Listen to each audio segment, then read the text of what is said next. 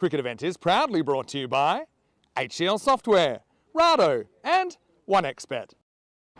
Hello, good morning and welcome to another multi-match event day here on the European Cricket Network. In a few hours from now, the first of 5 matches from Jersey will be on your screens. A little bit later on in the night, it will be the night shift from Belgium. But we start with international matches again. The first ball will be bowled from here, Malta.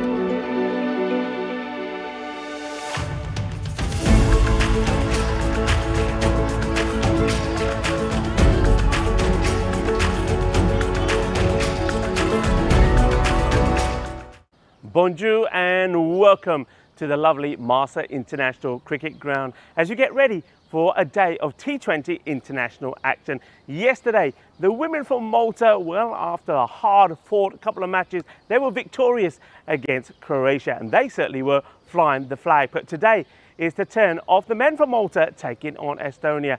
And, well, they've got a hard act to follow, haven't they? But Malta, look, they did whitewash. They absolutely thrashed Estonia in those ECIs. But we do know that Estonia, and a lot of people feel that they will be far better in this, the longer format. What I can tell you is that when these guys have played in the ICC sub-regional qualifiers at the end of the summer last year, that it was Estonia that had the upper hand over Malta, getting that win. And one guy who was instrumental for them was the player of the match, was Habib Khan. Well, the good news for Estonia is that Habib Khan, though he wasn't playing in the ECIs, he is taking part in this T20. So before we talk more about the players, why don't we join the two captains, Varun and also Arslan, for the coin toss.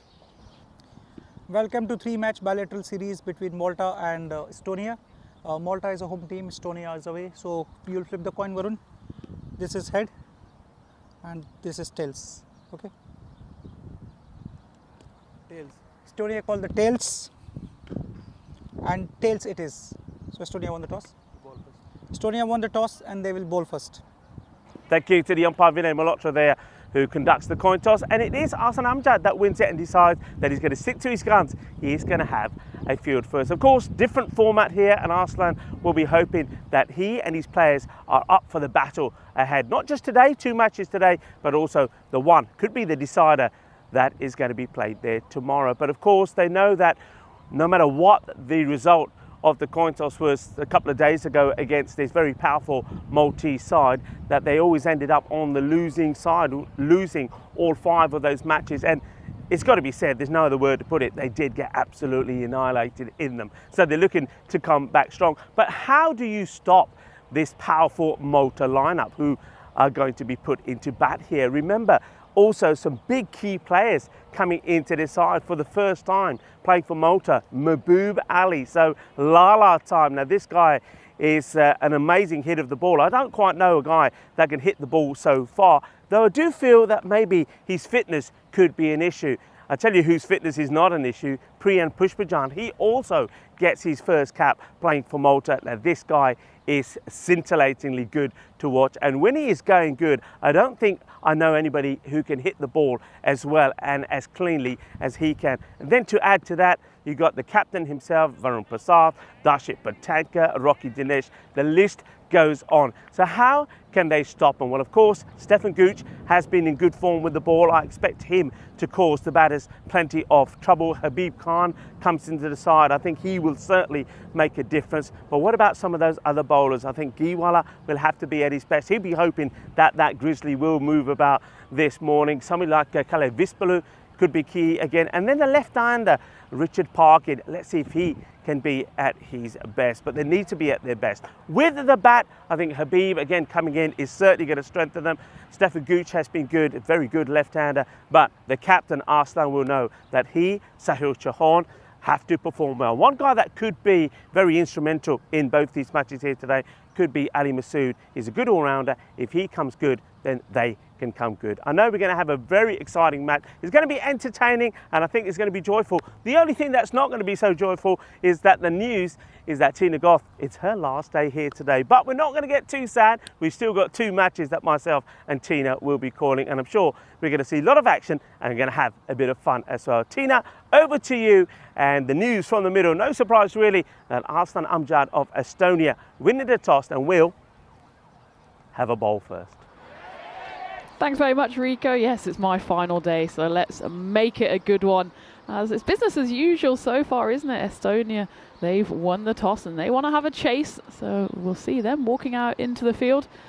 They've just made the 2 changes from that final ECI. Of course, Stefan Gooch, he just had a sit out in that one, and he comes, unsurprisingly, back into the side straight, probably back to the top of the order. And Habib Khan, as Rico mentioned, he's a big inclusion for Estonia. Malta, meanwhile, of course, as the home side, they have the option to ring the changes, call in the reinforcements, and there's no bigger reinforcement than Mehboob Ali, who had Sunday off, but he's back. And, well, Estonia better watch out if he's rejuvenated and ready to fire. Jaspal Singh, David Marks, and Wasim Abbas, the leading wicket taker for Malta in T20Is, comes back into the side. 67% in favour of Malta. Pretty much not surprising given the dominance that Malta showed in those ECIs. 5 games, 5 victories. Probably should have been 5 bonus point victories as well. They just managed to throw away that 1 bonus point in game 3 with David Marks's probably slightly ill-advised, mistimed no ball, giving Estonia at least a 1 very much consolation bonus point in that game 3, but otherwise it was very much one-way traffic. Malta, well, there's a lot of traffic here, and it was all going in the direction of the hosts during those ECIs. But the thing is, Estonia all through the weekend were saying, just wait for the T20s, this is just a warm-up. So now, boys, this is your time to show it. As Estonia, you can see there in their glorious light blue, royal blue, turquoise blue maybe, shirts are ready to rock and roll. It looks like Stefan Gooch, who's come back into the lineup, is going to bowl the opening over, and it's the familiar little and large out there in the middle for Malta, Darshit Patanka and Rocky Dinesh. Darshit there at the striker's end, ready to face up the very first ball. That's right on the money, and it's an appeal. Stefan, I think he knew there was not much on it. He put his hands to his head straight away as if to say, oh, that was a close one. He went up for the appeal, really on the back of Marco, the wicketkeeper, also going up. Good early signs, though, for Estonia. I was having a bit of a chat with them before the game, and of course they seem to have been very lucky with the toss. They've won it more often than not, and they do say that they like chasing. And they also said with this early morning moisture, hoping that the ball might swing around a bit. Good early signs on that occasion. And Steph right on the money, early up. But they've got a fearsome opponent here, haven't they, in the form of Malta. Full of confidence after that whitewash. And, well, Estonia was saying, yeah, we think Malta's more of a T10 side. They've got big hitters short, but can they last the duration of a T20? I think if you're Malta, it's a good pickup. A direct hit would be interesting. Got to back up, and it's good backing up actually there by Khaled. I think Malta, the way they would approach it is basically, well, a T20 is just 2 T10s back to back, and if they can hit, you know, what they were hitting in those T10s without actually losing too many wickets, 198 for 4 in game 2, for example. Bit of a slip there from Darshit, but he manages to get back to the non-strikers. They hit 145 in game 3, 127 in game 4. Those were all setting.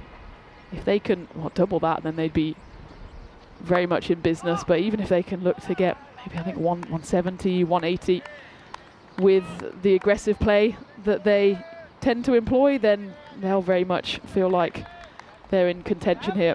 So it'd be interesting to see how Malta go about it. Both of these players out there in the middle, Rocky and Darshit, only play one way, and that's aggressively, and that shows that perfectly, as that's just lofted over the covers by Rocky. It's the first boundary of the innings, and it caps off what was otherwise a good over from Steph. Just the one single coming off it, and then the final flourish with the 4. Of course, it's different regulations, different power play, with the first 6 overs being the power play. 2 fielders allowed outside of the ring during those overs, and then you're allowed to have 5 outside the ring for the remaining 14 overs. Well, as Rico said, it's my final day here, and it's been a blast with him in the commentary box so far. And we're going to enjoy this one, aren't we, Rico? We are indeed. And I like that start there from Steph, and encouragement for the bowlers. There was definitely swing, and I noticed that as soon as Steph bowled that first ball, he automatically brought in another body in that catching area in the slip cordon, because you could see he felt, okay, this ball is moving around, let's attack that off stump, and that's what they're looking to do here. Now remember, we haven't seen a ball bowled from what we were calling the city end yesterday. This will be it, and it will be Pranay Giwala to bowl from that end. Let's see if he also gets that swing. That one just looked pretty straight. He really relies on that, though, that little bit of away swing, Tina. That's where he has picked up, and he has been a very good wicket taker for Esti. And let's see if he can find that magic touch here and get a couple of these big early wickets. I think early wickets is the key word, or the key words there. As that one's just nicely inside that wide line. They need to go hard here to Estonia. They can't let batters like Rocky or Darshit get settled. And the thing is, if you don't get early wickets, then you allow Malta to start swinging and swinging early. If, for example, they only pick up 1 or 2 wickets in the first 10, then suddenly it turns into a T10, and we know how destructive Malta can be if they've got then license to hit. That one's high up in the air. There's cause of catch it. There's a fielder coming underneath it, and it's a great grab running in from the boundary. And early wickets, well, there's one of them, as it's Darshit Patanka, the dangerous opener, who falls. It's a good catch there on the boundary. Aditya Paul running in from the deep mid-wicket area. Darshit, well, in the T10, that would have been a 6. Obviously longer boundaries, and this time Estonia make no mistake, and they do get one of those early wickets, 5 for 1. Yeah, they do, and well, there's the catcher, Aditya Paul. He's happy about it. Actually, it's not. It was I don't think he committed to that shot 100%. I think he it was a half-hearted hit. And the other thing that's probably worth pointing out, Tina, is that when you are hitting to that part of the ground, you've got this little bit of wind that's also coming into you. Now, whether that held that up slightly as well, I don't know, but you're right. The boundaries are longer, as long as they can be on the two sides. We've touched on that before. Because of the perimeter of the ground, you can't go any further than what they are. But the straight ones definitely are much bigger. I think they are around about that. What would you say, about close to the 70? Yeah, I think 70 so. meters? Certainly 65 plus. You can tell by the rope that's in front of us here. Suddenly it feels like we're almost in the game. Before, it was definitely a couple of meters further in. And that's just a mindset shift, isn't it, as well, for the batters, that one, Darshit, he could just flick it and it would probably have been a 6. On this occasion, it was nowhere near the boundary. Nowhere near. And this is a bit of a surprise. Eldos Matthew coming in at 3. Yeah, maybe it's Eldos is probably not one of the biggest hitters for Malta, and maybe they had the discussion that if there's an early wicket, Eldos goes in. Maybe if there was a later wicket, someone like Mehboob Ali would go in, or Varun Prasath even. But I suppose they have the ability to chop and change, because they do have such big hitters, but also different styles of batters as well. As Eldos leaves the first one outside the off stump, but in fact it was called a wide. Flicks that one away. They'll take the single. Just a quick look at the field. They've got, well, to Eldos, they definitely had long on back on the boundary. Arslan Amjad in that position. And of course, the catcher of Darshid, Adita Paul, is at the mid-wicket boundary. So those are the two men that have been deployed out so far. It hasn't got a slip in as Giwala, but he tends to have that sort of fly kind of gully in place. Sort of reaching for this one is Rocky, and he gets beaten, and umpire says that one is fine. It was an interesting shot. I think he was trying to probably just guide that maybe in between the keeper and that fielder. We're just talking about Stuart Hook is in that sort of, I would say, is a catching fly slip kind of position. He's certainly setting up for the catch, isn't he? He's creeping in, as a lot of those Croatia fielders were yesterday, just lurking, waiting for the catch. At the moment, it doesn't seem like Pranay is getting enormous amounts of swing as he gets to the end of his first over, and after two, Malta 80 for 1. Sometimes you can't tell on that reverse camera angle as well. It's not as easy to see the ball out of the hand as it is from, of course, behind the bowler's hand. But Steph was getting quite a lot of spin. Yeah, Pranay at swing. Pranay maybe not quite as much, but Pranay picked up the early wicket. Yeah, bit of a missed shot there from Darshid Pataka. Well, this is, of course, just reminds us that two teams that will be in action here today, they'll play 2 matches, and very similar to what the women did yesterday. Of course, Malta and Croatia were in action, and well done to Team Malta, who won that series 2-0 in the end. Steph just making some changes there. Yes, got that, the slip and the gully in, just moving the man who was on the 45, who was pretty fine. He's moved him around closer towards the umpire, so making sure he gets that field right. And Arslan Amjad, who's going straight on the straight boundaries, probably a few meters in actually from that boundary. Right, well, that was the Yorker attempted, but that's probably going to go for, well, no, it doesn't. It gets saved. That's really well done. And once again, it's an example of how that boundary being moved back, it would have been quite easily a 6 a few days ago, but look at that boundary. And that ball, it just bounces, doesn't go over. I think that's a good save. He's flicked that back before that foot is landed. Good work there by Rupam Barra. It plugs as well. It doesn't skip along as that one's hoiked. It's a bit of an ugly shot, to be honest, from Rocky, but it does the trick. There's 2 fielders out there, goes straight in the middle of both of them.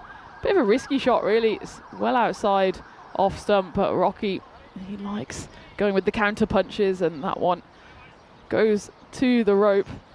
I feel like the ball's gone a bit dead a bit quickly. There was movement in that first over, and part of why Estonia wanted to bowl first is because of that early movement. It's a bit moist out there, just I think because of the early morning dew, and they were hoping to make the most of that, but I haven't seen too much movement given how much movement we saw in some of those early morning ECS games. No, nowhere near enough. And you can see that Arslan and Steph having a chat there. I think the chat is about whether you want to bring one across to put into that gap, and I think Steph in the end probably, I think maybe reluctantly, does agree with Arslan and gets one more to be put in that area, so another one comes over onto the leg side, because I suppose Steph was a little bit short in his length there. That's why Rocky was able to play that shot in the first place.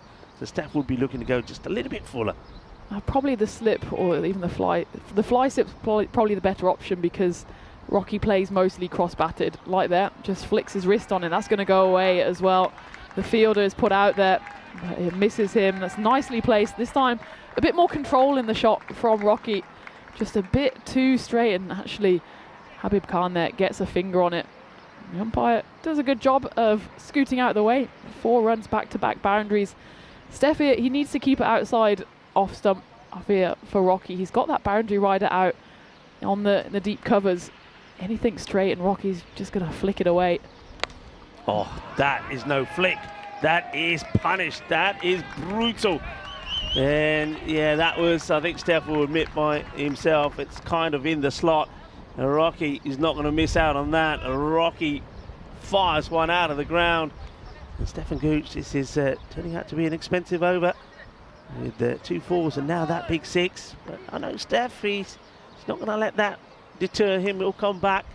But yeah, I think he knows himself. I think again, you're right though, with that ball not swinging around, it changes the whole attack really. Now he goes over the top of the offside. There's going to be a long chase, but again, it just hits the deck and it does slow down. I think at the moment in this first match, the morning dew on the ground is slowing that ball down. So it's a good shot, actually well played in this power play from Rocky Dinesh, but he doesn't really get the bounce that he was after. He'll come back and take 2. Can Steph finish with a good delivery here? 18 runs already off the over. That's a better delivery. No, it's a slip in the field there. The boundary rider's got a long chase. He should be able to cut it off because the ball's pretty much going to roll to a stop. And actually, it's the field from inside the ring. And Steph, in the act of trying to get the run out, I think smashes his fingernail. So it was not the greatest of overs for Steph. He didn't bowl too badly. It was just a case of really bowling the lines that Rocky likes to play, especially just a bit too straight. I think someone like Rocky, he's such a talented player, but you need to force him to play that shot well outside off stump. If he smashes that one into the car park over the covers, then fine. But don't allow him to play that straight to leg side shot. Yeah, the other thing with Rocky is, and I know Steph, he did bowl one ball that was pretty full to him. It was the second 4 actually where Rocky just sort of placed it and Habib got a hand to it, but still went to the boundary. But I would persist with that line because you can set a field to it, and also he goes across. So if I'm the bowler, I'm thinking, okay, if you want to play that, well, I can set a field to it. It means making an adjustment, maybe bringing the sweeper on the offside up to push a sweeper on the leg side. But yeah, go for it if you want. I'll put it up there, but if you miss, then you're in trouble. So that certainly is something. And I know that Rocky, remember in that when he scored the 49 in the ECIs, that's how he got out. He played some nice shot to the leg side, and then he tried to do the same thing again, similar to that 4 that he just played, but he missed it, hit his pads, and he was leg before for 49. So that, though it's a shot that he plays well, it also can be a weakness. Well, it looks like they're changing up the attack here from Estonia, which is, again, it's an interesting choice given that Pranay Giwala went for just 3 runs and picked up the wicket, but they're going to spin early on, and almost paid dividends on the first ball as Habib Khan comes in to bowl, and Rocky just French cuts that away, lucky not to cut it back onto his own stumps. But an interesting change given that Pranay bowled very well in his first over. It's a good change. I wonder if they made that change because they thinking that we'll rest Steph and get Pranay to come on from this end. But Habib, good start from him, and I know that a lot of the Estonian fans did big up Habib. They think him coming into the side really is going to make a big difference, and he started well here, just checking his field. Bowling here to Haldos. Oh, that's pretty close. Yeah, he's gone more than close. He's absolutely in front, says the umpire. Little nod on the head, which you know you're in trouble when the umpire Shankar starts to give you a nod. And Haldos will go, and great bit of change in personnel from Ahsan Amjad, the captain. He had a feeling. Now, whether this was tactical or not, I don't know. But, yeah, that looks... I mean, from that angle, it's difficult to tell. But it looks pretty conclusive. The non-striker, he doesn't like it. You can see he's saying, no, stay there. When your finger goes up, you can see he's saying, well, what do you mean? I think he feels... That's the only thing I can tell. You can't say anything from this angle. Maybe they feel it's going down the leg side. Yeah, maybe down leg. It certainly... It didn't pitch on middle. I think if anywhere it pitched probably towards the leg side. You can see that Eldo's not entirely happy with that decision, and as you rightly pointed out, Rico, Rocky, who had a decent enough view from the non-strikers, if a little biased view, it must be said, he wasn't too pleased with it. It certainly, I mean, you said straight away, Rico, as the ball was bowled, that he was in trouble there. You're always in trouble if you go back and across to a leg spinner. But it's difficult on AstroTurf because you have to change your expectations of what a bounce is. Because if it bounces and hits you in front on any kind of turf pitch, you say, yeah, you're going to be out. As Priyan Pushparajan comes in at the number 4 spot for Malta, but on AstroTurf, particularly with the spinners, with the slower bowlers, as we saw with the women yesterday, a lot of the time it would bounce and go over the stumps. Because you see that when, for example, it's left or it's missed by the batters, the keepers are rarely taking the ball at the height or below the stumps. It's usually bouncing above the stumps. So on that occasion, the call does go in favour of Estonia, and well, an inspired change to turn to spin in the power play. It's a risky option, of course, with only the 2 fielders allowed outside the ring. Often the spinners are protected in those middle overs where they can have 5 out on the boundary. Habib Khan just given away a solitary run at the start of this over and has done 4 dot balls in a row, including one that was the wicket-taking ball. Can he get another wicket to finish the 4th? Oh, it's a bit of a full bung up. He gets away with it though. It's just tentatively knocked into the leg side by Priyan Pushparajan, who subsequently then plays a far more aggressive shadow shot. But that is the end of the 4th, and a brilliant over there from Habib Khan, who might be a game changer here for Estonia as Malta move to 30 for 2. Yeah, very good over. They needed that after the last one went for 21. And let's see who they chart. So it's not Pranay Giwala that is going to come on from this end. So that was definitely a tactical move I think that tactical move was maybe mainly to attack Rocky and see how he plays the spin. But it works well. They get the wicket of Eldas Matthew. We're going to see Rupam Baru, who's going to come on now from, we call it the car park end, if you like, or the commentator's end. And he had a mixed time with the ball in the ECI, so we saw him bowl very well. We saw him bowl extremely well in one match where he just got the 1 over, went for 3. He picked up a wicket, but we also saw him expensive at times. But I think we probably have to remember that it's a different format altogether. For example, Priyan coming out and blocking those first couple of deliveries, not going for that full toss. You would never see that. Indeed, that's chance, and it's taken. Great catch. Brilliant catch, taken low to the ground. That's absolutely brilliant from Ali Masood. And that's the wicket they wanted. Rocky Dinesh is the next to go. And what a start this is for Rupan Bura. Gets it in the right areas. Rocky, again, maybe a little bit half-heartedly, but it's the swing. See, this time the swing is there. And that swing creates the kind of a false shot. Doesn't really get it the way he would like it. It's not going where it's going to. And you can see he kind of guides it into the direction of the field. And Rocky, he goes down because he knows he's down and out. Rocky's been knocked out for 27. I think that's Rupam Burro's first T20I wicket, and a good time to take it. The very first ball of the 5th over, and a brilliant catch in the covers there by Ali Masood. Diving forward is never easy, especially when that ball, it feels like it might bounce in front of you, so you're either taking the catch or you're taking a trip to the dentist. In this occasion, Ali Masood does it brilliantly. And, well, there's been 2 changes to the bowling and 2 inspired changes as they've both come in with wickets so far. Habib Khan in that previous over picking up the big wicket of Eldos Matthew, and Rupam doubling down now as Rocky departs. So that's the top 3 for Malta already back in the shed as the captain comes out. Varun Prasath batting number 5, so no Mehboob Ali yet. I think he's probably a bit more of a destroyer that they want to unleash in the latter stages, but they probably didn't want to be facing already being 3 down in the very start of the 5th over. Varun Prasath facing up his first ball here. And just a little short there. Varun Prasath though, tentative. He knows that his team are in a spot of bother here, so just knocks that one away into the leg side. Just a word on Habib Khan and why they were certainly excited to bring him in. He's the top wicket taker for Estonia in T20Is. That wicket takes him to 25.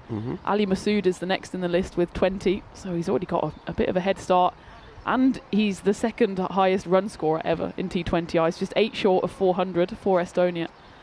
So that one's short, but Varun Prasath tries to cut it away and he swipes at mid-air. Good start, this. So Habib Khan, certainly a game changer. Be interesting to see where he bats as well. He's carded at 2, but maybe depending on what Estonia might be chasing, they have a few options at the top of the order. Yeah, they do, and I'm liking this from Estonia so far. You can see, though, can't you, instantly, how more on it after this ball from Waru, and that's going to be launched, though. It was in the slot. It's the one that he really does pick up and pitch up, I should say, and you can see that Varun was really looking for that one. He gets that one away. And need a big partnership between these two. But what I was going to say was that you could see that already, because it is a different format. It's the format itself almost makes the batters change their mindset. They're sort of playing shots that we've seen them really being super aggressive, playing shots well in the ECIs, but they're holding back here. And that one there from Rocky Dinesh is a good example of it. I think also from Eldhos, we've seen it already from Priyan. Remember, Priyan playing his first match, his first T20 international, so of course you can understand that he will be a little bit nervous and he will want to impress. He's had to wait a long time to get into the side. Of course, a lot of people were talking about this yesterday, that you have to be in the country, reside in the country for 3 years and play cricket in that country for a club before you can become eligible to play. So Priyan's done all that, and he wants to make a good impact, I'm sure. It's played away. It's going to be a single. Good early call there from Varun. Stefan Gooch does the fielding, not before the single gets taken. So, interesting start here. We know that Malta they bat deep. They've got a lot of batters. I mean, already you mentioned Mahbub Ali still to come in that side. You've still got Surajay Patel. You do also have Jaspal Singh. So they've got still plenty of batters, but they would want now a good, solid, stable partnership for probably at least the next 10 overs from these two. Yeah, absolutely. It's interesting what you said about the mindset shift. That shot from Rocky, it was a bit of a half shot, wasn't it? He planted his feet, which is not unusual for T10, to be honest. But he just poked at it, and it was almost like he wanted to go for the big shot because he knows that he can play that shot. And the last minute he realised, oh no, this is a T20, I need to behave, and then ends up just popping one up into the covers. So they need to maybe just consider what their game plan is here, Malta, as we take a look. And we're sadly going to almost the very end of our tour of Malta. It's been a brilliant tour. Of course, started with the ECS, which Swiki United emerged victorious in. Then we went into the ECIs, where Croatia took the spoils in the women's side, and Malta, they romped home in the men's competition. And then, of course, the tables were turned in the T20Is yesterday, as Malta, I think rightfully as well, won both of those games. And we're into the first of 3 T20Is between these two sides out there. But it's been a good tour, hasn't it? Yeah, it's been a very good tour. We've been blessed with some really good weather. I know that on tour lately, some places we've been to, the weather's not been too kind. I know it was, you were right, a little bit windy, and a little bit of rain did get to Jersey yesterday, but we still had the 5 matches there. But here we've had no such issues. It's been beautiful, and the cricket has been great. And it's always nice, of course, to be at this lovely ground here at the Master Sports Complex. And we sort of overshadowed by the chapel just behind us to our right, the Chapuna Chapel. Tell you what, Rico, there must be some new tactics going on in T20s, because this is the same as yesterday. This is the 5th new bowler in 5 overs. So we've got, I think it's Aditya Paul coming into bowl. So we had 2 overs of Steph, but otherwise from over 2 we had Pranay, then Steph, then Habib, then Ralpam, and now Aditya. I don't know why you wouldn't have gone back to Habib. I mean, this has got to be, sometimes the captain can do this and it can work, and you think, wow, what a move, how clever. Nobody would have thought that. But let's just say if this over goes expensive from Aditya Paul, you think, I mean, Habib bowled such a cracking over, and before him you can even say even Pranay Giwala didn't bowl the worst. But I think maybe he's just trying all his bowlers and saying, right, maybe Aditya's going to get this ball to seam around all over the place, and I'll stick with him for a bit. That one does gently come in. It was actually chipped up. There's a misfire there from Varun. It wasn't really a chance. I wonder if this was, I'm not sure if this was bump or not actually, but the way they went flying up, and Aditya certainly was interested there. suggested that it might have just been clothed a little bit there from Varun Prasad. Maybe this replay can reveal all. Let's see. Yeah, it's just a full bunger and almost one of those ones where not the worst delivery, but not the best delivery in the world, gets matched with probably a sloppy shot. Yeah, but another example of where batters, just because it's a longer format, yeah, not wanting to hit the ball. You know, it's interesting how the change of the format can change the way batter plays. Well, this time he did want to hit it. This time he says, what am I doing? Why am I holding back? Of course, he goes for this shot here because of the field that's been set to him. You can see there on the offside, mid-off is inside that 30-yard circle, long on his back. So you can see Varun looking to go over the top there of Stefan Gooch, who's in that spot. But it's a good delivery, cuts it back into Varun. And those two shots there are pretty much a perfect example of what we're saying about Malta's batting so far. It's neither here nor there, neither coming nor going. Third time lucky maybe for Aditya here. Well, that's the shot that Varun was trying to get out, and he gets all of that one as it goes. Oh, we see the tents there. It goes well over the tents and in towards those nets. That was a lovely shot from Varun. His first 6 of the innings takes Malta to 45 for 3. That was a brilliant shot from the Malta captain. New balls, please. Yeah, this ball was a lovely shot, but it was pitched up. And I know one thing that Coxey is probably scribbling down there on his clipboard. There he is. I think he's writing down that, right, 3 balls pitched up, 3 balls hit to the boundary, because that definitely seems to be the way. That was another one pitched up, and he gets hold of it. I know that same thing happened with Steph, and he's over. And we probably saw the same there in that over there from Rupam as well. So just try to keep that ball just slightly short of length. That's slower, it's in the air, but it's gonna be hit over the top of the infielder, and it will go all the way to the boundary. And no, it's not been saved, as of course that's Richard Parkin, who is the 12th man who does the fielding. So Aditya Paul goes a little bit wide and full this time, and Varun, maybe not the cleanest of hits, but he does enough to get it over Sahil Chauhan. It's going to be 4 more. Richard needs to get his bib on. He's going to get telling off otherwise. Good fielding, wrong side of the boundary. Richard, of course, the 12th man for Estonia. It's a better delivery, and Gucci comes in and does the fielding. And that's the end of the over. Better over, that one for Malta.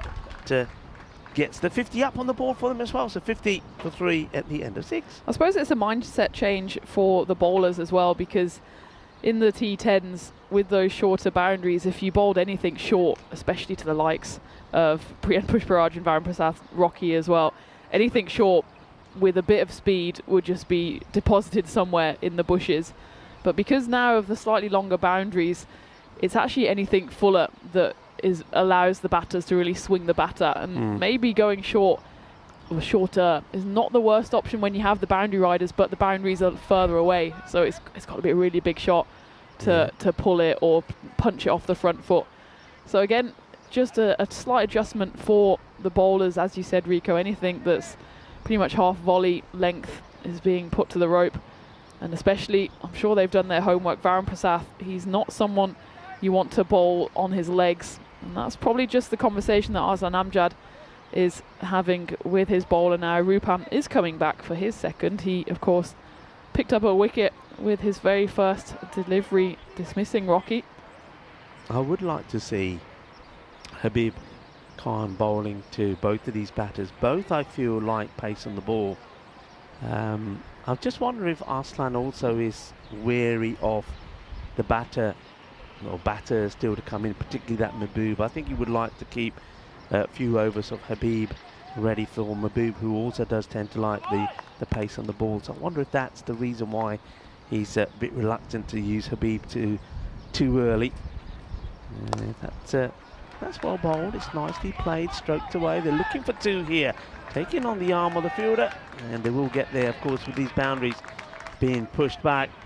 There is now time for batters to take the 2 runs, and the straight boundaries, also the one that behind the keeper, those 2 straight boundaries are much longer compared to when we've been sat here, of course, all through this series. And we know that from where the ECI boundary was, I would say there's definitely quite quite easily say another 10 to 50 metres. That's in the air, but nobody short mid-wicket.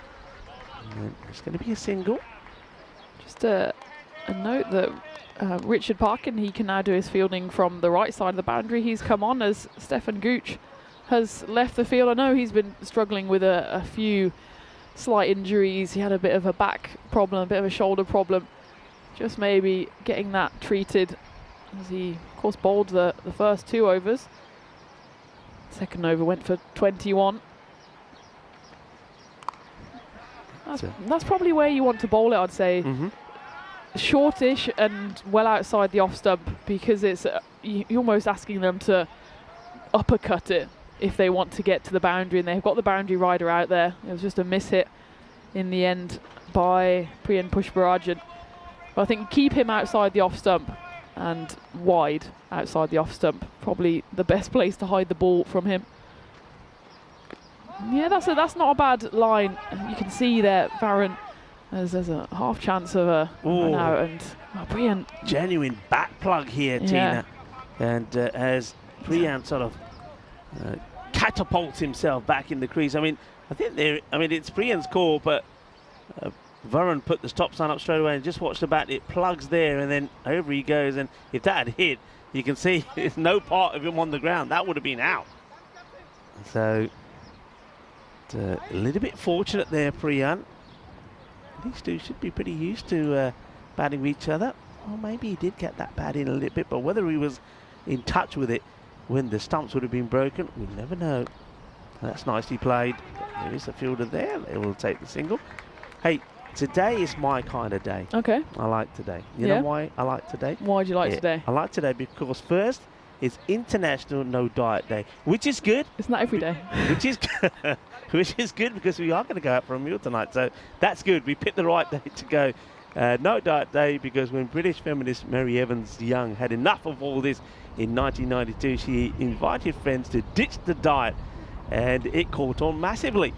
And the global movement has sparked and has helped many individuals form a healthier relationship with food and their body. So No Diet Day, followed up by Sauvignon Blanc Day. Wow, that's the best combination if ever I've heard. Of course, celebrated in New Zealand and many other countries around the world today, dedicated to tasting and enjoying Sauvignon Blanc wine. Yeah, I do like a little bit of Sauvignon Blanc because it has that little bit of crispy, fruity flavour. So there you go. Ditch the diet day today. So no diet today.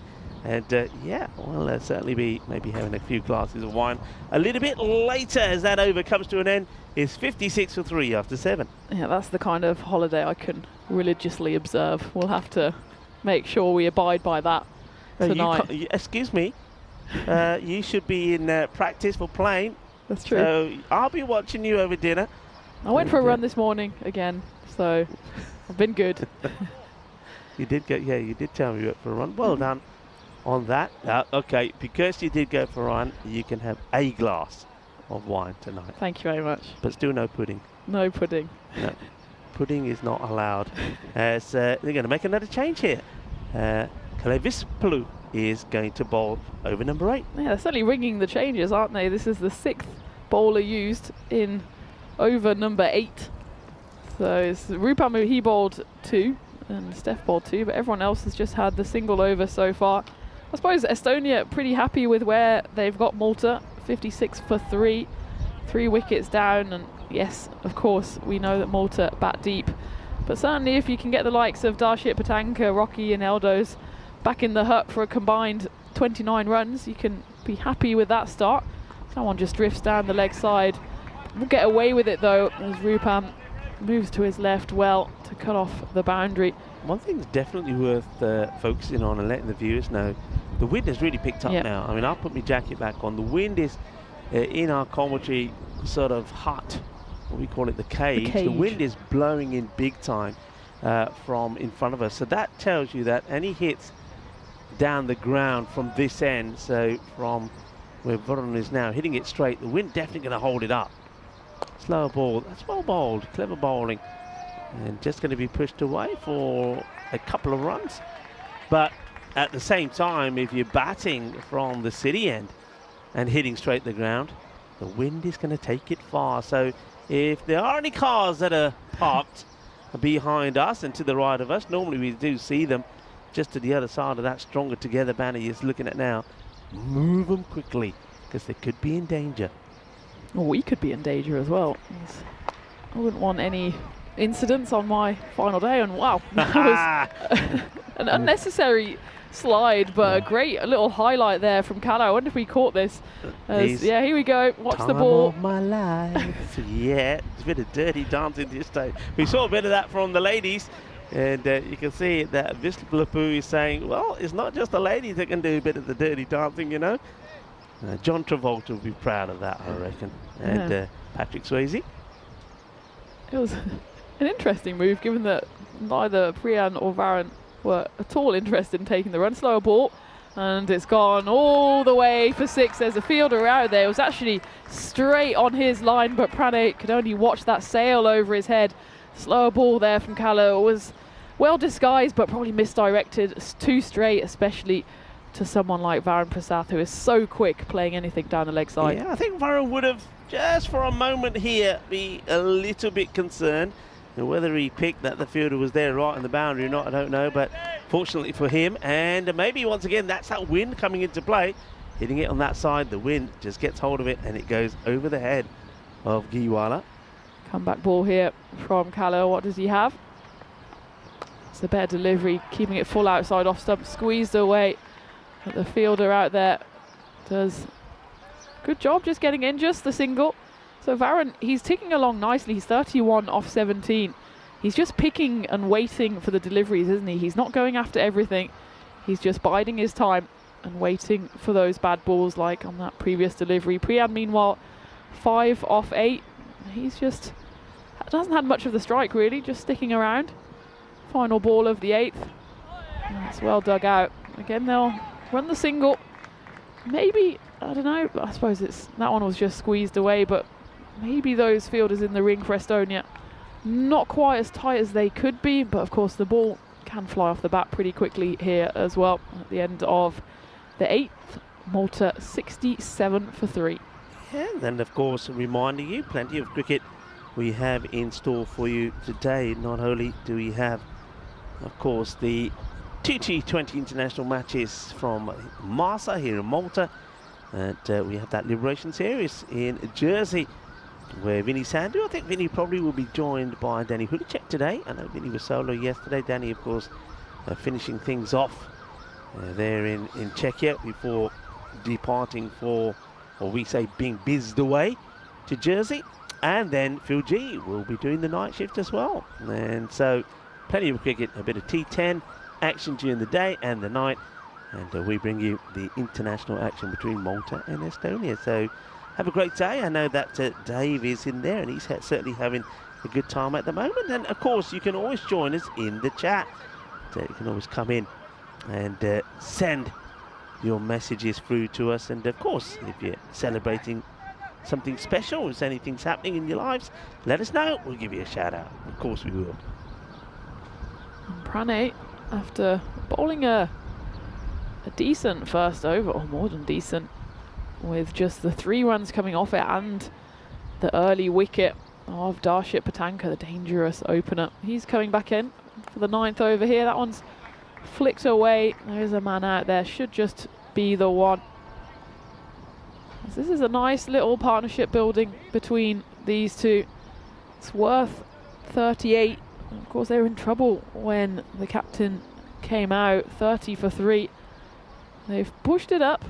Certainly be looking to get to around that 100 mark and then seeing where they can accelerate to, knowing, of course, that they have dangerous batters still to come.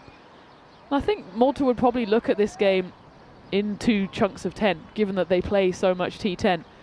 And if you look at it 2 chunks of 10 and you take that final 10 overs and you say, okay, well, we've lost 3 or 4 overs, but we can really go hard here. We've got 6 wickets to play with, for example. Then I think that's a good way for them to approach things and probably makes the mindset shift a bit easier than just going, okay, well, now we're playing T20 and everyone's got to, you know, get a runner ball and knock it around and see what happens. Yeah, definitely.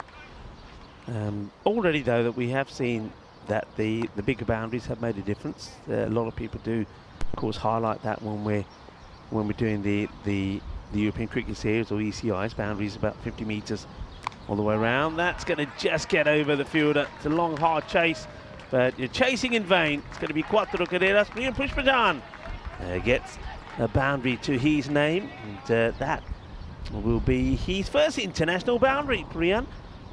You know that he's very keen to do well, of course. I know that the women of Malta will be rooting for him. Of course, he is and plays a big part of the coaching staff there. I know Darshit Padank also was involved with them. That's a good comeback ball. That's the area to be, isn't it? Just short of a length. And Priyan, because he does hold, he's a bit like Vislapu as well. They don't, it's not genuine full pace. So that ball, you can't use the pace of the ball alone to play your shots. You've got to put a little bit into it as well. And then if you put it in the right areas, you can always enforce an error from the batters. I think that's maybe why Estonia are switching up the bowlers as well. They don't want to allow any of these batters to settle. So they don't have necessarily any express pace to Estonia, but they've got bowlers who can change up speeds, they change their angles, they've got variations as well, and of course spin options. And I think they just want to keep Malta on their toes, keep them guessing at who's going to bowl the next. They're certainly keeping us guessing. Well, that's up in the air. Can anybody get to this? No. And the chase is on. And you think about no. And, well, he would love to be able to get on in the end. It needs the fence to stop it. That's Stuart Hook chasing after that one.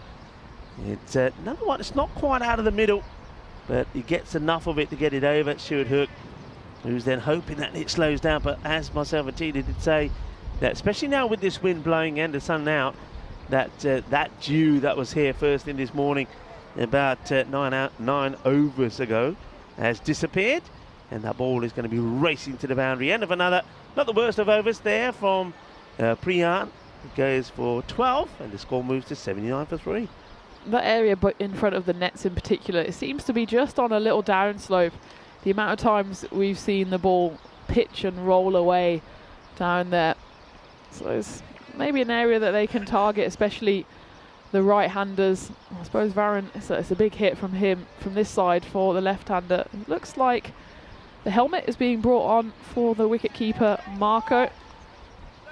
They will be persisting with Kala here, who bowled that previous over, went for 11 runs, but Marco is going to be standing up here just to give the batters something different to think about, make sure they stay in their crease. As we were saying, there's not express pace in this Estonia lineup, so I like this move from the keeper. Move. I do like it. It just means that both batters have to think about something else. That's always good. Just get them to change their mindset. Well, Varun is. Oh, it's called a wide, this one. I thought it's a tight call. Obviously, again, I know that the wides, the way the umpires will look at the wides is very different to, of course, the way we do on the European Cricket Network. And one thing that brings to mind is, of course, with the ICC regs, I suppose the line does move with the batter as well. Whereas, of course, when it's our very own European Cricket Series or ECIs, that's not the case. I think that's the beauty, as that almost threatening to be a leg side stumping. And Varun, a slight panic there as he tried to play that down leg, took that familiar step forward and then realised at the last minute that actually the keepers were right behind him, breathing down his neck. He just managed to get in though. That's the beauty of the ECN wide lines. There's no like, oh well, let's get into the umpire's head and see what he was thinking and why he gave it that way. It's just a immovable line for us on the network. And of course today, because it's T20Is, we're playing by the ICC regulations. That's why I know there's been a couple of questions in the chat about the boundary length. It has been pushed back. I think it's a bit variable. We haven't got our yardstick out this morning, but I think it's around 65 to 70 metres depending on the side. Obviously the side towards the clubhouse very much restricted by the steps there and the lovely white picket fence. Yeah, I'm going to go with 75 this straight one. I can still see the line of where the rope was for the ECIs, more or less. So yeah, I'm going to go for about 75. We can, obviously, I know that the umpires out there would have done all the measurements and checked, so we will find out for you if you want the precise, but I'm saying 75 straight. The side one's probably at a push 55 or so, and that one has gone. Beautiful shot. There's no sweeper out there on the offside. You've got a backward point, but if you hit the ball as well as that, it's going to go all the way, and that's nicely played. Lovely boundary there from Varun, 4 runs. All wrists on that shot. And you can see there just a glimpse of a couple of the batters padded up in there. It looks like Mehboob Ali's got his pads on. And maybe someone like Sri J Patel as well. Maybe I'm certain actually that Malta would have a bit of a fluid batting lineup as well, as that one's hit long and over the boundary. And that's a lovely hit from Varun Prasad. The previous delivery was all wrist, and this one, it's all power as he just strokes that one. It's the longest part of the ground probably, and the quickest part of the ground, as that one skips away 6 runs, back-to-back boundaries. Yeah, good shot. You can see, look, Vislapu has purposely pushed that up. He wants Varun to go for that shot, but Varun executes it beautifully, and now misses out on this one. He's disappointed with himself. Just starting to get that acceleration in here. We're getting up to that halfway point. I think Malta would have liked to have been more or less where they are now, on the 100th mark at this point. They've lost 3 wickets, but you've got a good partnership going here. And I think with 10 overs to go, they've certainly have got enough batters to come out there to maybe push on and try. What do you reckon? Around that 250 mark is what they would be looking for? That's down the ground. It's going to be safe, just drops short of the fielder there, and they run through for 2. So the end of the 10th, 95 for 3. As the wind is whipping up here as the players go out to have a drink, and you can join us for the first time in the commentary cage. To answer your question, I think 200 plus for sure, 250, and I think they would feel like they've almost battered Estonia out of the game. Okay, interesting. It's always, for me, I always say, right, we've been stood here and we've seen scores on average about 128, 140, say, between that scored. And sort of my mind is saying, right, so yeah, 140 times by 2, 280. 280 should be what they're looking for, 20 overs. But of course, don't work that way. And the reason is because other people might be thinking the same. Well, one reason for sure is boundaries. Yeah. Boundaries are much longer, so we've already seen that a lot of shots today, and also wickets have fallen when normally in the shorter format, the T10, there would have been boundaries. And the other thing is the wind to contend with here as well. Certainly hitting it down the ground from this end with that wind blowing in here is going to be harder. Also, the quality of the bowling. Don't forget, in the T10, a good bowler gets 2 overs. Here, a good bowler gets 4. And say you get 2 very good spells from 2 bowlers, 8 overs taken out of the equation, where you're not going to score a lot of runs, makes a big impact on the score you score. And I think mindset is a big thing. We've mentioned that a few times already. When you're playing T10, you can play with such freedom because you know the chances of being bowled out, although of course Estonia managed it in the last couple of days, are pretty slim. So you can play those shots that you might not want to play in T20 with the knowledge that, okay, we've got 20 overs to play. The last thing we want to do is be bowled out in the 17th or 18th. So that mindset shift means that, yes, you could, for example, score 140 and 10 and double that, but I think there's just that slight back of your mind idea as a batter that, okay, I don't want to go after everything because I want to stay here and build the innings. So I think 200 for sure, unless Estonia can get some wickets back here. 250, the question then would be, where's the runs coming from for Estonia? Yeah, absolutely, yeah. If they get to, I think if they get to even, once they get past that 230 mark, I know when I watched Estonia play in Cyprus last year, they were chasing so well, and you know, a score of 220, no problem, they would get there. They were batting, you know, with a lot of belief in themselves. Whereas I think we've seen here, certainly, I know not in the T20s, but in the ECI series, that belief just isn't there. The players aren't informed. Understandably, they're just coming out of a very bitter winter there in Estonia. They haven't played too much cricket, so this is the first time that I know that a lot of them have been out there, especially out there on the park playing. It's very different when you're playing indoors and you're just going through the motions of bowling a little and warming up.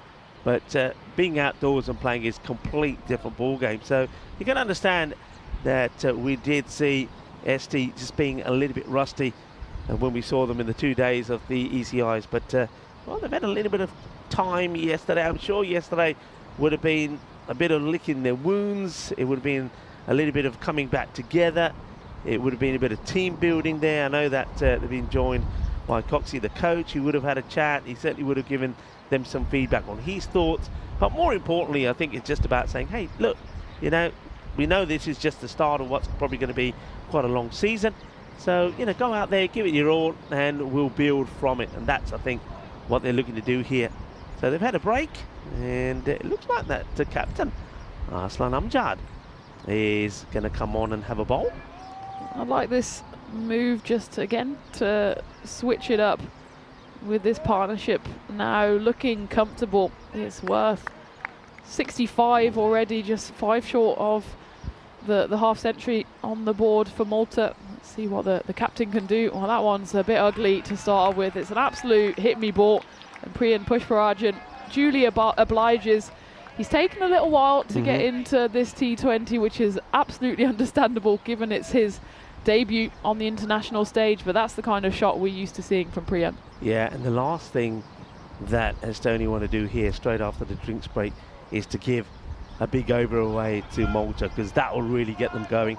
This needs to be a good tight over. Arslan, the captain, I mean, most of the bowling changes he's made today have worked well. It's only the first ball, and it's the first time we've seen him bowl, so we'll let him off that one. It's a better delivery, but again, not quite the length he's after, but he's got the protection on the offside, and that one's thrown in by Habib Khan. Yeah, they've got the 5 boundary riders out now, so there's the deep covers, and then, well, I suppose deep extra cover, a very straight long off, and we also have, well, I can't even see that one, of peer around the cage, certainly. I think that's Steph, yeah, Steph is on the boundary there as well. Yeah, so he's cow corner, isn't he, really? Yeah, because they after this ball from Arslan to Varun, who's, well, he's chipped it up in the air, but with Steph right on the boundary, that's only just going to be a single. I think they know, especially with Priyan, that you can sort of entice him to go down the ground, and that's why they've got Vislapu, who's pretty straight in that catching position, and then they've got quite wider. So it's what we call the Southern Cross field here, really. You've got a wide, a long on, long off with one right in the middle, and that's mainly there for Priyan. That's good delivery, Yorker length. What are your thoughts on Habib Khan? Why would he bowl that one cracking over? 1 run, 1 wicket, and they've not brought him back. I've got my thoughts on it. What do you think they're thinking there? I think what they love to talk about nowadays is matchups in T20Is and bowling the right bowlers against the right batters. And I think they want to keep him back for the likes of Mehboob Ali, maybe Sri Jay Patel, who else is coming? Jaswinder Singh as well. Jaspal Singh, there's so many that can hit. I think maybe they want him to be able to turn the screws in the latter part of the innings. It's a strange one though, because he has only bowled what, the one Just over? The 1 over, yeah. And there's now, after this will be the end of the 11th, so there's 4 overs left from one end, 5 from the other. Presumably he's going to bowl out, so that means he's going to have to come on quickly enough. But now he's coming on at a stage of the game where both batters are set. Priyan Pushparajan on 22, Varun Prasath on 48, and they're going to be more comfortable playing him now than when he bowled earlier, when both of the batters were still fresh. Malta were a bit on the rocks, they were 30 for 3. Now they're comfortable, and it seems like you're not giving Habib Khan the opportunity to do what he does best. Yeah, some people in the chat saying that they feel that it could be because Varun Prasath is out there, left-hander, which is a fair point. But I would tend to agree with you. I think they know the firepower still to come, and of course the person that could concern them, because if they do go on to put a big score on the board well past that 200, Mehboob Ali could play a big part in it. There's no doubt about it. He also will be keen to impress, making his international T20 debut. So I think they might be holding him back for that. But I think it gets to a point where you just say, well, look, that's probably not going to happen. We don't want to keep you waiting too long, so we're going to get you on sooner. And that looks like what's happening here, because it is the man we're talking about, Habib Khan. Yeah, Rico, you can't bowl at potential batters or future batters. You can only bowl at the batters that are out there. Yeah. And if you're so scared of what's to come, well, you allow someone like Varun or Priyan to just do their business here. And, well, that's exactly what Varun, the captain, has done, as he works that one into the leg side and brings up his half-century 50 off just 28 deliveries. I don't think he realises that, as he hasn't got the... Oh, is that pad? Okay, there you go.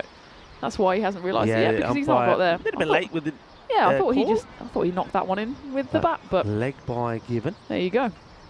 It's good delivery, actually, from Habib, because he gets the left-hander out the way pretty quickly by tucking him up. Now he'll certainly have a go here at Priyan. Priyan hitting into the wind. So, no, he would like to go straight. He's got to be careful of that. Play that quite nicely. A lot of work to be done by the fielder. That's actually a very good shot. He does have a look at that offside field, and they just made a change actually to it. Habib himself moved the fielder around a lot. And then Priyan, look at the wrist here. That's delightfully played. He uses the wrist and guides that ball, hits it late, and guides it into the area the fielder's just been moved from. So that fielder now goes back to his original spot. Somebody's having a barbecue. Yeah, I can smell that. Oh, smell it. So it's a very early barbecue, 10 a.m. on a Tuesday, but I suppose you could have a breakfast barbecue. You can do I think either they that burnt or, it, or whatever it something's is. on fire. Yeah. Definitely smell Oof. the charcoal in here. The wind's blown that. Now that's going to stay in here now for a while, isn't it? It's a smoke box. Well, yeah, once it gets in here, it's a smoke box now. But once it gets in here, it ain't going to get out. I think there was a bit of edge on that one. Habib Khan was wheeling away. It was a bit of a, if anything, a bottom edge. So it was a tough opportunity for Marco, standing, of course, right up to the spinner. Priyan, 26 off 19. Works that one away into the offside. You can see even just a psychological thing now. Habib Khan, when he came in that first over, everyone's saying, yeah, he's a big game player, he's coming in, he gets a wicket straight away. If you're coming in as a new batter, you don't want to face him. But now, both of these batters are so set that they're kind of like, okay, well, I'm happy to face anyone now. I feel like I'm comfortable at the crease. I know what I want to do. This time, Varun goes for a big swing. There's a bit of bat, a bit of pad on it. He's still stuck on 49 for now. He's pretty quick in the air, isn't he, Habib? Yeah. He's not one of those. He's not the spin bowler that often gives it flight. And no, he's at you pretty quickly. And you can see he beats Varun there. There again, you see, he just darts that in. Varun plays it nicely. It's a good bowler, though. It's no surprise that Habib Khan is their leading wicket taker. And that will be the half century to Varun Prasad, the captain. 50 coming off the 30 delivery, so well batted from him. It's also a good over from Habib. He continues to impress. The 7 runs come from that one, and the score moves to 110 for 3 after 12. It's the 9th international half century for Varun Prasad. He's the leading run scorer for Malta by quite some margin. That takes him to 1,350 runs. He was exactly on 1,300 before this game. And well, the next highest doesn't have 1,000 runs, so he's in fact the only player for Malta, male or female, who has achieved 1,000 runs. So it's another good innings from the Malta captain, but he's got a chance here to almost potentially double down. Certainly wants to. He won't be satisfied with just a 50. He wants to go bigger here. Yeah, I think he feels that he's only just got to the halfway point. Now is the time to unleash. Well, he tries as he swings all the way around this one. There's back into the attack. Is Arslan. He's keeping himself there, so he feels that he can get the important breakthrough. There's a bit of an ugly swipe from Varun. A bit of rush of the blood to the head, maybe, having got to that half century. That one again, a bit of a miscue, but manages to get back off strike. I think the thing that's working well for Malta here as well is the left-hand, right-hand partnership. That means that the bowlers can never settle. They're always having to adjust their line, often going around the wicket to the left-hander and then back over to the right-hander. And of course, also having to adjust the field. That's quite a mental load as well on the fielders, having to see the whole time who's on strike, what's my position, what angle is the ball coming off the bat from. This one's up in the air. Should be a chance there as Steph Gooch comes steaming in, but it drops short. Again, we're so used to anything that goes up in the air. It's so close to the boundary in the ECIs, there's always a chance, but Steph there probably had to run in a good 20 metres. I know he's suffering a bit as well, so by the time that ball lands at him, it's just dropped about a metre short. Yeah, it's where he's been He's been out in that area a few times as Priyan. That's a chance, and this time it will be taken. It's a good, sharp catch there, taken by Rupam. It's been flicked away pretty nicely by the batter, but it's going to be a wicket. So that's the one. Priyan Pushpajan is going to have to go for 28 to 21. You can see he's pretty disappointed with himself. He knows that's probably a ball he should have put away, and as he's walking back, you can see him talking to himself, a little bit infuriated. But you can see as soon as he hits it, he sees the fielder there, takes an easy catch. And Hasan Amjad, the captain, well, he believed that he could break this partnership, and he has done. 113 for 3 as Priyan Pushpajan for 4 now. Priyan Pushpajan is the next to go for 28 of 21. A decent little innings from him. You can certainly see that he's maybe just readjusting to the format. He's so successful, of course, in that T10 format with over 2,400 runs on the network. Those are the first 29 runs he'll score in T20Is. I'm sure many more to come from him. He still went at a good rate as well, 21 balls. The 22nd was then actually the one that he fell on. So a good start from him, and I'm sure it's a format that he'll get used to with more experience. And speaking of experience, this man in the middle has an enormous amount of it in ECIs, but this is the very first time he will be taking to the stage for Malta internationally in T20s. Mehboob Ali comes out. Yeah, well, Mehboob Ali, he will be wanting to bring a little bit of la-la time to the T20 international theatre as well. Let's see how he starts. I know when I spoke to him this morning briefly, I said, T20s, you're going to go about it differently? He just looked at me and said, I only play one way. Let's see. Slower ball first up. This is in the air. There's a chance here to get him on the very first delivery, and it's dropped. 6 runs. That's 6 runs. They're calling that 4. That is 6. That's 6 runs. That's gone all the way. It's out of the hands. Watch here, out of the hands. It drops over the rope. That is 6. And I think the umpire will say, yep, and give the right signal. Well, you couldn't start luckier than that, could you? Mehboob Ali, his first ball in T20 internationals. Should have been caught. Visnupur drops it and then palms it over for 6. Oh, well, how costly could that be? You don't want to give somebody like Mehboob a chance. Arslan Amjad, I think quite disappointingly, picks up his cap because he knows he should have had 2. It should have been 2 for 3 in the over. In the end, it'll be 1 for 9. Big opportunity, isn't it? It would have been an absolute nightmare start for Mehboob Ali with his first ball in T20 international cricket. And well, if it was an ECIs, it would have been another classic Mehboob Ali 6, because it was right on this rope, which has been pushed back for the T20Is. Maybe that's a very quick lesson for him, that if he's going to go big, he needs to go just a slight bit bigger than he's used to. Yeah. I'm sure it won't be a problem for him, but that's a big let-off and a big drop as well. It's a huge let-off, it really is. Now, I don't think it'll be interesting here. You got Varun Prasad. Now, he knows the captain. 50, he's got to start again. He's just got to think, right, let's start again from 0. He doesn't want to give East Wicket away here now, but the running in between the wickets between these two could be interesting. It's hit pretty firmly.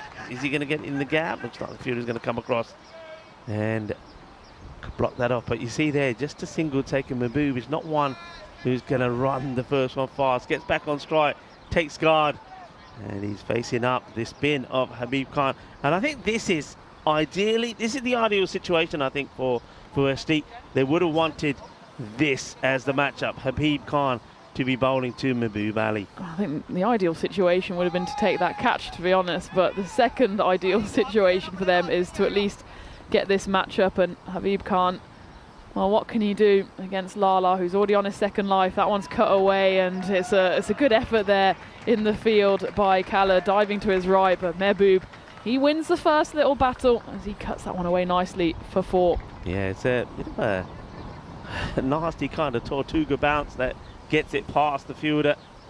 That gives him a little bit of width. I wonder if Habib is trying to get Mehboob to come out of his crease. It ain't going to work. He doesn't dance down the track. He just stands still and delivers. Comeback ball needed here. And you can see footwork is very much at a minimum, and equally Mehboob happy to to trot down to the non-striker's end. That's something you might have to learn quite quickly as well, that, you know, okay, in ECIs, if it's not a boundary, you can pretty much just take a single and be happy with that. But there's a lot of gaps in this much bigger field. He's going to have to try and learn to run that first one hard, because, well, as we saw in the women's internationals as well, turning ones into twos can be a key part of winning this, and that's swept away. That's a beautiful shot from Varun Prasad. Just picks it up on length. It's pretty much on the middle stump, but Varun, who's hit himself into quite some form now, just deposits that one over the mid-wicket boundary for 6. Yeah, picks it out from outside the off, and he dispatches it over that leg side boundary. Lovely shot from Varun. And he knows also, I mean, being there is one thing, but they still want to get past this 200 score. 200 and something is what they're after. It's a better change up there from Habib. This time he does drift this in the air a little bit, glides it in, and takes a bit of the pace off. It's clever, it's good bowling. Good to see that Habib Khan has got that as well. Comes in here, 5th ball of the over to the captain. Just nicely played back, and time for a bit of sit down. In fact, it was the final ball of the over, so a good little comeback there from Habib Khan. 2 dot balls to finish it, still 12 runs coming off it. And Habib Khan, if he's the front line, the key bowler for Estonia, well, Malta just have one more over to face of him, as they finish the 14th, 131 on the board, 4 wickets down. But certainly now there's 6 overs left. If they want to go, even just saying something around 12s, that will get them over the 200. And, well, I'd say even over 200 is going to be a tough chase for Estonia. Maybe we just have got a bit of a false image of them from the ECIs. They've said that the T10s are not their game, but no one has really battered themselves into form. No one got a half century. There was just a few 20s and 30s, but those 20s and 30s need to become 50s, 60s, 70s if they want to chase down what could be a big total. Yeah, that's absolutely true. As we say hello to Lithium in the chat, I know that I saw Ian Smuddle in there as well, John Hisham, Thomas Martinez, everybody enjoying some international action here. Lovely to have you all with us. And Stefan Cooch, I know that you all know Steph very well. He's going to come on to bowl. His first 2 overs were, the first one was good, 5 from it. The second one went magical, 21. You can see well outside, he's batting well outside his crease here. But Steph will probably fancy himself against Mahbub. He knows all about him. He's watched him score loads of runs. He knows where he has to put it. I think he'll be looking to get that away swinger in outside the off. There it is. That's hit pretty well, but only to the fielder. So good start from Steph. Mahbub takes the single. Now, Varun Prasad, of course, will be looking anything that's anywhere near his pads, or even the straight ball. I think he will be looking to loft it and elevate it over that the boundary riders on the leg side. They have got mid-wicket and square leg back, but Varun, if he hits it, normally it stays hit. Staying over the wicket to the left-hander. That's a nice area to bowl in, but it's gonna be hit all the way to the boundary. There's 2 fielders out here, but it was perfectly positioned between that very straight long on and the very wide long on, or maybe the cow corner. And Varun Prasad, he certainly hit his straps now. He's batted himself into form, 62 of 37 deliveries. Yeah, that made a good sound off the bat, didn't it? Beautifully played. A nice shot played away there. Are you a royalist by any chance? You follow royal connections? No. On this day? No firm opinions either bit way. of a celebration, I think, in the UK today, because on this day in 2023, it was the first British coronation in some 7 decades, as Charles III and Camilla were crowned king and queen, respectively. I know there was a lot of mixed opinions about that. And also in 1998, Steve Jobs introduced Apple's first Mac, a personal computer that became hugely successful and helped revive the struggling company. Well, I'm a Mac fan. Yeah. But I saw the Royals were all out on the balcony yesterday for the May Day, the May bank holiday yesterday in England. So they were there, the flyover of the Red Arrows, and all the kids were there as well. And the kids now, of course, they're all interested now. Yeah. They're all part of the media circus now, isn't it? And I fear for them, actually, growing up now. Same as with Harry and William. they're growing up now. There's not a single thing they can do that won't be on social media within 2 seconds. They've always had a thing for Harry, haven't they? And they just don't let off, and we don't get involved in any of these political things. No. But well, it depends what you read and what story you believe. As Gooch wants to see the end of Mahbub. Mahbub thumps it, and that is enormous. And well, it ends up being caught in the fence. That's something, but it won't count. Oh, he's absolutely dispatched that, hasn't he? That is in his hitting art. Let's have a look at this. Batting well outside his crease, and well, we've seen him do that many a time. And Mahbub Ali Lala. And that's the problem if you don't get this guy early. And they still could get him early. But that drop of his first ball from Vislapu, oh, that could hurt them big time. So it's a better ball, goes a little bit fuller, and Mahbub respects it. Could come back there from Stefan. How costly could that first ball drop be? It's already worth 18. In fact, he's only faced the 6 balls since that first delivery. And he's just threatening here. But Steph with a good comeback, but that's what happens if you go too straight. Areva, kinna sona shakka lag gaya. Zabardast batting and hitting from Mahbub Ali. Dekh lo kinna takra banda hai. And the thing is, it's minimum effort when these balls are flying over for 6. And I can see Stefan Gooch, he's walking back to his mark after taking his cap, and he's just putting his hands up saying, well, what can I do about that? And it's a battle off the Brussels Sprouts there in Belgium tonight as the Brussels Warriors take on the Royal Brussels. Well, who do you fancy? The Brussels with armour or the ones wearing the crown? And also the Warriors take on the 12 Stars. I didn't see the Royal Brussels on the balcony yesterday at Buckingham Palace, but they've obviously taken the early flight over to Brussels, and the Brussels Warriors, they've got the triple header today. I didn't realise it was 3 again tonight there in... yeah. So they've got, they have got the 3 matches there. And I know there was 3 there last night as well. I've noticed that a lot of those back-to-back matches, it's one apiece, a lot of them. So the teams are obviously very closely sort of contesting each other, aren't they? Sort of closely linked there. One team will get a win and the other one bounces back with a win as well. So that's going to be a pretty tight and close. So that's out, I think. Yeah, it is. They get the wicket as Varun Prasad will get his marching orders, and Habib Khan does get the wicket, and there's a big wicket of Varun, who was looking to keep on going and maybe sniffing up perhaps a century of his own, 63 or 38, but that'll be the end of him. A good sharp catch taken there by Marco Vake.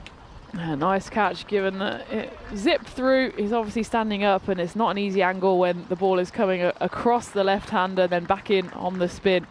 He grabs it on the second attempt. So Varun Prasad, he gets his 9th half-century. He won't get his 2nd century as he falls for still a very good 63 off 39 deliveries. He'll be happy with that. He'll also be happy that Mahbub Ali is still out there. He's 24 off just the 8. And Malta just one shy of the 150, 149 for 5. And Habib Khan picks up his 2nd wicket, his first delivery of the over. So he's still got 5 balls here to do a bit more damage as Jaspal Singh comes out for Malta at number 7. Yeah, it'll be interesting this for Jaspal. Jaspal coming out before the likes of Shilajit Patel, who we did get a chance to see a little bit of the other day. But then after that, I think after Jaspal, you're looking at guys that haven't really done too much with the bat. I know you got Wasim Abbas still to come in, just win the thing. So big moment here, just been paddled away. So yeah, you got Jaspal and Shilajit Patel, and then after that, I think Estonia could really come back strong and starve Malta of the run. So once again, the key partnership here, but of course the key man still there, Mahbub, 24 of 8. How can Habib deal with him? I think he'd be trying to dart that quicker one in, maybe outside the off to him. Let's see, it is quicker, it is outside the off, but it's too wide outside the off. The last time he bowled one there, of course, Mahbub did manage to play it pretty fine to the boundary on the offside. This is certainly one of the key partnerships. If they get 2 more wickets here, Malta, that's dug in, and Mahbub not taking a single. I mean, look at the batter there, Jaspal saying, come on, it's got to take a single. I wonder if I think he's banged this into his foot. That's hurt Mahbub. I wonder if we get a chance to see this again very quickly. Maybe not. So Habib is ready to come at him again, but I reckon he's clobbered this onto his foot. Let's have a look. Wow, right on the foot. That's why he's not running. Interestingly, he threw up a hand of apology to the dugout, not to Jaspal Singh, but to the dugout. Maybe it's the coach also has had a word with him saying, Mahbub, mate, you've got to run. It's T20, it's not T10. Yeah, somebody must have shouted to him and he said, I just busted me foot, मैं अपने पैर से मार दी थी, मैंने काफी दुख होया. Anyway, quicker, and this one it's okay. Habib, he's been playing with that line. Has bowled 2 wides, but you can see that Mahbub is definitely chasing them. I wonder if he does the same again. Mahbub might be ready, or is this going to be one that he darts right into the pads? I think into the pads. Yeah, it's a miscue, but won't go to the fielder. Just going to be a single. Yeah, an interesting little battle, wasn't that, between Habib and Mahbub? I'd say it was probably honours shared. Mahbub didn't get it away, but of course he didn't get out either. He only manages to do himself a bit of damage. He's still flexing that left foot. It's the final ball of Habib Khan's spell coming up. Can he finish on a high? 2 for 23 so far. It's going to be Malta that finish on a high in this over, as that's gone. Well, if it wasn't for that little net, it would have come knock straight into the production room, as that one flew away, woke up the scorers as well. And at the end of the 16th, Jaspal Singh, he gets himself his first boundary of the innings, and Malta 159 for 5. Yeah, good hit there from Jaspal.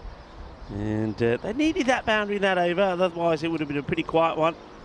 But with that 6, 10 would come off it, but there was the big wicket of Varun. So once again, a good spell of bowling there from Habib. He's 4 overs, 2 for 29. You can see that highlighted there in your screens. There's still got plenty of bowlers who've got overs to bowl. Dieter Paul has only bowled the 1, and then several bowlers have got 2 also to go. So it looks like Arslan is having a good chat with a number of people. I wonder if he's going to go with himself again. It looks like he is. Well, they've used the 7 bowlers already. Estonia certainly got options with the 4 overs left to bowl. It will be Arslan, the captain, who comes back on. He's picked up a wicket already. That was the important one of Priyan Pushparaj, and just as he looked like he was going to go big, he fell for 29. He's gone for 17 in his first 2 overs, so relatively economical as well. What can he do here against Lala facing up? It's a slower one outside the off stump. Lala, well, he wanted to go for the 2 there. At least he was looking to go for the 2, but Jaspal Singh, he fell over at the striker's end. The one time Mahbub is willing to run a 2, and Jaspal falls over. Jaspal slips. Yeah, Arslan just checking his field. I can see that in front of us, that Aditya Paul seems to be warming up. Maybe he's getting ready, but there's Jaspal going down.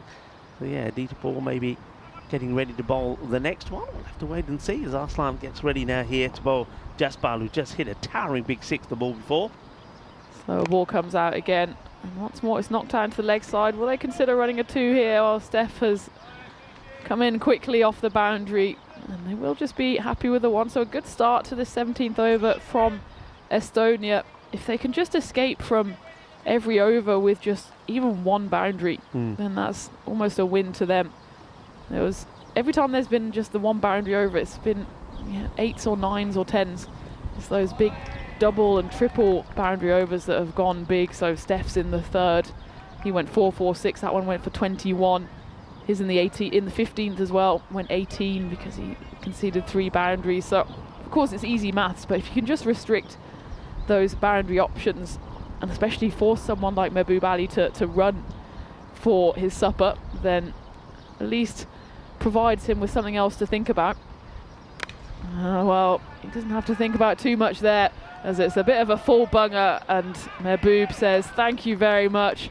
There's someone lurking around there in the bushes, so he'll be able to throw the ball back. It's too early, I think, for the archers or the tennis players. They might want to stay at home for just a few minutes longer while Mahbub Ali is out there in the middle. I'm concerned if Mahbub hits one straight out the middle, because I don't think it's going to stop. It's just going to keep going. Arslan is varying his pace pretty well. Needs to just get that length right. That's a much better length. Almost squeezes through. Mahbub just gets a bit of bat on it. Gets himself to the non-striker's end. So again, if on this final delivery here, Arslan can just get it through, or maybe just they knock it for a single, you'd say, okay, that's a win for Estonia. The over only goes for 9 or 10. If this one goes for a boundary, you're suddenly looking at 13, 14, 15, and Malta, again, will be happy with that one. So who can win this little battle at the end of the 17th? Well, it's a full bunger, but it's been mishit. It's still going to go to the boundary. It's 4 runs, and twice there, Arslan Amjad, he missed his length, and twice he was punished. This time it was Jaspal Singh who did the business, and so it is an over that goes for 13. Could have actually been worse if Jaspal got a hold of that one, but still Malta moving along nicely here, certainly eyeing up that 200, as at the end of the 17th they're 172 for 5. Yeah, so 3 overs left to go. I mean, the minimum you'll go at is 10. That will get you the 200 on the board. I wonder if they can just get 3 big overs in, maybe 3 that go for around about that 15 mark. You can see there, having a look at that, you saw that big 121 that Steph went for, and then there's a 16 and an 18 in there as well. But other than that, it's been a little bit like the equalizer that I have on my stereo back at home. And that's the sort of kind of settings I have there. But they haven't really been able to maintain those big overs. That's what they want here, Malta, to finish. Estonia, of course, want to keep it nice and tight. They've got several options of who they can go to, and I was right, it is Aditya Paul. We saw him warming up in front of us. He only bowled just the 1 over, and it wasn't the worst. It was the over number 6 that went for 12. Let's see how he comes back here. But pace on to Mahbub. That's my worry. But he is hitting into the wind, so that could be in the favour here of Esti. 3 overs left then for Malta. If Estonia can somehow keep them under 200, I think they'd call that a lucky escape. Mahbub is out there, and he is looking for blood, and well, it might be blood on the windscreen there as that one flies into the car park. What a hit. Oh my, he's not there. I can tell you, he's not there. Go higher and back a bit. Well, I think that has disappeared. That is an enormous hit. That's massive. Absolutely. Well, there's the golfers. Be careful, guys. It could be dangerous out there. It could be, yeah, exactly. Well, 6. Our balls are bigger than yours, so be careful. They hurt more as well if they're coming your way. Oh, that is massive. I think they're going to get another ball. Where has that ended up? I think that could have gone out of the complex. That was huge. What a strike. Well, when that goes in that direction, well, the ambulance is just driving past us, so I think with one grizzly is in the back of their blue light that's going straight to hospital, because that was absolutely marmalised. Usually we brace for impact, don't we, because we're waiting for the shattering of glass or the meowing from the Qatari. But certainly we were purring at that shot, because that was right off the middle. Mahbub Ali. He just jumped across to the offside and he pinged it. Right, he'll be looking to do the same again, I reckon. Here comes Aditya Paul. To scuttle across, but he goes back in. It's a bit of the old 1-2 from Mahbub Ali. I think he probably would have been better off not readjusting. He could have done the same damage as it was. Just knocks that one into the offside. Jaspal Singh comes onto the strike. I think Aditya just hurt himself here when that ball came through. He took his eye off it and it clonked him on the shin. But he's okay. Interesting. What do you make of, I mean, can we have a close-up of Aditya Paul's fingers? I mean, there's a lot of tape there. I mean, all right, it's not an issue for, I think, for the batter because there's black tape. But we see this sometimes, and I wonder what umpires and match officials make of that, because, I mean, there's a lot of tape on the hand there, isn't there? Yeah, they tend to say it can't be anything on the hand that you're bowling on, especially when it's spinners, when that might affect grip. So as long as it's on his left hand, should be okay. As there's a big appeal here, steps right across his stumps, does Jaspal Singh, and I know he was pretty confident he was going, because he set off for the run and almost immediately took a left turn and set off straight into the dugout. So that looked like it was a pretty easy decision for the umpire there. Stepped across his stumps, wanted to play that to leg, only thumps into his pads, and Aditya Paul picks up his second wicket. It was on the full as well. I think that was a pretty straightforward decision. No doubt about this one. And interesting that both the batters, Lala and Aditya, wanted to play that way, but of course get a good full ball up there. Anything can happen? Well, little, I wouldn't say panic in the camp there, but a few players that weren't planning to put their pads on are now having to say, where's the pads? Whose pads can I borrow? As they start to get themselves ready. But, well, I surely have a little bit more confidence in the man who comes out here. It's Surajay Patel. 6 down then for Malta. Mehboob Ali still out there and looking pretty menacing. That drop catch on the very first delivery is now worth 40 runs. Mehboob Ali has moved on to that total of just 17 deliveries. How much further can he go in the 2.5 overs remaining? But for now, he's at the non-strikers end. Surajay Patel faces up here. It was a good delivery from Aditya Paul. It was a brave delivery, to be honest, going full and straight. Because if you get that one just slightly wrong, you probably end up in the car park, as Mehboob Ali can tell you. But he got duly rewarded for that one, picked up his first wicket. He's got 3 deliveries now at Surajay Patel. That one, you can see what he was trying to do. A big old leave from Surajay Patel. He raises his hands in the air to say, no, I don't want to hit that one. I want you to give me the wide. The umpire duly obliges. Yeah, Surajay's a classy player. Remember, we waited an age to see him in the ECIs. He finally did appear and he batted very well. Scored a fine 28 runs in a good partnership with Darshit Pradhanka. So it's a good guy to come at this point. I wouldn't say he's an out-and-out big hitter, but he can certainly time and play the ball pretty beautifully. And hits that up in the air. Now that's a chance that doesn't get taken. It's another opportunity. It's Rupam this time. And at this level, you can't be dropping opportunities like this. And we know that it can be costly. Just look at the one that Lala was put down on. I think you've got to take that catch. I think he's just moving too much. He doesn't stand still. His body is moving. He's not able to take it. So they rotate the strike. And normally we've seen on the network that when a chance goes down, the next ball, because the batters do cross and take the single, the next ball gets punished out of here. Let's see what Mehboob can do. He's on 40. He'd love to register a half century on his T20 international debut. He tries to go for the double punishment, misses it completely. Don't know if that was a cheeky little arm movement there in the direction of the umpire to say it was maybe a wide, or maybe just saying where he wanted to hit the ball. I know exactly what he's saying to himself, Tina, here. I think he's saying to himself, why didn't I do what I did before and take myself outside the off and send it to the Bajiba Blasters that are there in the Bajiba part of the Malta on the coast. That, I think, is where that last one ended up. Anyway, dot ball, a good dot ball there from Aditya. It's been I know it started with a 6, but it's not been a bad over 9 from it. But like you say, Tina, can he avoid going for another boundary? Final ball of the 18th, and he can avoid it, so it is going to be a nice over for Aditya Paul. The 10 runs coming off it and that wicket as Malta move to 182 for 6 off 18. It does keep Mehboob Ali on strike. And that's a good news for Malta, as they certainly want to still post that 200 plus score. But it's also been a nice few overs from Estonia. They just haven't allowed it to get away from them. In those middle overs, they went for 30 off 2 overs when Habib Khan and Steph Gooch bowled the 14th and 15th. But since then, they've pulled it back. 2 overs only going for the 10. Habib Khan and Aditya Paul also picking up a wicket apiece. So it'll be quite interesting how this game finishes. If Mehboob goes wild, it could even be, 210, 220. If he gets out here, Malta suddenly, they might struggle to get to that 200.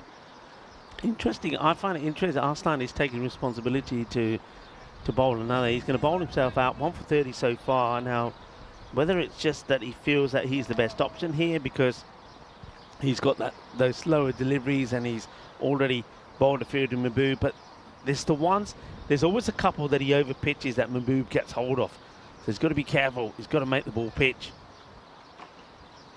He starts off well. It's clubbed down the ground. Should just be the one. And nice fielding here in front of us from Aditya Paul.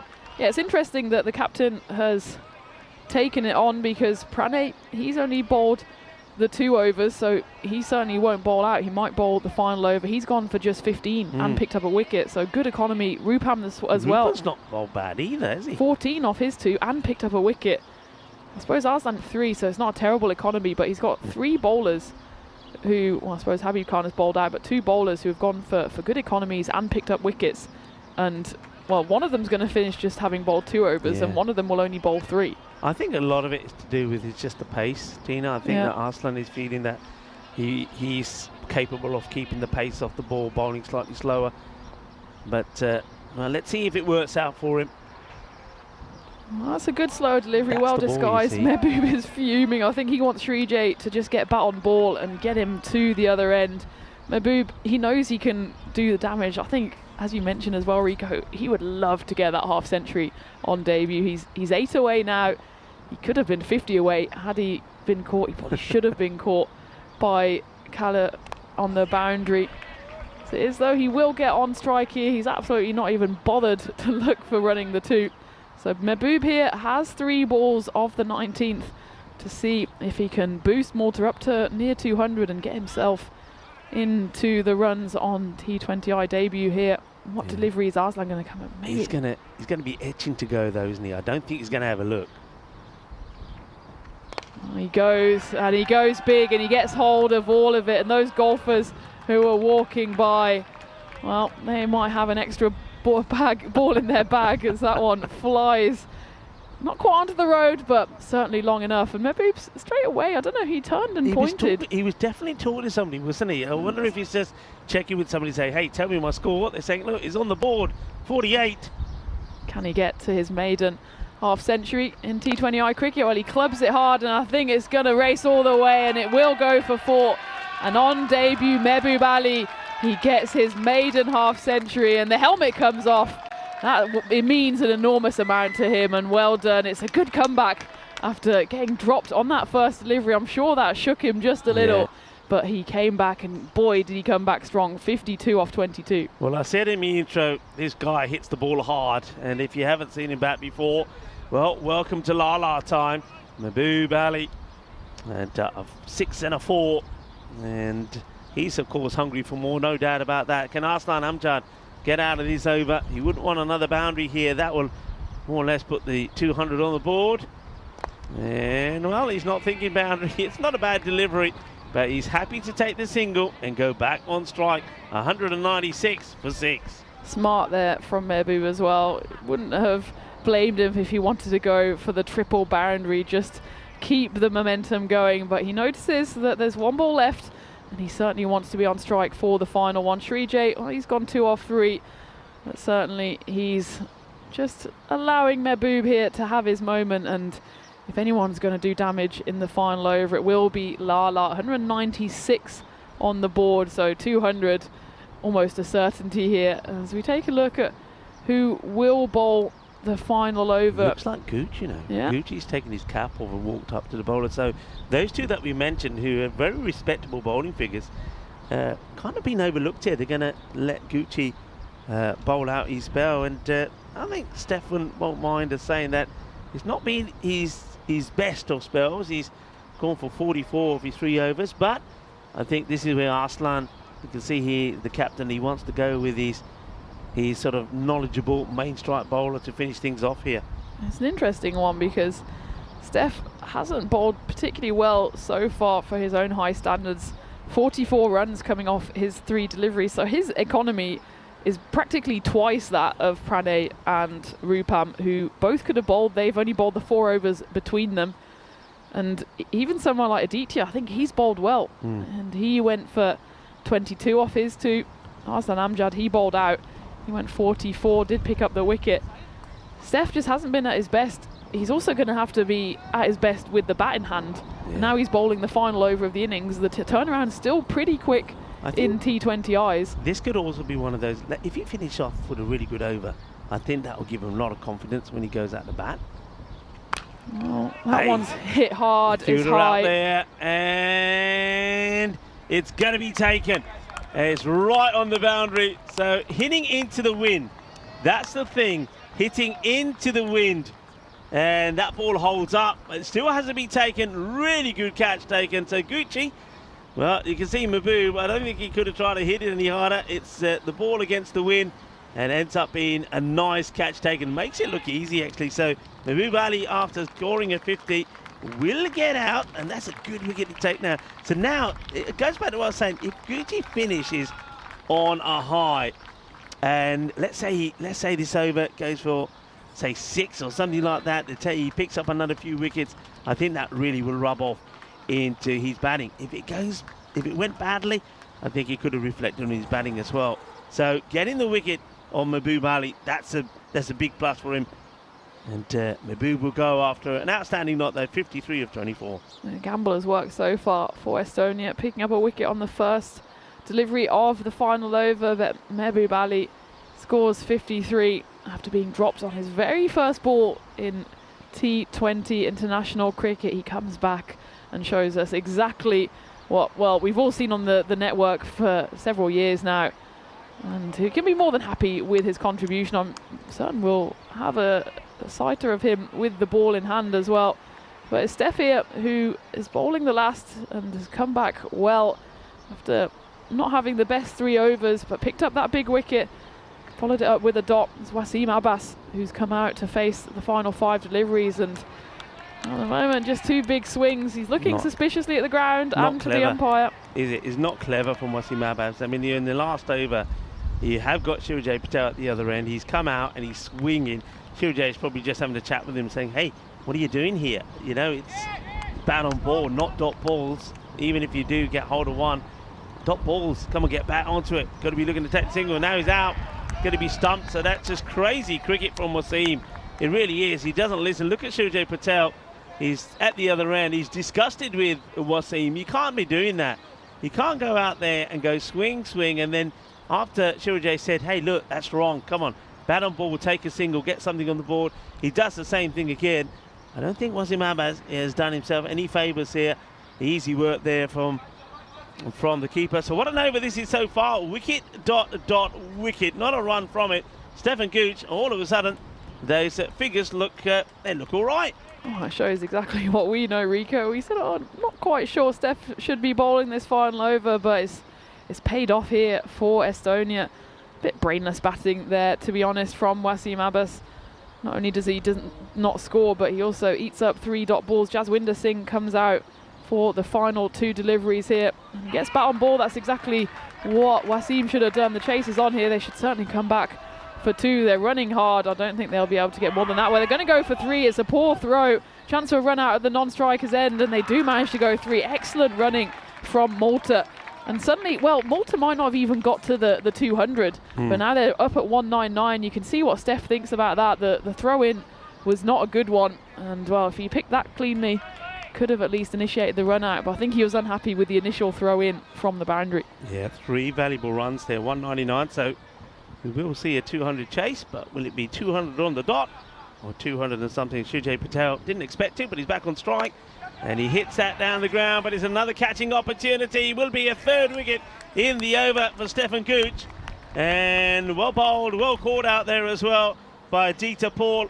And Shirajay, well, he does get on strike, and he does the same thing, really. Goes for the big hit, gets caught on the boundary. So Malta will be 199 for 9. We're going to have a chase of exactly 200. Well, that's good for our maths, isn't it? We don't have too much to work out there.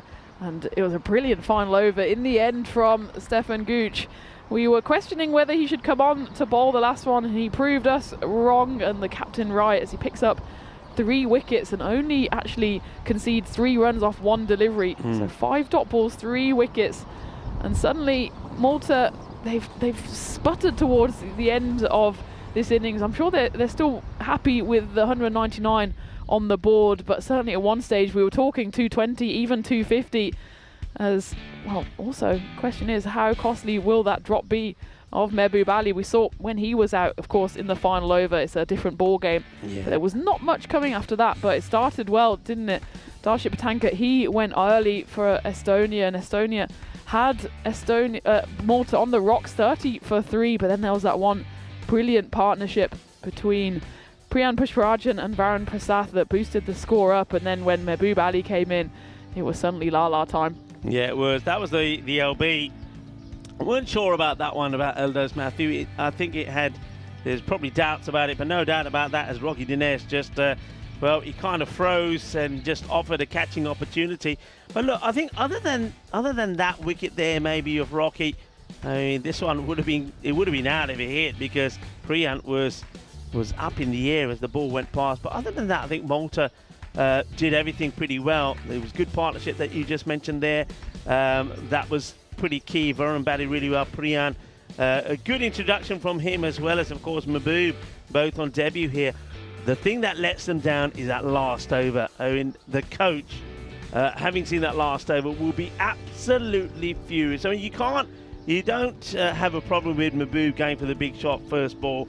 I mean, he goes for it. I mean, all right, you would probably say, look, probably not the right shot considering the boundary size and the wind, but Mahbub fancies himself to get it. Doesn't. Is a really good catch on the boundary. That one was Mahbub being dropped first ball. How expensive that was that? Well, we know how expensive, 53 runs. But then for Wasim Abbas, an experienced player, to come out and swing and miss and then get himself stumped. Yeah, that was just carnage. And Stefan Gooch, of course, I think any bowler bowling the last over is just going to get the ball up there full and straight, and that's all you can ask for. And the batters, though, for Malta got it completely wrong. How costly could that be? Because they only get 3 of that last over. A good bit of bowling there from Mudita Paul getting the LBW, but this was Mahbub Ali bringing up his 50. He's first in the T20 internationals, and we know he was always going to be an effort to get him out, and in the end it was a combination of the wind and good catching to see him go. But then that's when it all fell apart a little bit for Malta. Yeah, it wasn't the right decisions there. They did come back at least with that good 3, but suddenly what would have been an absolute win for Malta, finishing maybe 210 for 6 or 7, they find themselves on 199 for 9 with that flurry of wickets towards the end. And that, if we're talking about momentum, you'd actually say probably the momentum is a bit with Estonia now. They pick up those late wickets, they're up and about, they've seen that Malta, when you put a bit of pressure on them, they can do silly things, and that's what Estonia have to take into this run chase. The maths is easy, it's exactly 10 runs per over. That in some way makes it an easier mind game as well, because every time they get 10, they're like, okay, that's a win for us. They can just keep going. We know that they're a chasing team and they're also a T20 team. So if they can put all these things together, then suddenly maybe Estonia feel like they're even on top of this game, which seemed unlikely in those middle stages when Priyant Pushparajan, Varun Prasad and Mahbub Ali were all in with the runs. And as it comes to the bowlers then, 7 bowlers used. They certainly were experimenting, weren't they, Estonia? They weren't quite sure who to bowl at the right times. They wanted to keep Habib Khan back, but then they also had to break that partnership. In the end, though, Steph Gooch, he chips in with 3 wickets. But I certainly think Estonia, they'll be happy enough with that first innings, and they'll certainly think that they can chase this one down. Yeah, I think so. I think you're absolutely right in what you say, that the way that it finishes, I think, gives Estonia the upper hand. If you're going and requiring 10 and over in the T20 International, I think you'll take that. And I said at the time that if the over goes well for Estonia, I think they'll come into bat on a positive note. And I said if Stefan Gooch picks up a few wickets, I know what Steph's like, and he's a big player. And when things go well for big players, they continue to go well. And he needed that over. He needed those 3 wickets. Remember, he was 3 overs for 44. He started well with 5 of the birds, and he finishes well. In fact, those 2 were the best overs in the match, the 5 and the 3. So I think just really, even though there's a lot of runs to score there, there's a lot of cricket still left to play. I feel that Estonia go into this break and they're going to come out probably more positive and see if they can end that run of defeat at the hands of Malta. So we will take a break now. It will leave you with the mid-match summary. We can pull here with Tina Goff. Join us back in around about 10 minutes time for the reply from, of course, Estonia, who are eyeing up their first victory in this best of 3 between them and Malta.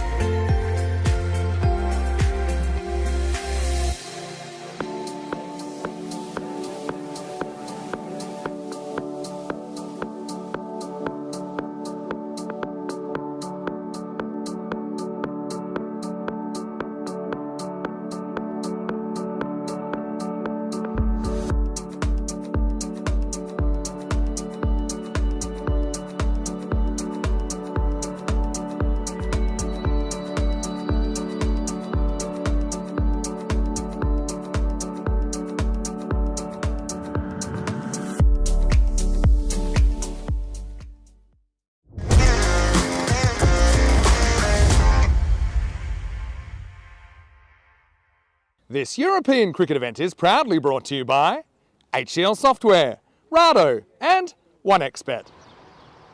Good morning and welcome back to the first of 3 T20Is between Malta and Estonia men, and at the halfway point Malta, all the nines, 199 for 9 on the board for them.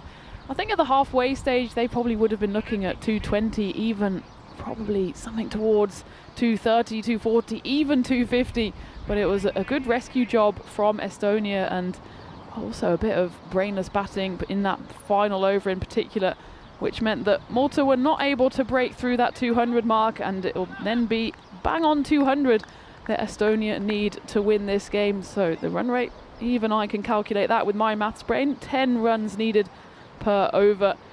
And there was a few moments in that first innings that were definitely worth talking about. Varun Prasath, the captain, he certainly showed why he is the top run scorer for Malta in T20Is. In fact, the only player for his country to score over 1,000 runs. He chipped in with 63 on this occasion, the top scorer. He really was the anchor of that innings for Malta. Priyan Pushparajan on debut, he scored 29 before he was caught by Rupam. And then the other big story was Mehboob Ali. Came in, we've talked him up. It was his T20I debut as well. He got dropped on the very first ball, a costly drop on the ring by Kala. And the reason it was costly is because Mehboob Ali went on to score his maiden T20I half-century, 53 runs. He has the ball in hand here for the Malta side. Starts off with a wide, so well, if you take his first 2 opportunities in international cricket, he hit the first one. It ended up being a 6, should have been a wicket, and his first delivery starts off with a wide. Mehboob then, he fell at the very start of that 20th over, and we thought then there's a chance here for an early wicket, and it's dropped by David Marks on the 45. So I'll come back to the story of the first innings. We should talk about the second innings here. Habib Khan has come into the Estonian side. He's been talked up as well. He did a bit of damage with the ball, did the leg spinner, and he almost got caught out there on the very first legal delivery.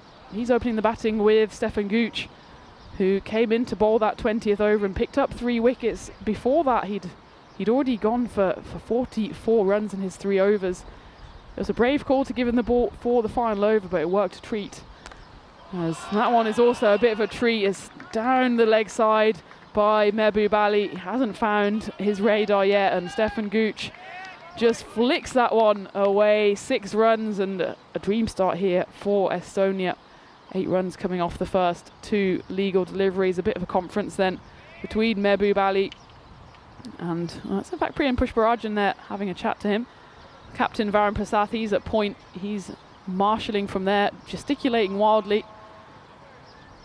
So Mehboob Ali then, he got out in the final over, and we thought at that point, well, okay, he's hauled out, but certainly there's a few balls left to try and boost Malta's score. But Wasim Abbas came in. He wafted at 2 and then got stumped on the 3rd delivery. And Srijay Patel then also being caught in that over. So it was a good final over for Estonia, which means we were saying at the halfway stage, Rico and I, that maybe even the momentum has swung into the guests' favour. They would have been certainly G'd by the fact that they kept Malta under 200 runs, when at one point in that innings it certainly looked like they would be chasing something more towards 250, which, well, I said at the time, probably would have batted Estonia out of the game, but they'll be more comfortable chasing this 200 score. Being no doubt it's still going to be a tough chase for them, given the different bowling options that Malta do have. That one just a half appeal there, not much going in its favour, and Steph gets off strike with a leg bite.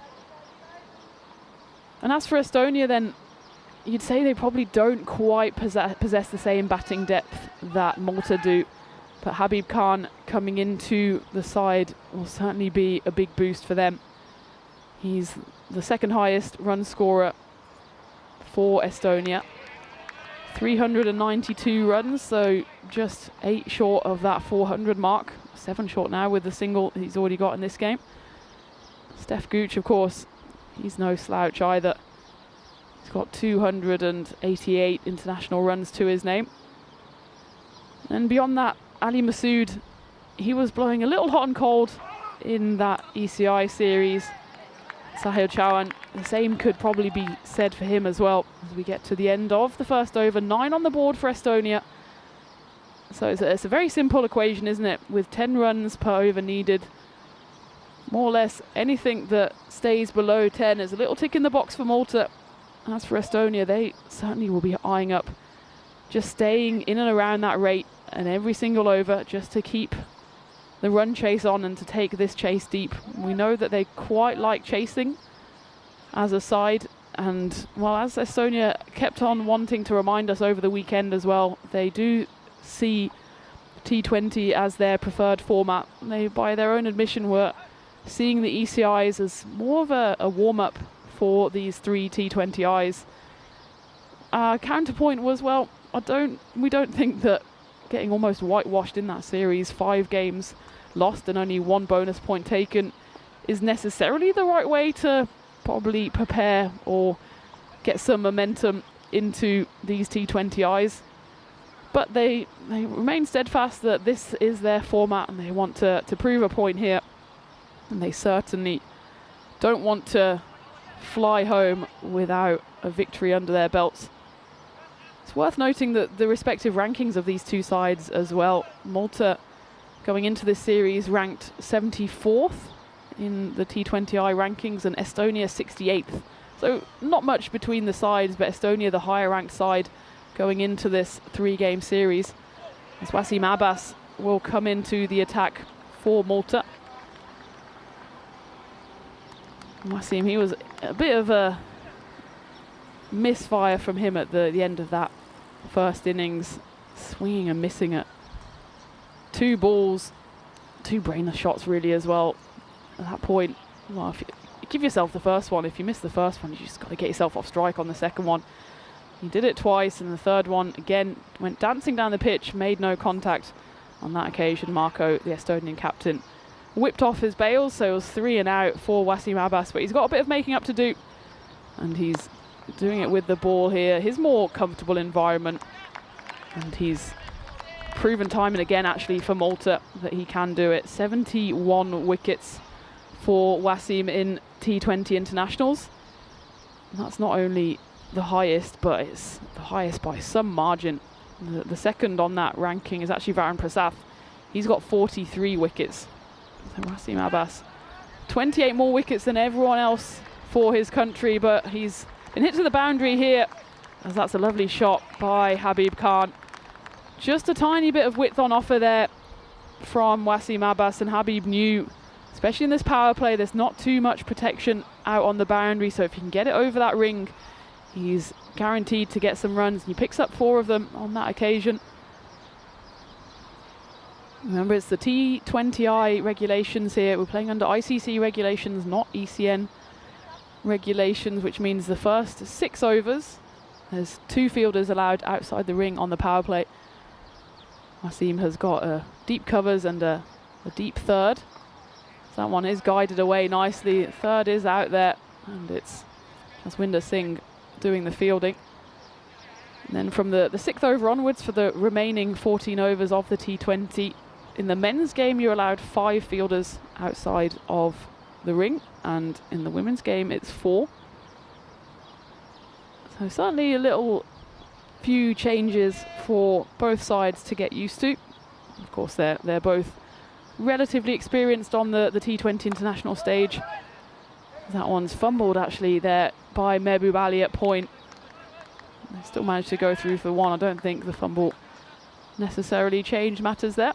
And as Rico mentioned as well in the intros, these two sides have met in the past year. It was August 2024 in the Men's T20 World Cup sub-regional qualifier, of course in Europe, Group C. And on that occasion, Malta posted 132 for 8, and that's mishit down the ground for no run. And Estonia, well, they said they were a chasing side. They proved it on that occasion. They chased down the target relatively comfortably, 135 for 5, so they won it by 5 wickets with 7 balls remaining. As here in the live action we get to the end of the second, 16 runs on the board. And on that occasion in August 2024, Habib Khan, he was the player of the match, scoring 45 off 34 deliveries, picking up a wicket and taking 3 catches as well. So Estonia certainly looking to emulate that. Also maybe explains why they showed just a little bit of confidence even in the face of losing to Malta in those ECIs, because they know they are capable of beating this side. Just a case of going out there and showing it now. Of course, since then there has been a few changes to the Malta side, none more so than that man there on screen, Mehboob Ali, who is a real asset to the Maltese side with both bat and ball. Of course, Priyan Pushparajan came in. He showed what he could do with the bat and spits up. Stepped as well to knock it down into the pitch. And Priyan, he batted well in the first innings. It was a bit shaky to start off with. I'm sure there's a few nerves out there for the debutants. He scored 29 off 32. It'll be interesting to see if we do see him with the ball in hand as well, as Malta have a variety of options, seam and spin. They run through for 1 here, do Estonia. It's curious actually that they've opened up with Mehboob Ali. He's already put in a good shift with the bat. They do have other experienced seam options in the form of, for example, David Marks, Mazim Abbas, of course. And they've got some spin to turn to, Varun Prasath, Priyan Pushparajan, to name just a few. So they've certainly got options there, and how they employ their spin would also be decisive here, as we were discussing a lot in the first innings about how Estonia used Habib Khan, the leg spinner. And they only gave him the one over early up. He picked up a wicket in that over, and we thought for sure he'd carry on bowling, try to rattle through this Malta lineup, but he only came back then towards the back end of the innings. Estonia trying to get the best possible matchups between bat and ball. This has been a good over so far from Mehboob Ali. Just the 1 single coming off it halfway through the third. And there's a chance for a catch here. It's a good flying effort from Priyan Pushparajan. It was mishit by Habib Khan. He gets a bit lucky actually. It's a bit of a loose shot as he jogs through for 2. Saw it quickly there, did Priyan Pushparajan. You know, he's worked an enormous amount on his fitness. Did all he could, flew away to his left-hand side, his weaker side.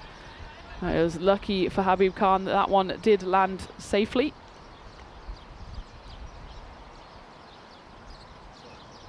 Short delivery from Mehboob Ali. Habib Khan lifts it away to the point boundary. Richard Cox there, he's moved a tiny bit from left to right, and he does the umpire's jobs for them there, signalling the 4 runs. A nice hit there from Habib Khan. Just a bit too much width on effort there from Mehboob Ali, and as we've seen, that part of the ground just in front of the nets is probably the quickest part actually. It just skips away down that hill, and it looks like they might have to chase that grizzly as it's gone roaring away. And in the meantime, a good opportunity to reintroduce Rico to the box. Yeah, good to be back, as Mehboob is trying to add a first international T20 wicket to the half century that he scored.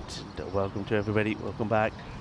It's a good start also this from SD. I think wickets in hand is the main thing, get a partnership going. And Habib has made a good start and not hit everything clean out the middle, but looks like he is prepared to play shots, and a little bit too wide there from Mehboob. He was a bit disappointed with that delivery. You could see his reaction afterwards, and let's see if he can finish the over well here. 23 without loss, and coming to the end of the 3rd over. Yeah, it's a slightly shorter pitch. They will run through for 1 after a slight misfield there from the captain Varun Prasath, but no more damage done. So it's the 8 runs that come off it. And well, I was talking about that 10 run mark because it's 200 that's needed, so basically 10 runs per over. And so far you could say then that Malta have won the first 3 overs so far, 9, 7 and 8, coming off at 24 off 3. But of course, I feel like what Estonia's conversations will be is that they just have to keep in touch, because it just needs one big over. We saw a couple of magical overs, or one magical over in that first innings. That means that, okay, you can have a few overs where you go 9, 7, 8. You just need to keep in touching distance of that target. As we take a look there, Malta, they had that big over that went for 21. That was Stefan Gooch bowling that one, and then an 18 and a 16. But otherwise, especially in this longer format, you can afford to have overs that just go for 1 or for 3 and still feel like you're in touch and in with a chance of chasing this down. Yeah, I think with a score of 200 required, I think what they'll be looking at is a little recap every 5 overs on where you are. But I think the halfway point is going to be the key here. And I think even if let's say you're on 80 at the 10 over mark, but you haven't lost any wickets, I think you're still favourites to win. But at the moment, you can see there, Malta 69% at 31. That's high up in the air. It's not going to go to hand. So certainly Habib Khan is having a bit of luck going his way. It's another one that quite easily could have gone to hand. Wasim Abbas coming to bowl his second. And good morning to everyone joining us in the chat. I see Shauna Gooch Henry's joining, so she's very much not neutral in this one. She says keep it up Steph and Esty. Thomas Martinez, Dave, everyone else. I saw some earlier. Paul's in there as well. Tim Harmer. It's lovely to have you all with us on this Tuesday morning, my last day in the commentary cage as well. So we're gonna hope that we finish on a high here. That one's cut away by Stefan Gooch. It's a brilliant shot, and David Marks is out there, but he can only watch as that pings into the wall. And Stefan Gooch getting into his work slowly. He's again another one who much prefers this longer format. He has the ability to build an innings, but also take a game away from an opposition. Yeah, he does. I think he's going to relish the opportunity to bat long and deep out there. It's a lovely, let's face it, it's a lovely track to bat. I mean, once you get yourself in there, you should go on and score big runs. We saw one left-hander, Varun Prasad, do it. Steph will be looking to do the same. And that's going to be probably 4 more runs. It's going to get away. It's a desperate effort there from the fielder. Can't do nothing about it. So, Wasim Abbas will feel that he's a little bit unlucky here. It doesn't quite go where Steph was looking for it to. But he still gets the boundaries after. Yeah, David Mark showing a bit of frustration there, because I think he was saying, I was just fielding there, you told me to move around, and the ball goes exactly where I was. But nice work there from Stefan. He would have certainly noticed the changes in the field. And again, Rocky is moving David around, so it'll be interesting to see if Stefan goes a bit squarer again this time. He flicks it so square, it goes into the leg side, and he manufactured that leg side delivery a bit. It was actually pretty straight, but it was just all wrist there from Gooch as he flicks that one away to the vacant area. And that's triple boundaries, and that's exactly what we were saying, Rico. You can afford to have an over or 2 that go for 7 or 8 if you then come back with an over that goes for 12, 13. And this one has already gone for 13, just the 4 deliveries in. This is already a big over for Estonia. Yes, it's a perfect over, and Wasim Abbas, he's getting a bit rattled, of course. I heard you say that his performance with the bat was not good, and he needs to make up for it, but he's not doing the job so far for his team. He puts a bit more effort in this ball, you can see. It's fielded out there by the sweeper, Shijay Patel. So Wasim Abbas probably knows that he's not going to... Captain's not going to be in too much of a hurry to perhaps give him his 3rd over straight away, but he could make that change by picking up a wicket. Habib gets back on strike now, and he's going okay as well, though he has put a few in the air which haven't gone to hand. Now let's see if Malta can find a way to pick up the wicket. Again, Rocky Dinesh behind the stumps, just moving the 3rd around slightly. There was that one that almost carried to him earlier. And played away, and this time no run. That is going to be the end of the over. A good one for Team Esti with 3 boundaries in it from Stefan Gooch. 3 fours, 14 off the over, 38 without loss. And just like that, like you said, Tina, they sort of more or less get up to where they want to be. I don't know if it's just how my brain works, or maybe you couldn't say how you feel it, but when it's a round number that you're chasing. It feels so much more comfortable to know what to do. Yeah. So I think they can, Estonia, as you said, you do it in 5 over chunks. They can also do it in 50s. They know that once they've got to 50, they're on 38 now, that they're a quarter of the way there. And they just, it's always a good idea to break down a run chase, especially when it's a relatively big one. 200 is by most metrics still a big run chase. Just breaking it down into smaller chunks just means it's less of an overwhelming task and more than, okay, well, we've got 10 on the board, we just need another 40, and then we've got to 50. And I feel like when the target is round, that just makes life a lot more easy. Yeah, it does. And I think the 2 batters out there will be thinking exactly that. I think you're right. 50 comes on the board, say, right, okay, yeah, we're on our way. That's David Marks. Yeah. Or Richard Marks. Yeah. David Marks starts with one that goes down the leg side. He's not wanting to try over the wicket. And the umpire will have a word with him as well. He can't be running in front. So this is David Marks. And of course, what we didn't see, I mean, unless I missed it, I didn't see a slower ball from Wasim in those 2 overs from him, which we saw in the ECIs work well for him, and also when he played for Squeaky. This is another man who likes to use that slow ball to his advantage. Bit of a full toss outside the off, which gets well stopped. Yeah, Gucci will be disappointed. He doesn't get that one away. You can see he turns away. He has a little bit of a mumble to himself and said, yeah, I should have done better there. It's interesting that Wasim hasn't used the slower ball yet. You often see that with fast bowlers. If they get hit for a few boundaries, it's only really the brave fast bowlers that then go to a slower ball. Often fast bowlers then go to their faster delivery as that one's flicked away into the leg side. The chase is on. I don't think he'll quite have the legs to go, and well, it's a good bit of fancy footwork there, as they'll have to check it. And well, in fact, the fielder out there is absolutely stopped. He's almost sitting on the bleachers there as he waits for his teammate to come and catch up. Let's take a look at this one, Rico. Yeah, well, I think he saves it. He gets a stop on there. I think he does okay here. And then he just sits down in the stands and says, right, you can do the rest. He just says, right, I've done my bit. It's over to you now. Meanwhile, the batters run 3. It's a long old effort, isn't it, to save just the 1 run. It was good work, though, good fancy footwork. I think he was maybe expecting his teammate to run a bit quicker to catch up with him. They do manage to at least stop the single. And, well, we saw this with the left-hand, right-hand combination of first Varun Prasath and Priyan Pushparaj, and then Varun Prasath and Mehboob Ali. You've got the left-hand, right-hand combination there as well. Stefan Gooch, of course, bowls right-handed, bats left-handed. And you've got the right-handed Habib Khan. So you can see after every single ball, there's just a lot of adjustments going on in the field, and that's why I always like, especially as a left-handed batter, having the left-hand, right-hand combination. It just annoys the fielding team a little and makes them think about different angles, different ways to bowl as well. Yeah, Habib, he looks pretty comfortable out there, doesn't he? I know first time we've seen him, we didn't play in those ECIs. I think he just come here specifically to be part of the T20 International Series, but I like what he's doing at the moment, so good work from him. David Marks coming into the left-handed. Gooch cuts that one away, but they really pack the offside for Gooch. They know if they can just get the ball going across him, try and cramp him for room, and certainly don't give him the opportunity to swipe anything away to leg. And in fact, they don't have a single fielder out on the leg side for Gooch. Of course, still in the power play, so just the 2 fielders. There is the slow ball. It's high up in the air. This is a catching opportunity.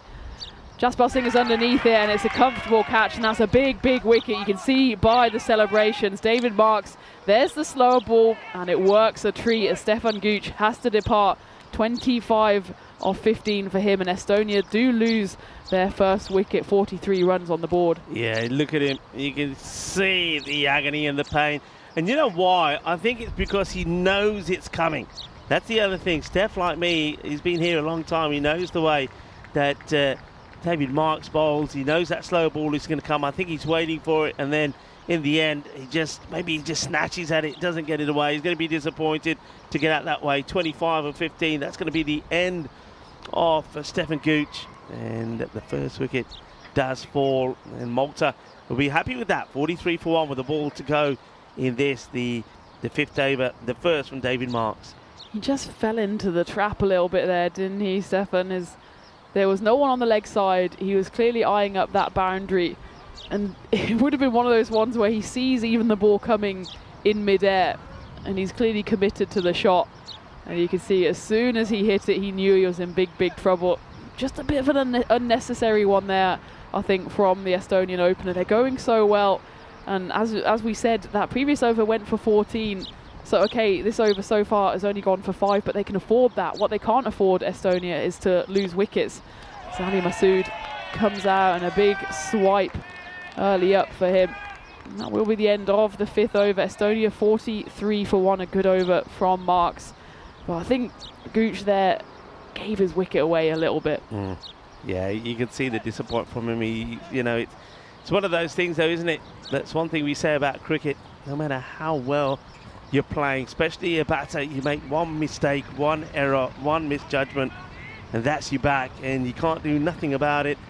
Now Stefan Gooch is going to have to sit there, and obviously he's going to be disappointed, but he's got to now play the team game and give plenty of support to the batters who are out there as we have a look at our upcoming events. Of course, the Liberation Series Day 2 about to start there. Only a few moments away from that starting. And Greece know that going to be action there. ECNs and T20 International. Somebody else will be going to Greece. It's yourself. Sweden, Landskrona is where you'll hear from Tina again after today. And you'll hear from me at the start of Estonia happening and starting there on Thursday, the 15th of May. Thursday sounds weird, but because we do have those T20 Internationals to start off with, before we have the ECIs, and then we go into the European Cricket Series. So plenty of cricket coming up for you. As Habib Khan now needs to get another partnership going here with his new partner. Aldous Matthew comes into the attack. Just have to bowl that one again as backing up there from Ali Masood. I think they probably could have gone through for the single there. Habib Khan not really wise to the fact that it was fumbled by Rocky Danish with the gloves on. I think I must have got a bit of the pad. I haven't seen a signal from the umpire, unless I missed it. Yeah, okay, so glance something on the way through. Let's take a quick look. Yeah, must have just flicked the pad. Certainly you can see there Ali Masood, he was keen to get himself on strike.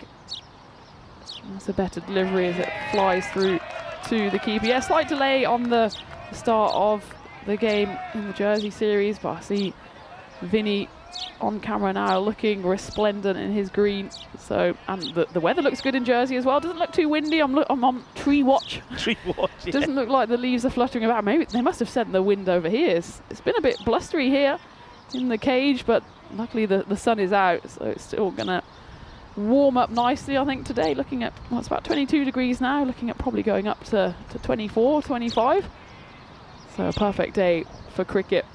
Well, it's interesting that the wind has certainly played a role with some of those high catches, but we haven't seen too much movement with the ball. Even early on, when there was a bit of dew around, and Estonia, certainly their choice to field first was informed by hopefully getting a bit of movement off the pitch and from the conditions, but there wasn't much, to be honest, as that one's hit well into the leg side, picks that one up off a length, and it goes all the way for a Maximo. Habib Khan, he was quick on that one, wasn't he? And he gets it all the way, 6 runs. Yeah, well, we saw him swing and miss that one earlier, but this time he's got that right. It's a little bit too short and too much width on offer there also from Aldous, so that gets put away. That's Matthew, when we saw him playing in the ECIs, we said then he didn't have the best of introductions with the bat or with the ball. He's hoping to do better here. The bat, again, I think he got that LBW decision, which a few people thought he may have been a bit unlucky with. And this one is going to bounce once and go to the man at third.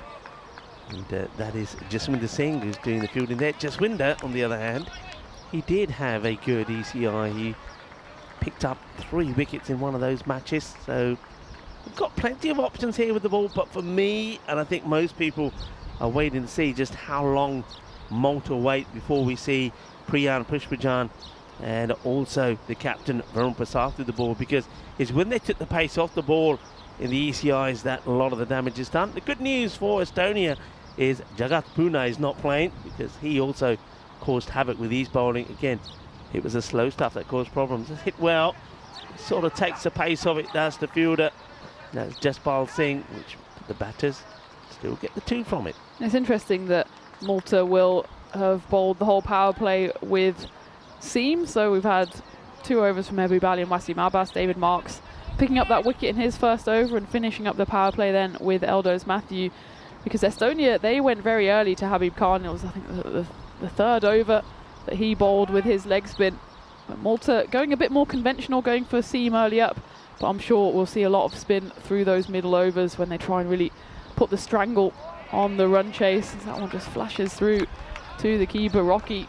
He seemed to be under pressure. That one was close to the bat, but they do get to the end of the 6th over, and again it's one of those overs that Estonia can be happy with. Big 6 that takes it to 9 off the over, so that run rate, they'll be comfortable with it being, I'd say, under 12. Anything over 12, you're starting to struggle just a little bit. So they're more than a quarter of the way there. 52 for 1. Stefan Gooch, though, he departed in that 5th over. 25 runs he scored before he was undone by a David Marks slower ball. It looks like David Marks will continue to bowl here. I mean, how do you deal with that as a batter? If you know someone's got a slower ball in their locker and they're probably going to bring it out even every over, how do you get that out of the back of your mind, or do you just accept it and say, I'm just going to swing and see what happens? I think you accept it, because I think as a batter, I think knowing the bowler, knowing that they're going to bowl that slow ball, I think that is kind of an advantage, because you can sort of kind of mentally prepare for it, and already beforehand you can say, right, if it does come, this is what I'm going to do, which is probably, in all fairness, what probably Steph has done. He knows it's going to come, he knows what he's going to do if it does come, but he just, on this occasion, maybe he got a little bit too excited when he saw it. He wasn't able to put the ball away. But I think with every batter, really, I think you're probably very much the same team. And when you're out there, no matter what the sort of the background of a bowler may be in their history, you take one ball at a time, don't you? And you get a bad ball, you put it away. If you get a good ball, you got to try and defend it. And depending on the match situation, is that right? It's high, but where's this going? Is it going to go all the way? Fielder is making up a lot of ground, and probably is going to go to the boundary from the reaction there. I think that looks like it's Patel out there. Yeah, Surajay Patel. Let's have a look at this. He tries to get a hand onto it, but I think he only succeeds in pushing it back onto the rope. And another boundary. That's what the important thing is. But yeah, you take each ball, play each ball on merit. And the key thing, I think, especially in this format, I think, is what the coaches try and tell you. So, well, if it's a good ball, respect it, but try and take a single from it.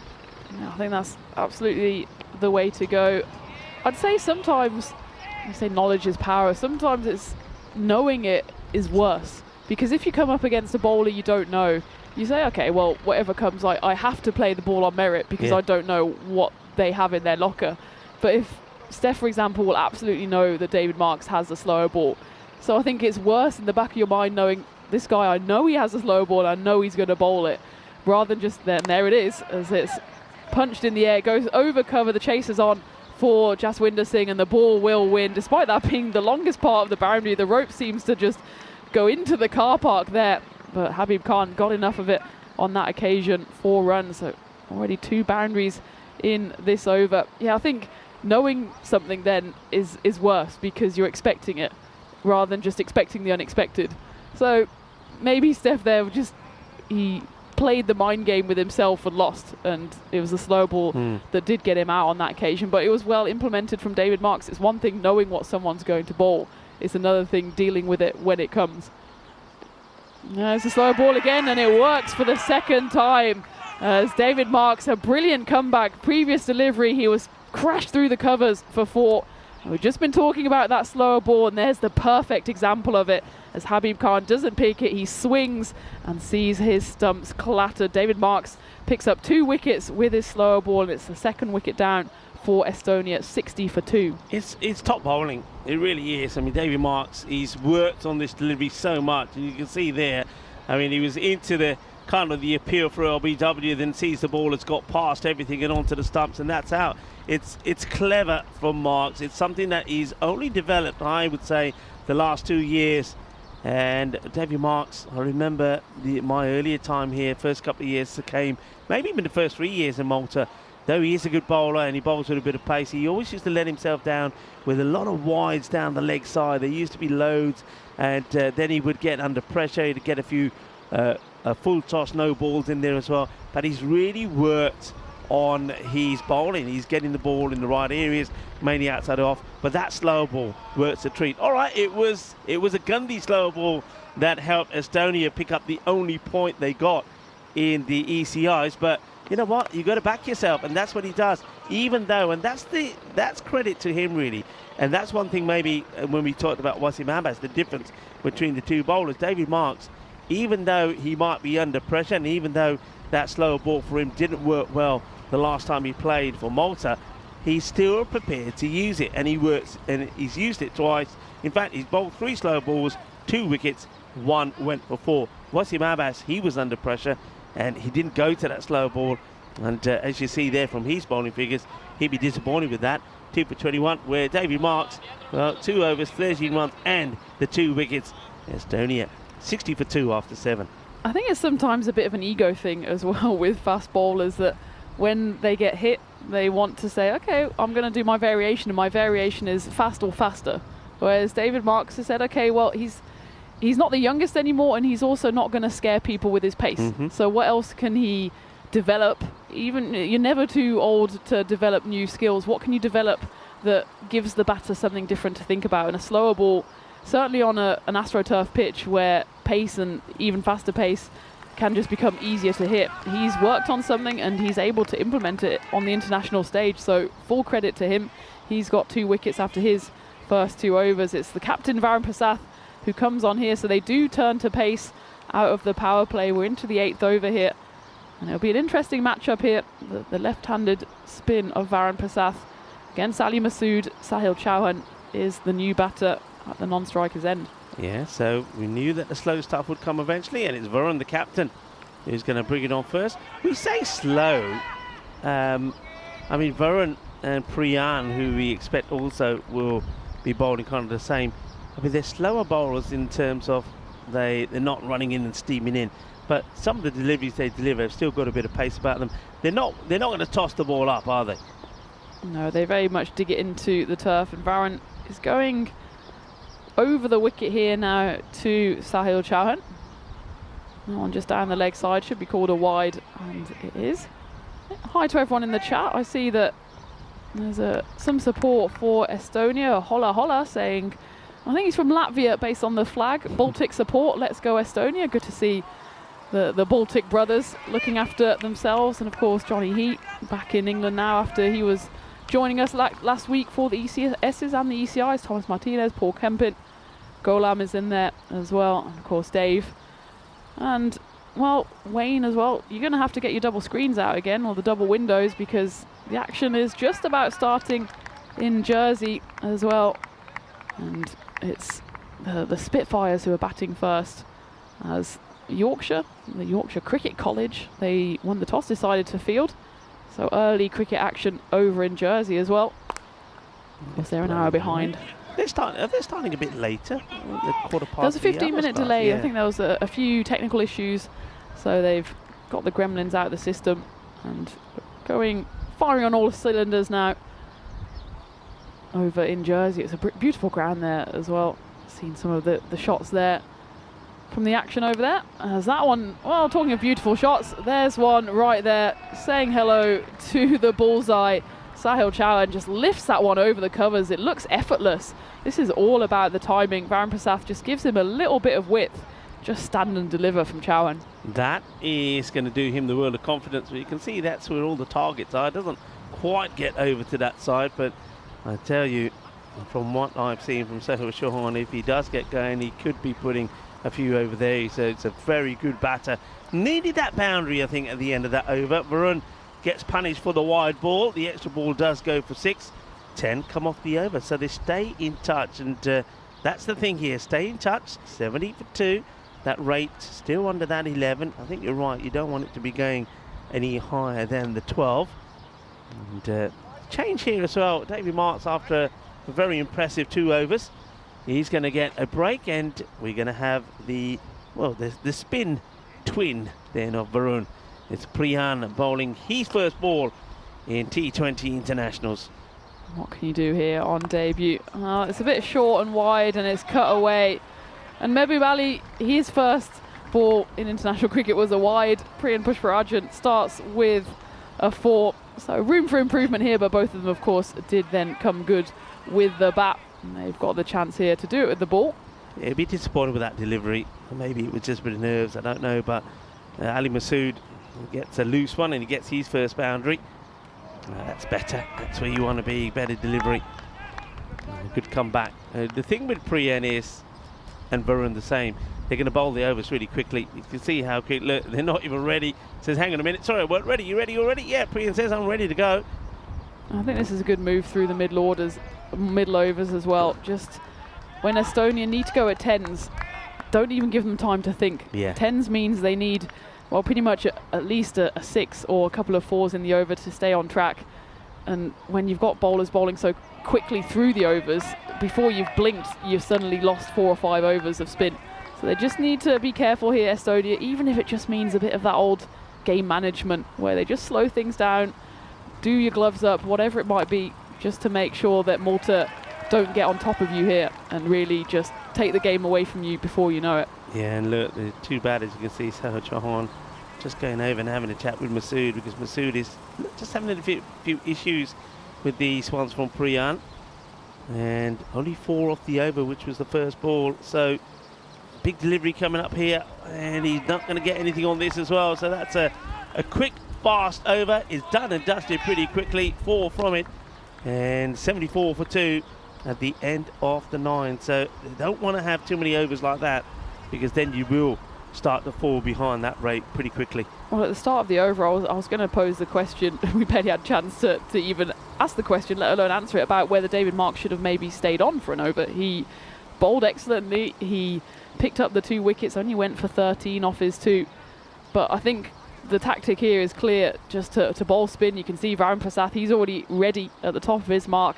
If he and Priyan Pushparajan can get through, well, up to 8 overs with Estonia not knowing what's hit them, then suddenly that run rate will go up. It's now going towards 11.5, and this is what Estonia have to be careful of. Malta, they're an experienced side.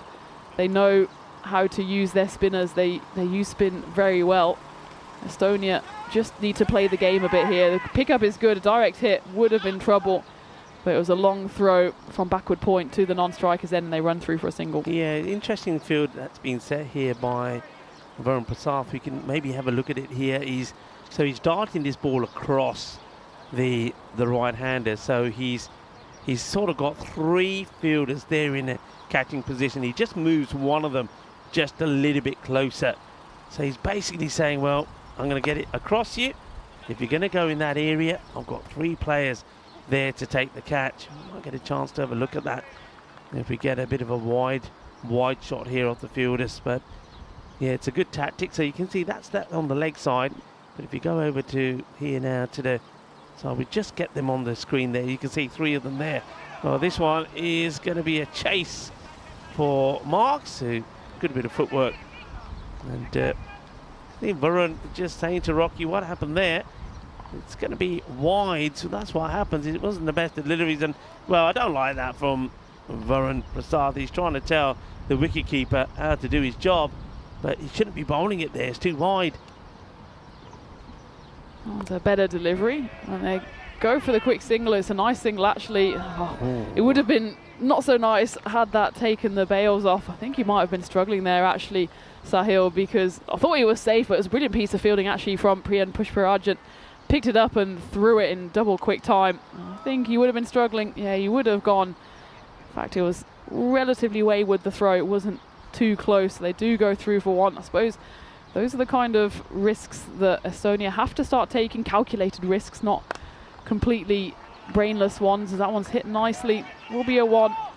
And this is what they've got to do, Estonia, even if they don't get a boundary. If they can get a minimum of a single, they've at least got 6 on the board, and you'll get those couple of wides, maybe even just lucky edges that go for 4. Any way you can scramble runs to try and stay in this run chase. 2 balls left of the 10th. Textbook forward defensive there. Well, Chauhan, he did get one which was a little bit short and wide from Varun, which he punished him for a big 6, but Varun is not giving him that width here. But they've got to try and get something off this ball, you know. And he can't. It's another dot. It's an over that this time goes for 7. Mainly thanks to the 3 wides there. So once again, as we get to the halfway point, we'll greet you in our commentary position. But the last 2 overs, again, Malta taking the pace of Varun coming on and Priyan, and Estonia, that rate just starting to climb. They've got to be careful of this. I think that the key is also the speed with which they're going through the overs. Yeah. That's always just a good way to put the pressure back on the batting side, because if you've got the pace bowlers on, you can kind of have a think at the top of the mark. They take a while to get there and really implement a plan for the over. But if you're playing one ball and the next minute the ball comes again, you're a bit scrambled. You don't have time to really implement whatever plan it is you have for the over. Okay, what do you think here now? They're having drinks. There's always the saying in cricket, once you have drinks, there's always a wicket that follows. Do you think they'll go back to one of the seamers straight away and say, right, let's see if we can pick up a wicket, maybe someone at Aldhouse, or maybe even go back to David Marks here?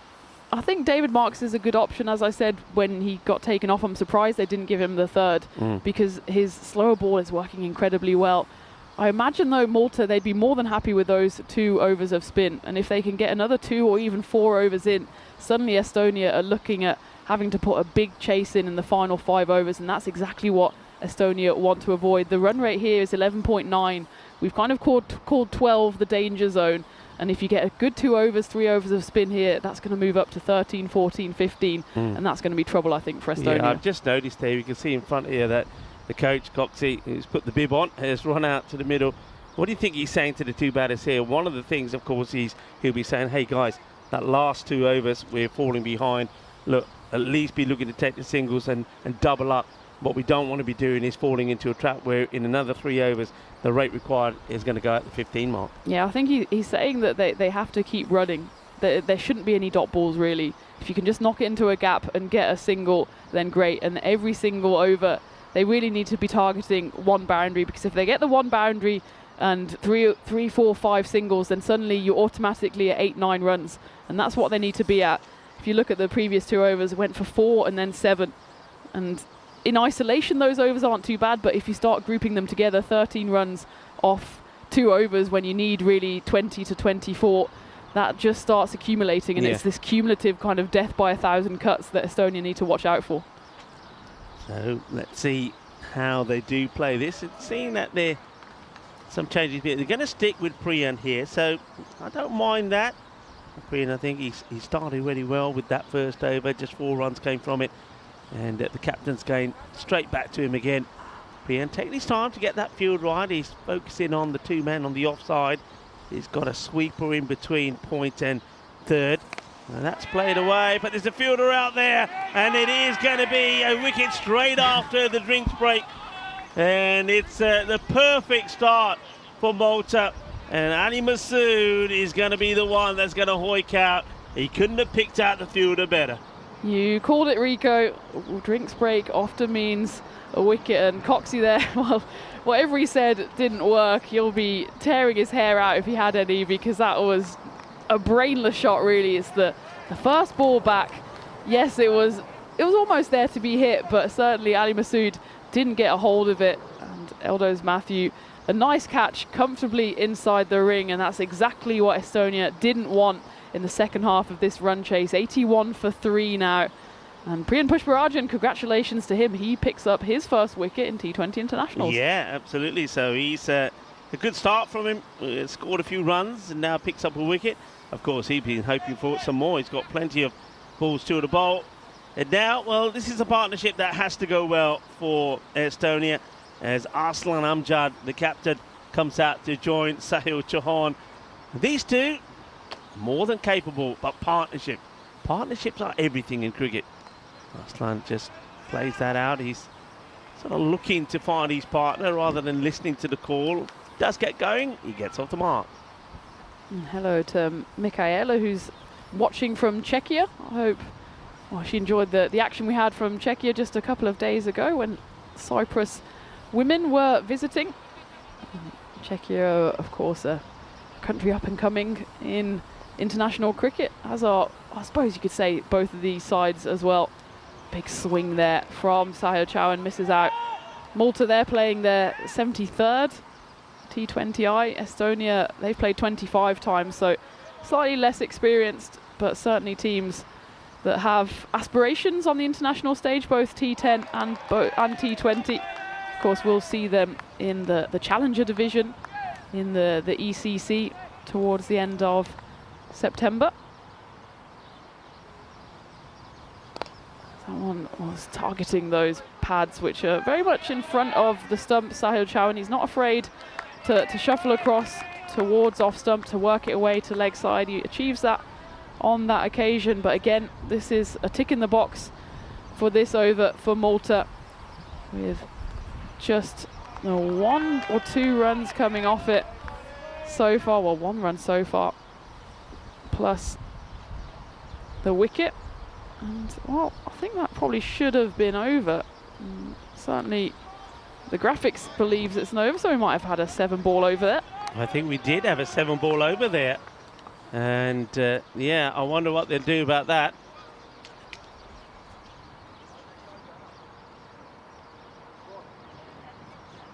So 7-ball over, and I don't think there was... I suppose no damage was done. But yeah, just something there where looks like the umpires and the scorers didn't communicate that so well. This is a look at what's happening here today. Of course, we're just going to see the men from Malta and Estonia in action. And Malta, of course, are the host here at this beautiful Marsa International Cricket Ground. Important first match. I think both teams would want to get the win, the first win under their belt. And it would just release a little bit of tension and the pressure going to the second match. But then the second match, of course, then puts a lot of pressure on the team that doesn't win the first, because if you don't win that one, then, well, I suppose you do come back here tomorrow. You're only coming back for a little bit of pride. You can't lose the first 2. And a nice start here will probably be a single. This is, looks like it's Jaswinder who gets the ball. Jaswinder, I like the look of him when we saw him the other day. So Jaswinder starts single off the first ball from that last over from Priyan. Once again, I think another cracking over. I think only the 2 runs, or was it the 3 that came off it? But he started with that all-important wicket. Yeah, Estonia have to kind of practice what they preach at some point, don't they? As there's a walk down the track there by the captain, but he misses out. They were saying all weekend, all through the ECIs, that T20s, that's when they're going to come good. And well, they don't have too long to try and deliver here, as they have the 3 T20Is, so 1 more than the women played, because they've got the 2 today and then the bonus 1 tomorrow. But as you said, Rico, they don't want to already be up against it with a loss here this morning. And if they are going to win on this occasion, they need to start picking up runs, because that run rate has gone up beyond 13. So it's just, I think because of that 7-ball over, the scorers just double checking, redoing their maths, so we'll get the scoreboard back as soon as possible. So we'll get that back as soon as we can. The 7-ball over is always a bit of a freak out moment, isn't it, for those involved. Luckily it didn't go for a run, so the worst is always when the 7th ball, something happens on it. Either there's a wicket or there's a boundary or something that requires some action. On this occasion it was a dot ball, so they're just making sure, I think because there was a wide in there, so either we maybe didn't catch the wide or the umpires just added a bonus ball. Either way, we'll make sure that's back up as quickly as possible. But certainly Estonia, they need to get some runs on the board as quickly as possible. They're already looking at needing more than 2 runs per ball. Yeah, at the moment they're just ticking along with singles. I think you're getting to a point, it won't be long now. I mean, I'm expecting a big swing here from Arslan, because he must be feeling the pressure. Here he goes, look, gives himself a little bit of room. He plays that away nicely, but for all that movement, all he's able to do is just get a single. So it's a very good over there from Jaswinder. Keeps it nice and tidy, single figures. Of course, we know that Estonia here need double figures. Partnerships are everything. Now these 2 can make it happen, and that leads me to my first question of the day. And I think we're going to start off with this one. So which opening pair were the first to score double centuries in the same innings of a test? There you go. I'll start with that one. I know that we've got some brain boxes out there that will probably come up with that answer pretty quickly, but I will reveal all maybe at some point after over number 15. So which opening pair were the first batters to score double centuries in the same innings of a test? Okay, so I'm going to leave that out there for you to have a think about. There's Mahbub. He's got the go faster stripes on his arms as well, Mahbub. He looks like a bumblebee. And we go back, of course, here to Priyan. Mahbub bowled a good couple of overs, but it's Priyan for now that will bowl. They do run for 2. It's a good call.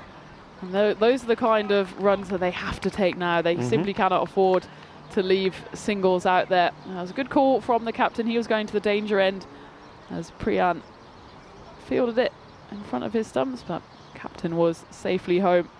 Be interesting if Mahbub, he does come back to bowl. That one's dug in and it deserved the treatment and got it. And take cover as that one hits the chair just to the right of, I think it's Jared there in the scorer's box. We're going to have to get this one. See if we can go super slow on this. I heard the sound that made cracking off the chair. Here we go. And it's not always us that in the firing line. Well, look at that. They got out the way. And look, Jared is taking evasive action. Well, where's Ravi and Paolo when you need them? Well, they're normally there to do all the saving. That's been flicked away. That could be a real tantalising chase. Is the Grizzly going to win the battle? Yeah, it does. It just wobbles over the boundary. Needed that. 6 and 4. Hungry for more. Maybe here's the batter. And yeah, nicely played. Once again, apologies about the graphics being missing at the moment. We'll get them back as soon as possible. But yeah, this is the over that SD really now, after those 4 quiet overs, need to come back strong. And it's Priyan Pushpachan that they're taking on. Sensibly played into the offside though on this occasion.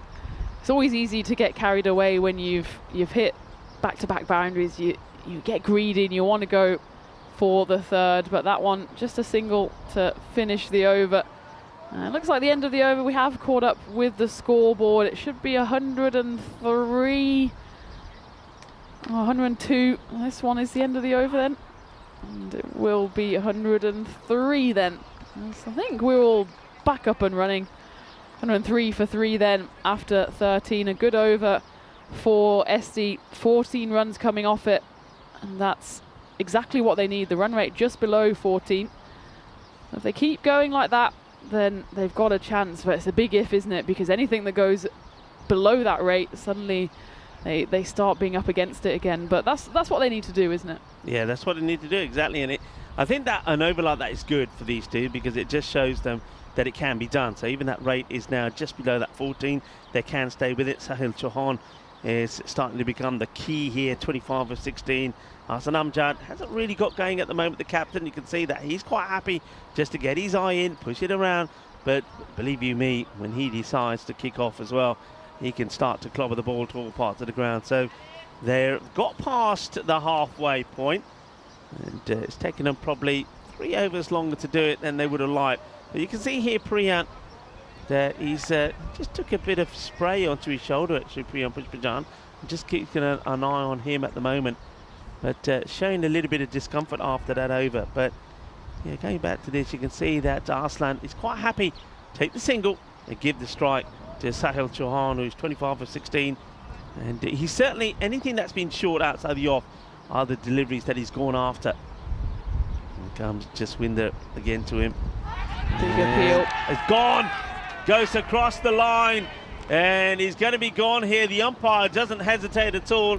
It's going to be very difficult for us to have a look at this from the angle. We've got the camera, and it's one of those where the conversation will be, was it going down the leg? Is it going to hit? I mean, let's take a look. Do we see him shuffle across? He does go across a little bit, but it's so difficult for us to tell from that angle. But you can see that the umpire has no doubt about it. It hits him pretty low on the roll as well. And Jaswinder picks up a very crucial wicket. I just said there that Sahil Chauhan just started to get going.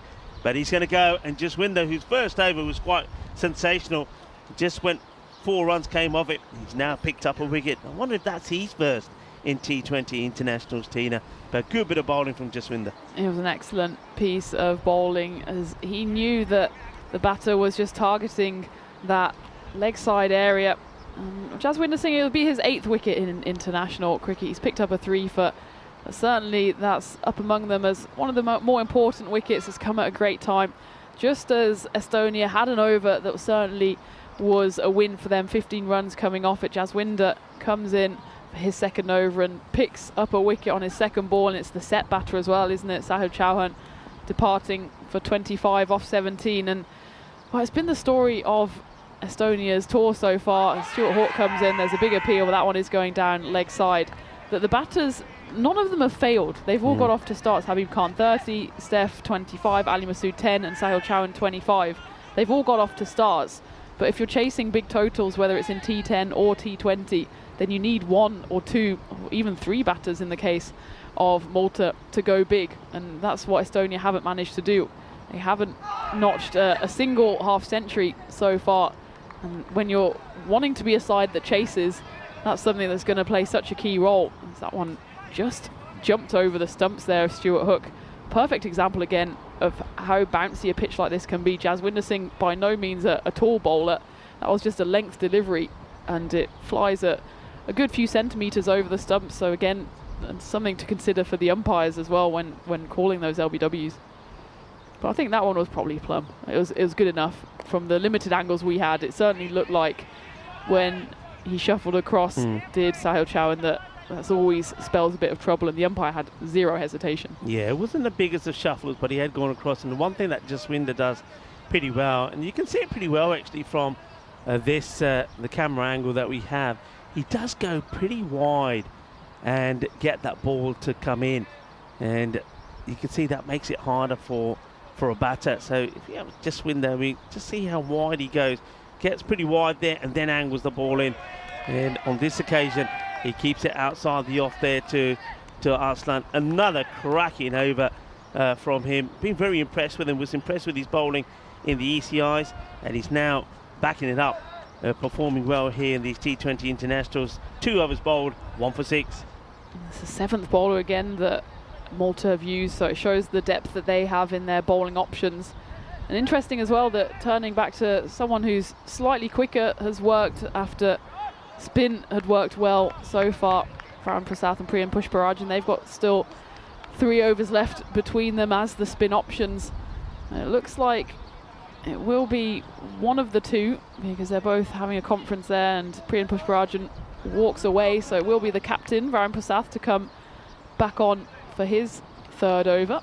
Yeah, Varun just wants to keep the pressure on here as the rate required keeps on climbing. It's just under the 16 here now. We said that Estonia wouldn't want it to get past that 15 mark, but with that wicket of Sahil going at the crucial time, Stuart Hawke, he does like to play a cut shot, and watches that one go wide ball to start off with here from Varun. But you can see he's got those 3 men in that catching position. He hasn't got a sweeper behind him, so he's back in on them being able to make the stop. There's the close fielder not allowing the single, so Malta definitely here, I think, going for the kill perhaps here, Tina. I think so. They've got Estonia almost exactly where they want them, as that one is cut away, and it will probably run away. It'll be a big chase, and well, I thought that was a field. I thought that was a substitute. I thought somebody came off the bench. So did I. And I was about to say we've got a bit of trouble on our hands, but it was David Marks coming from absolutely nowhere, left field, literally going off, and it looked like he came off the boundary. It was a great effort from him. It's just the fact that he came from where the dugouts were. But brilliant piece of fielding to cut off the boundary. They do run through for 2. They should get just the 1 on this occasion as Jaswinder comes off the boundary in front of us to cut that one off. But again, as soon as you dry up the boundaries, which Malta have done very well here, then you're in trouble. There's just been, since the 10th over, actually those back-to-back boundaries in the Priyan Pushparaj over are the only boundaries we've had, and we might have another one here as, oh, that's a brilliant piece of fielding. That's a left-hand scoop is significantly off the boundary, but I think he knew there that the bounce was going to be the killer, and he manages to hook it back. Look at that for almost a reverse slam dunk there. Yeah, Wasim Abbas, not too much has gone well for him today, but he does save a boundary for Malta there, and the captain will be happy about that. Yeah, so since the 10th over, just 2 boundaries in the 13th, and otherwise it's all been 1s and 2s. And that pretty much tells the story so far for Estonia. And also that Malta have bowled well and they've had their field placements right. They've, just like there, okay, they've had to run around for it, but they've stopped the boundaries and haven't allowed Estonia to get away with even winning more than just that 1 over, really, that 113th over that went for 15. Otherwise, since the turn of this innings, so after the 10th over, they've gone 3, 4, 2 and 7. It's not enough when you're chasing a big total like this. The run rate now over 17 for the first time. It's played straight to the fielder, and no run, so another over comes to an end. 112 then at the end of the 15th over. Got 4 wickets down. So my question was, which opening pair were the first to score double centuries in the same innings of a test? A few people have come in with some answers, and here it is on your screens there. So on this day in 1965, the partners which made that history, and they are, of course, it was Bill Lawry and Bob Simpson became the first opening pair to score double centuries in the same innings of a test, when they added 382, but it wasn't enough for victory because Simon Nurse made a double century of his own for the West Indies as the match drifted towards a draw. So thank you very much for those that took part in that, just for fun. Of course, that is a nice shot when they need a few of these, and Stuart Hook sends that big. That's a lovely shot. Shaba, kinna sona. Bolle, bolle, bolle, and that one might have done some damage. Good hit. Excellent hit to start the 16th over. It's Jaswinder Singh who's come back to bowl. He had a brilliant previous over, went for just the 2, while he's gone for 6 off the first delivery here. Stuart Hook, oh, he's been out there a while, hasn't done much than just a couple of singles here and there. It looks like he's done himself a bit of mischief with that lean onto the front leg, but that 6 came from nowhere, but they need a few more of those with that run rate basically at 17, so 82 runs needed in 29 deliveries. You'd say that's a tough ask in the T10 format, let alone T20. A misfire there as the umpire attempted the clothesline. Jaswinder says, let me, hey, Jaswinder, he always runs back to his mark as well, doesn't he, Jaswinder?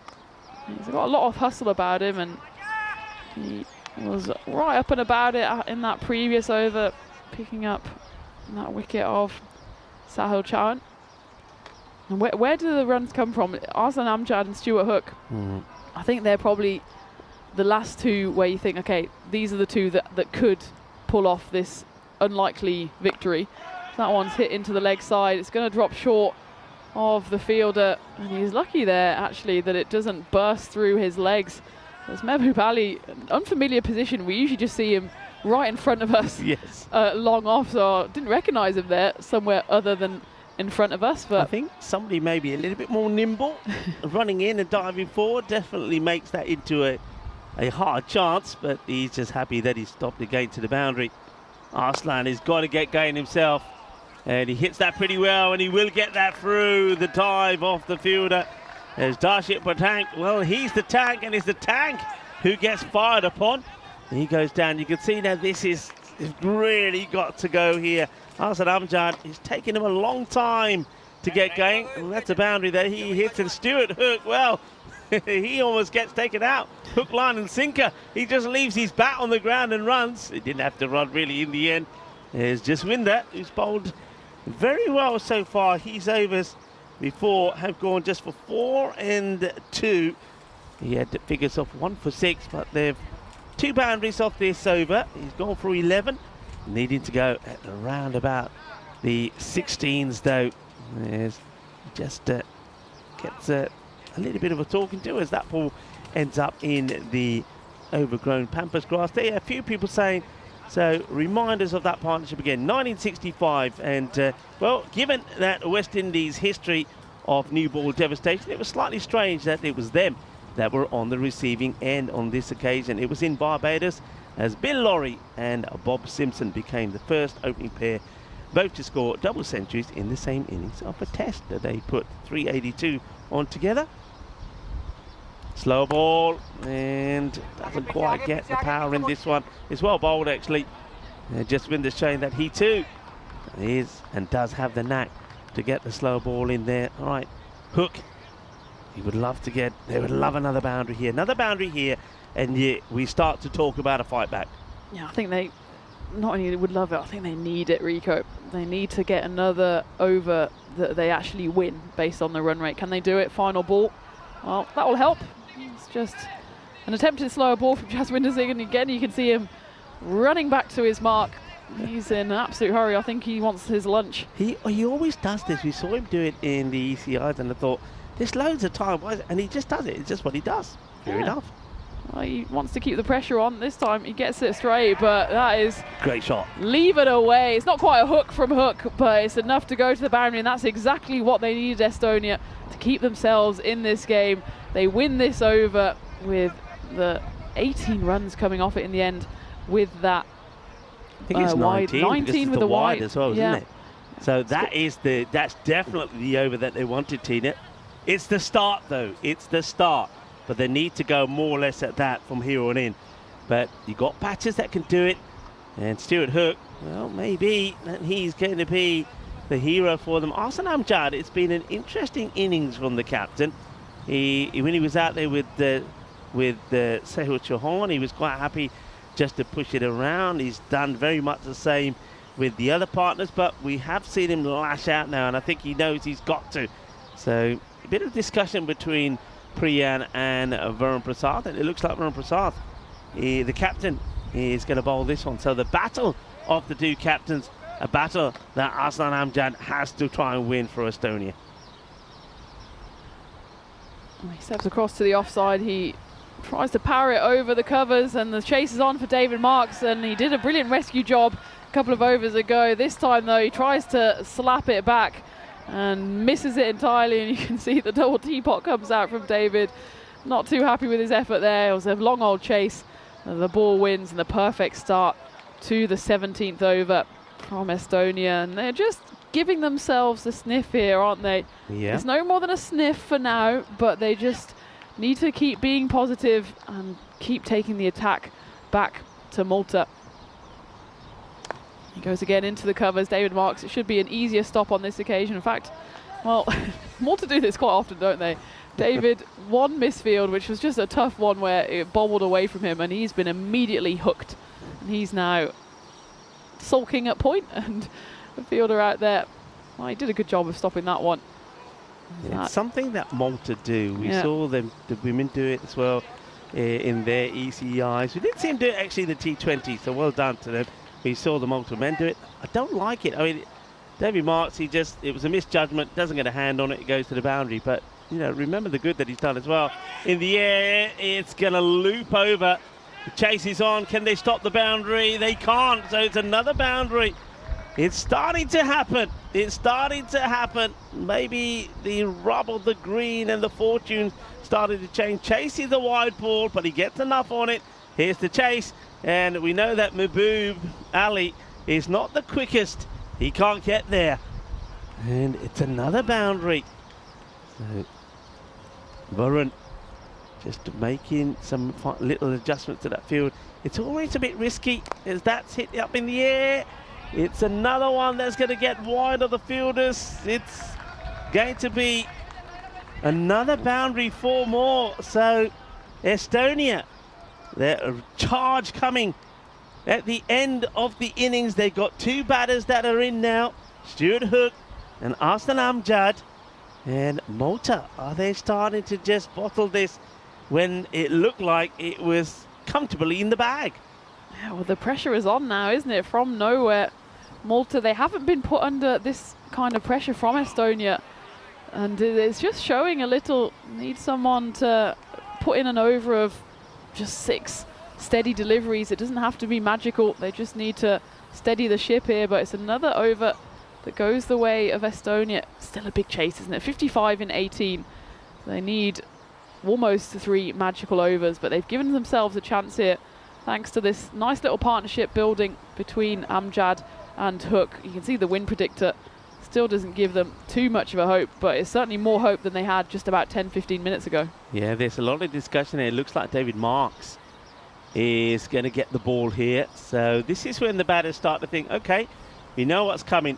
Heavy balls outside the off, 2 or 3, and then that watch out for the straight, slower delivery. Let's just have a look at comparison of the 2 Manhattans, and you can see there that too many single figure overs in the Estonian one, whereas we saw a healthy finish from Malta with just that last over blip where 3 came off. And how important could that last over be from Stefan Gooch, where they Malta lost the plot a little bit, swinging and missing and giving their wickets away.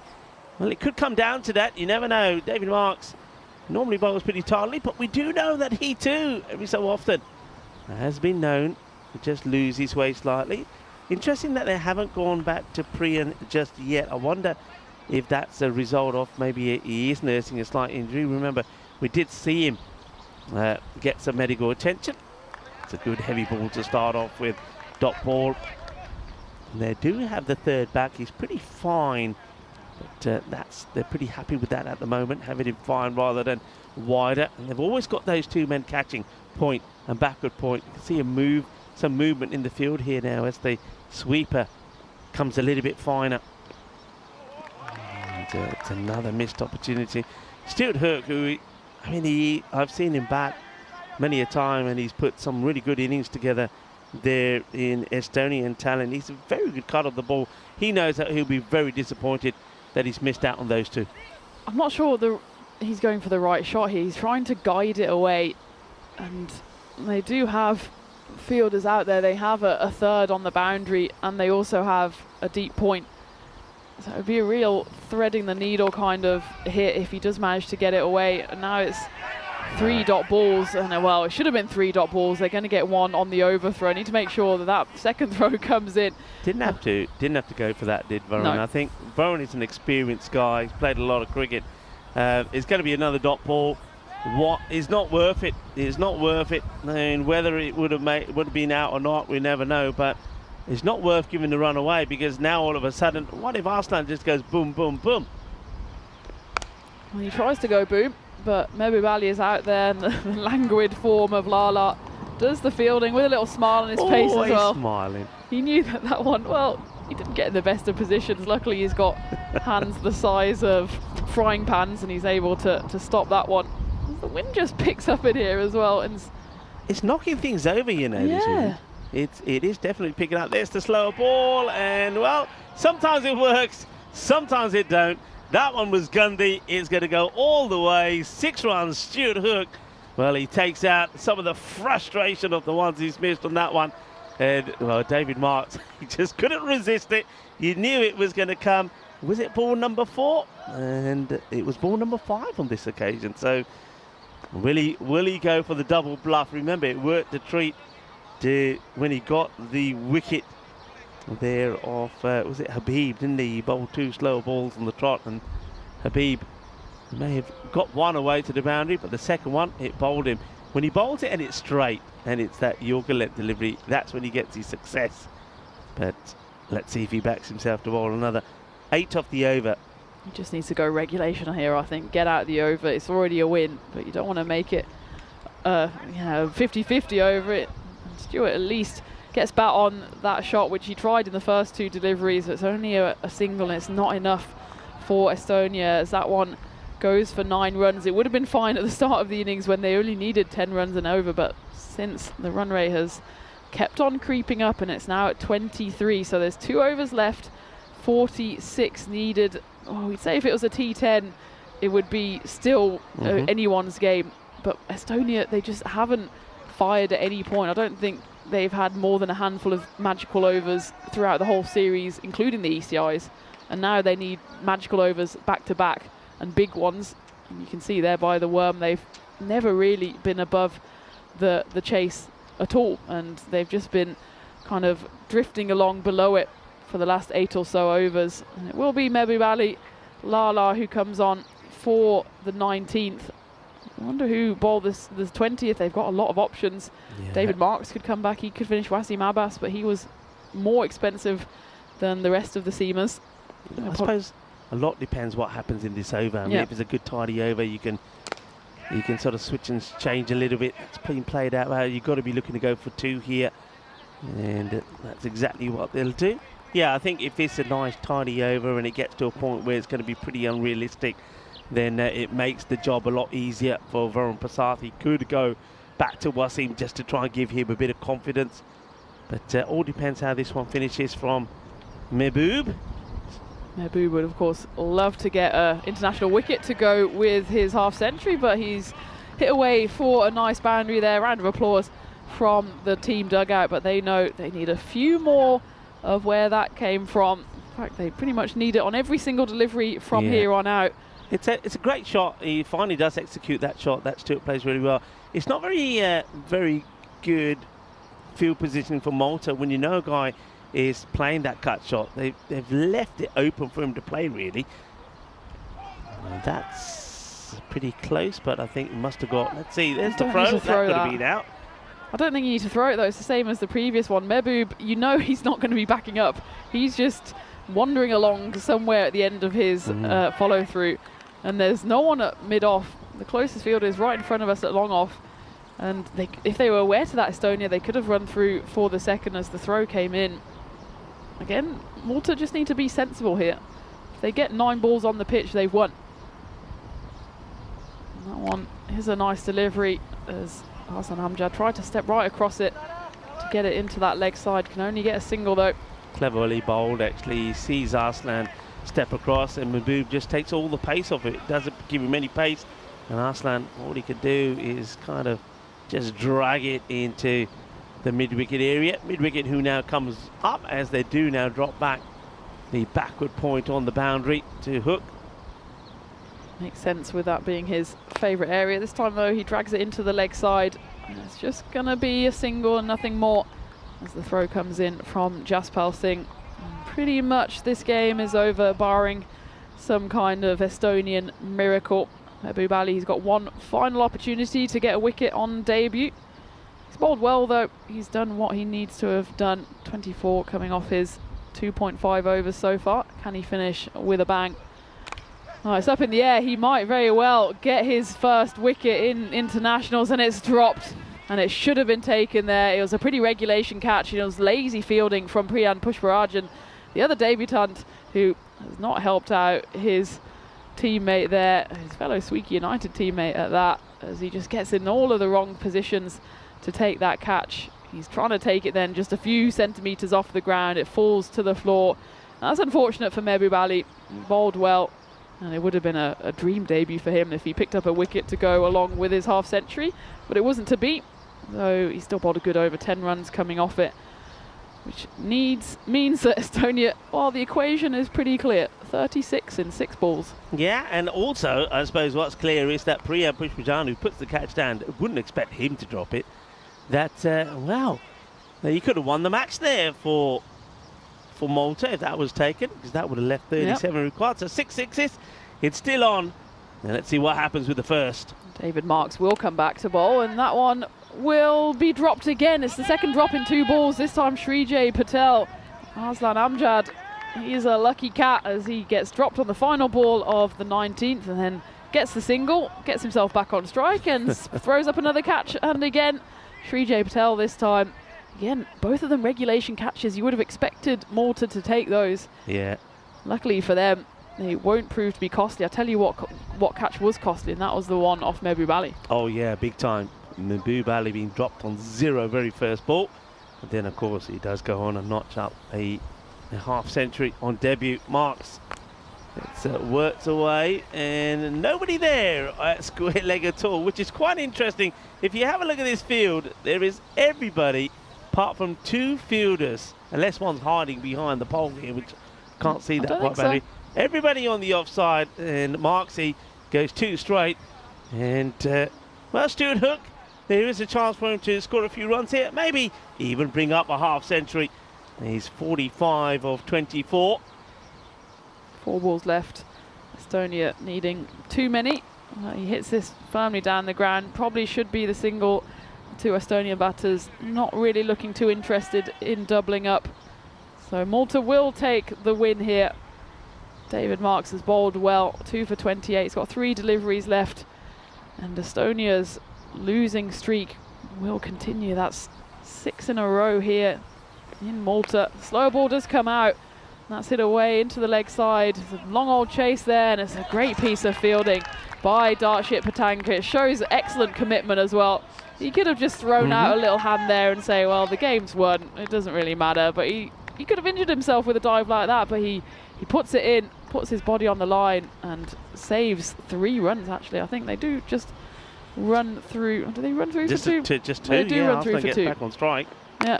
Oh, this one goes up in the end. Darshit, he might be able to go one better here. Takes the catch. He does safely. And well, it's the 3rd attempt, isn't it, in the last couple of overs to take the catch. And Darshit makes no mistake. And a nice reward for him as well. After he threw his body on the line in the previous delivery, that got Arslan Amjad back on strike. And then Arslan Amjad served him up a catch.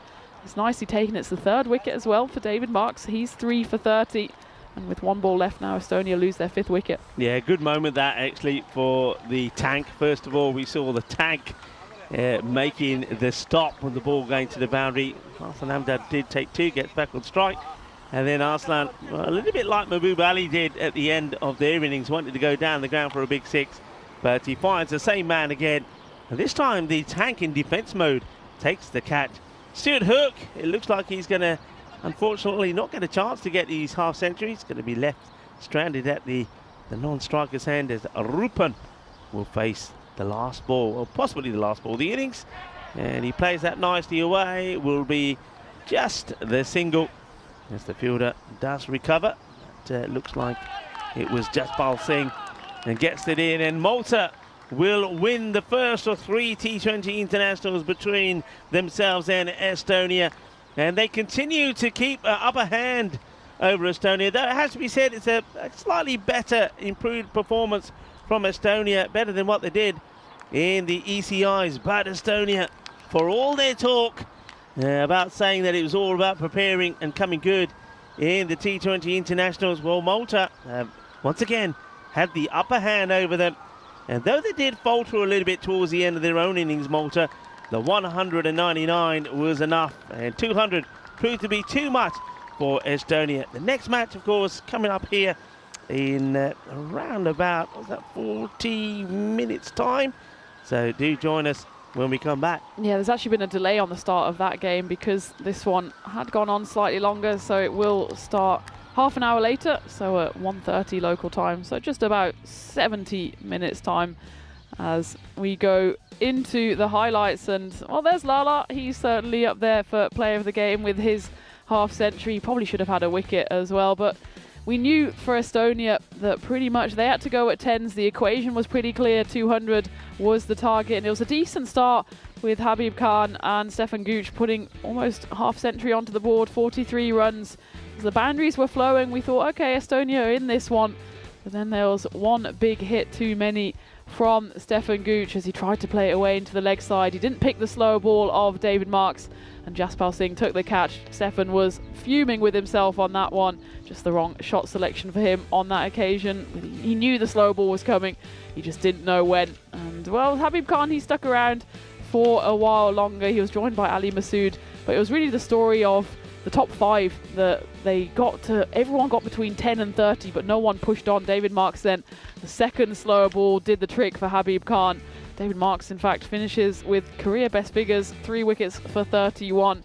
And now we just thought, okay, well, the wickets keep on tumbling. They need something, and Estonia just didn't have that 1 or 2 batters to get through into a partnership. No, they didn't. I mean, Sahil Chauhan, they had built some little partnerships behind him. We know that he was going to be very key, and that was the one that saw the end of him going across the line. We saw him just shuffle across.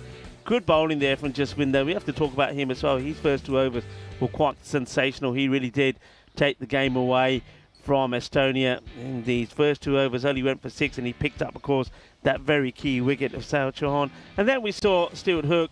He put a good partnership in there. Well, this time Hook, well, he almost had his block knocked off by his partner Arslan, and that was Arslan's first boundary. But Arslan, he just never really, I mean, you saw he came in there at number 5. He makes 24 off 24, and that's not the rate that Arslan Amjad bats at. He's normally, he's normally quite easily scoring 2 a ball, no problem.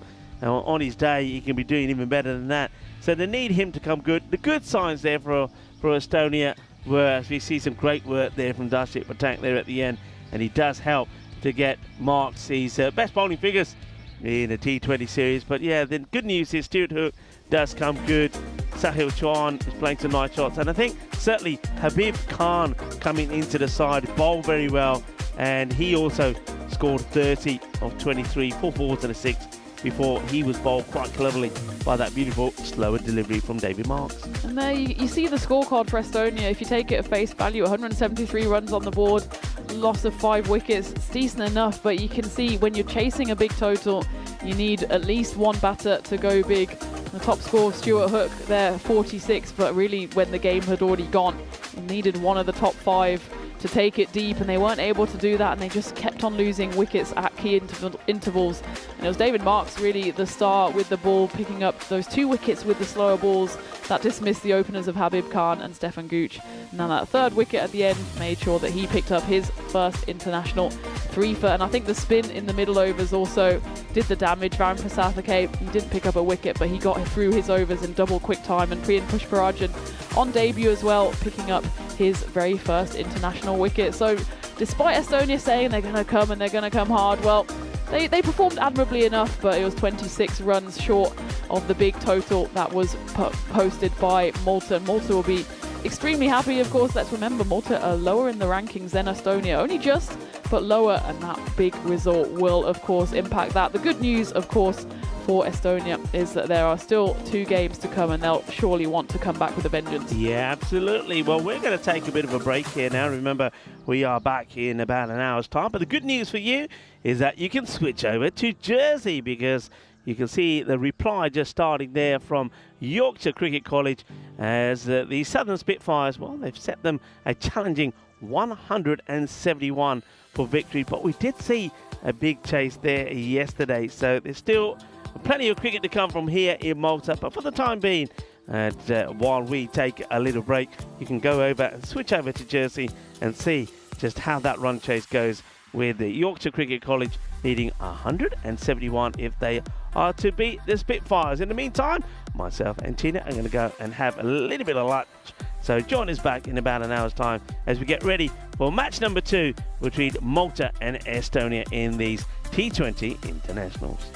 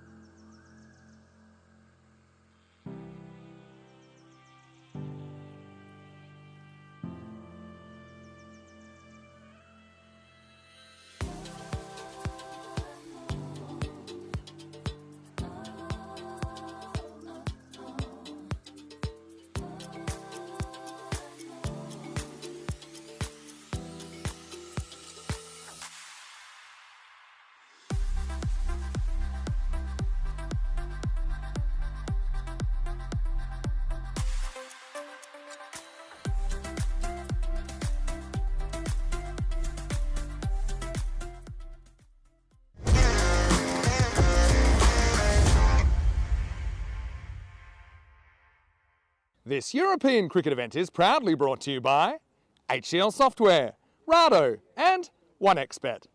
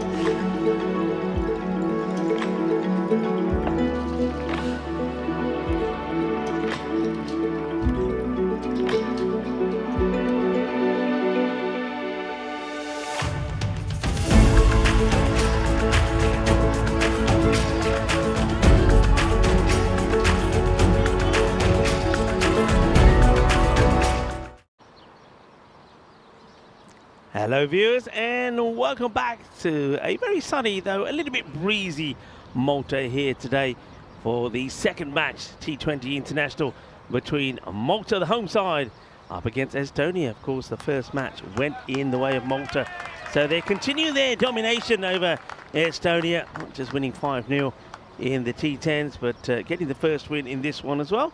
I can tell you that the news from the middle is that once again Estonia, they're winning the toss, but you know Arslan, he told us before he wants to have a field, and that's exactly what they're going to do. Let's have a quick look at the two teams there. It is Hassan coming in there for Estonia, but no changes there for Malta.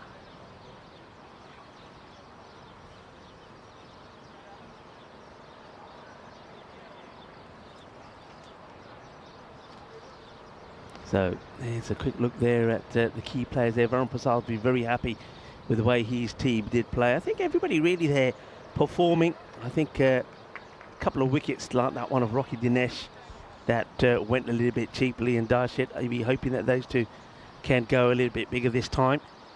And we come together here on International No Diet Day, which of course is a big day for us all. That means we don't have to worry about what we're eating, and maybe that's why I'm here and Tina's not here. She's still tucking into her lunch. Go for it, girl. Get in there. That's what I say. And then afterwards, later tonight, of course, it's time to drink a little bit of Sauvignon Blanc, because it is World Sauvignon Blanc Day as well.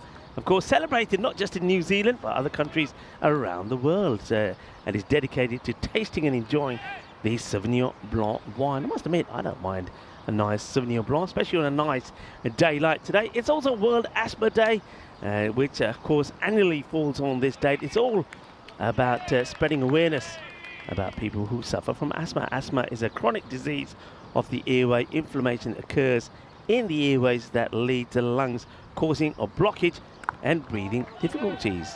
As we see the first ball being bowled there, no run. And just some of the days that are being celebrated today, of course. It's also the day back in 2023 that Charles and Camilla were crowned King and Queen. Here comes Stefan Gooch again.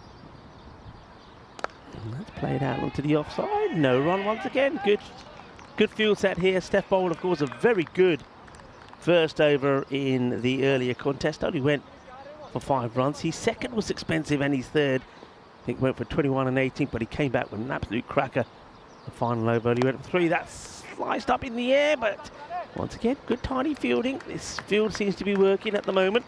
It's got the wide third inside the circle point, short cover with a fielder that's sweeping on the offside. That's the one fielder out. The second fielder out is straight down the ground, where the captain Arslan Amjad is there in case the batters do trying to go straight down the ground. It's interesting though with Arslan, it's the second time that I've mentioned this about him, though he is straight down the ground. He's sort of in between the 30-yard circle and the boundary. It's almost like he doesn't feel that the ball is going to be hit over his head. It's going to be a little bit too wide there from Stefan. So Malta, they are sticking with Darshit and Rocky as the openers.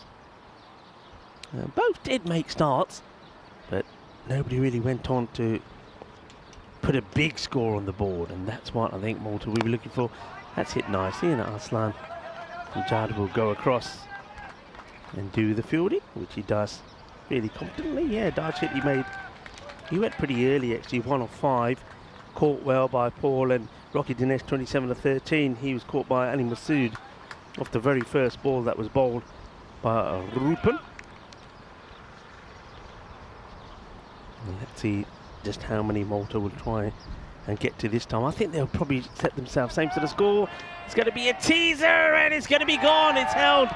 Zahil Chauhan holds on to the catch, and it's going to be another soft dismissal for Darshit as he goes for the shot over the ground. You can see disappointment from him. He's very, very disappointed once again not to get more runs on the board. He goes cheaply. He goes for the 3 or 5 deliveries. Good catch there taken by Sahil, and Stefan Cooch picks up a wicket this time in his first over, and 5 for 1 at the end of the first. It just didn't get that right. It held up in the air a little bit as well with the wind that's blowing around, and a good catch taken on the run by Sahil, and a good first over again for Cooch. Well, I said he's only went for 5 in his first in the last match. Well, it's 5 again this time, but he picks up a wicket, and Darshit Padang is going to be disappointed that it's 2 failures for him at the top of the order. And thing is, with the amount of batting that Malta have and the amount of batters that really would like to have that top spot, he's going to be a little bit concerned that he hasn't been able to go all the way. I want to welcome back everybody in the chat. Julian Dawson is saying hello to everyone. Hello to you as well. And Thomas Martinez and John Hisham are joining in the chat as well. And of course, all talking about a good glass of Sauvignon Blanc. And certainly we're going to have a bit of a team dinner tonight. I know that that everybody will be departing tomorrow at different times, some early, some late. So it's a good opportunity. And also because it's a later start tomorrow, remember that, here in Malta. So we'll have a morning and have an extra few hours in bed, so we can have a late night today. So makes sense that we will go out for a bit of a team dinner, and I think the Sauvignon Blanc could be on the menu.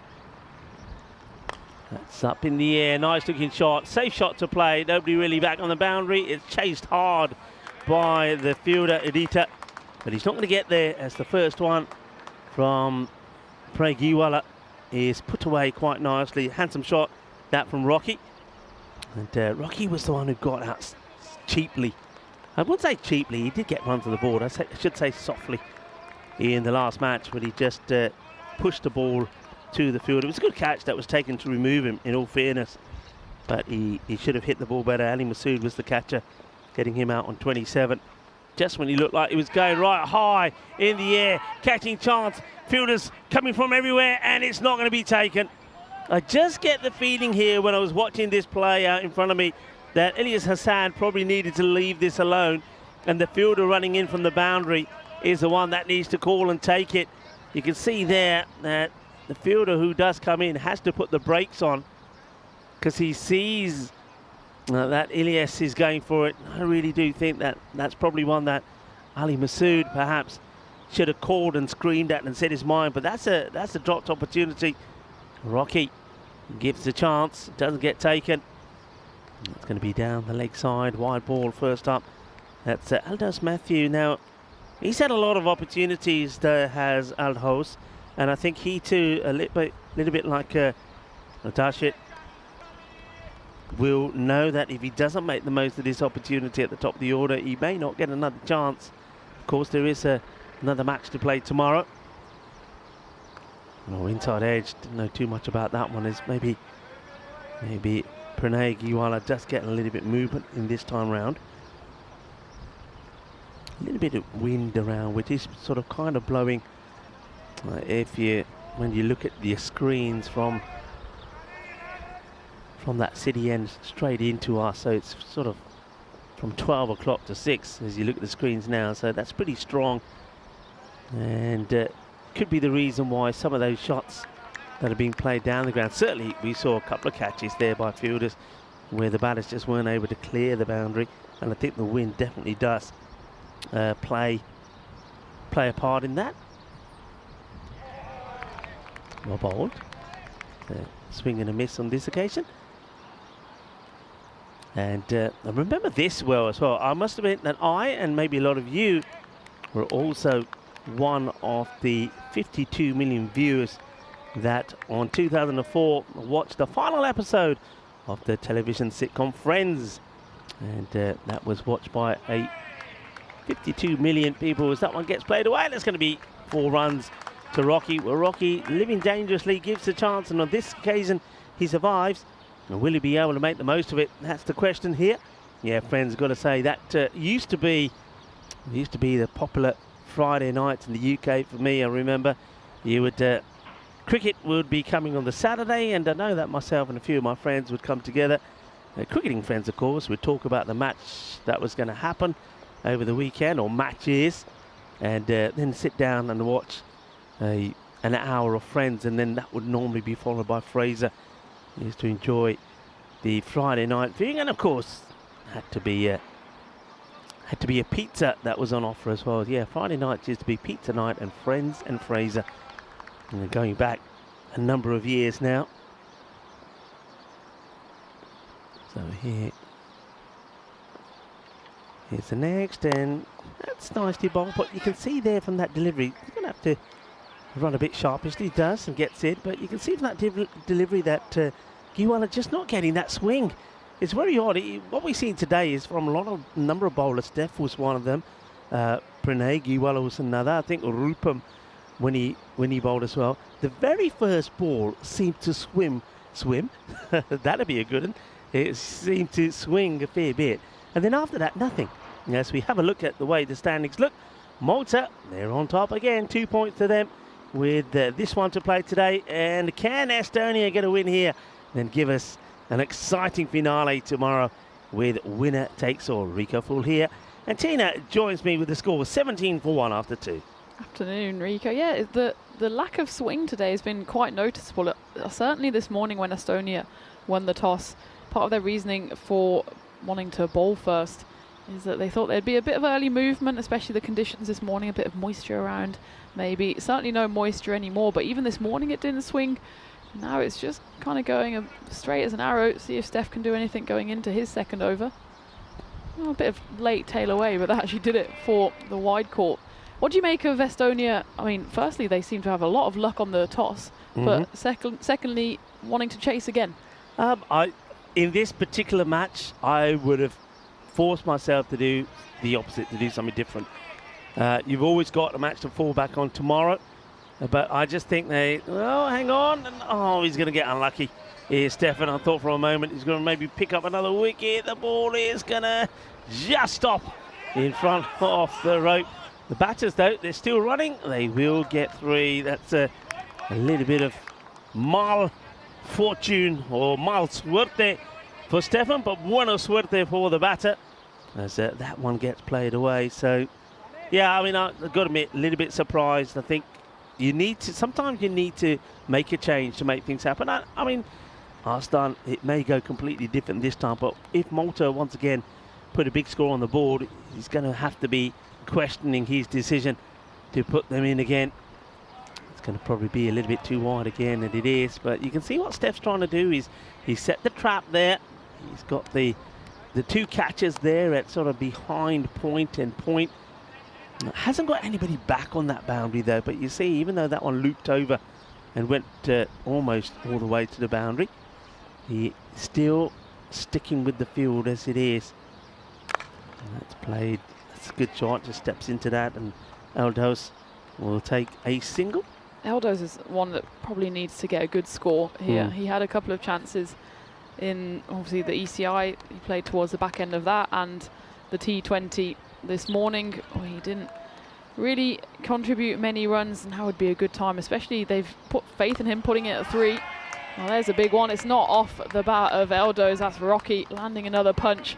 His trademark hit across the line. Not even much width on offer there, but enough for him to just shuffle across, hit that one over leg side for a Maximo. And that's the issue when you're a bowler that normally does rely on a fair bit of swing and it ain't happening. Then batters can just say, you know what, I'm just going to plant my foot here and hit through the ball because it's not moving around. So Stefan just having a chat here with Arslan now. I wonder if he's thinking about giving himself some protection on the leg side. I think it might be. Yeah, so he's going to, looks like they're going to push one back. Now I wonder, yeah, that means that Arslan now comes into the circle. So Rocky, he might fancy coming down the track and hitting straight. Let's see. It all depends on what Steph delivers him.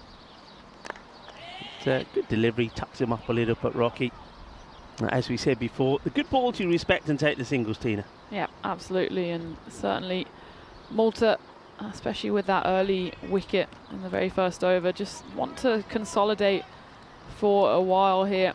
You can see how upset and disappointed Darshit Patanka was as well, getting out in that manner. It's always, I think, the most frustrating when you get out on the final ball of an over.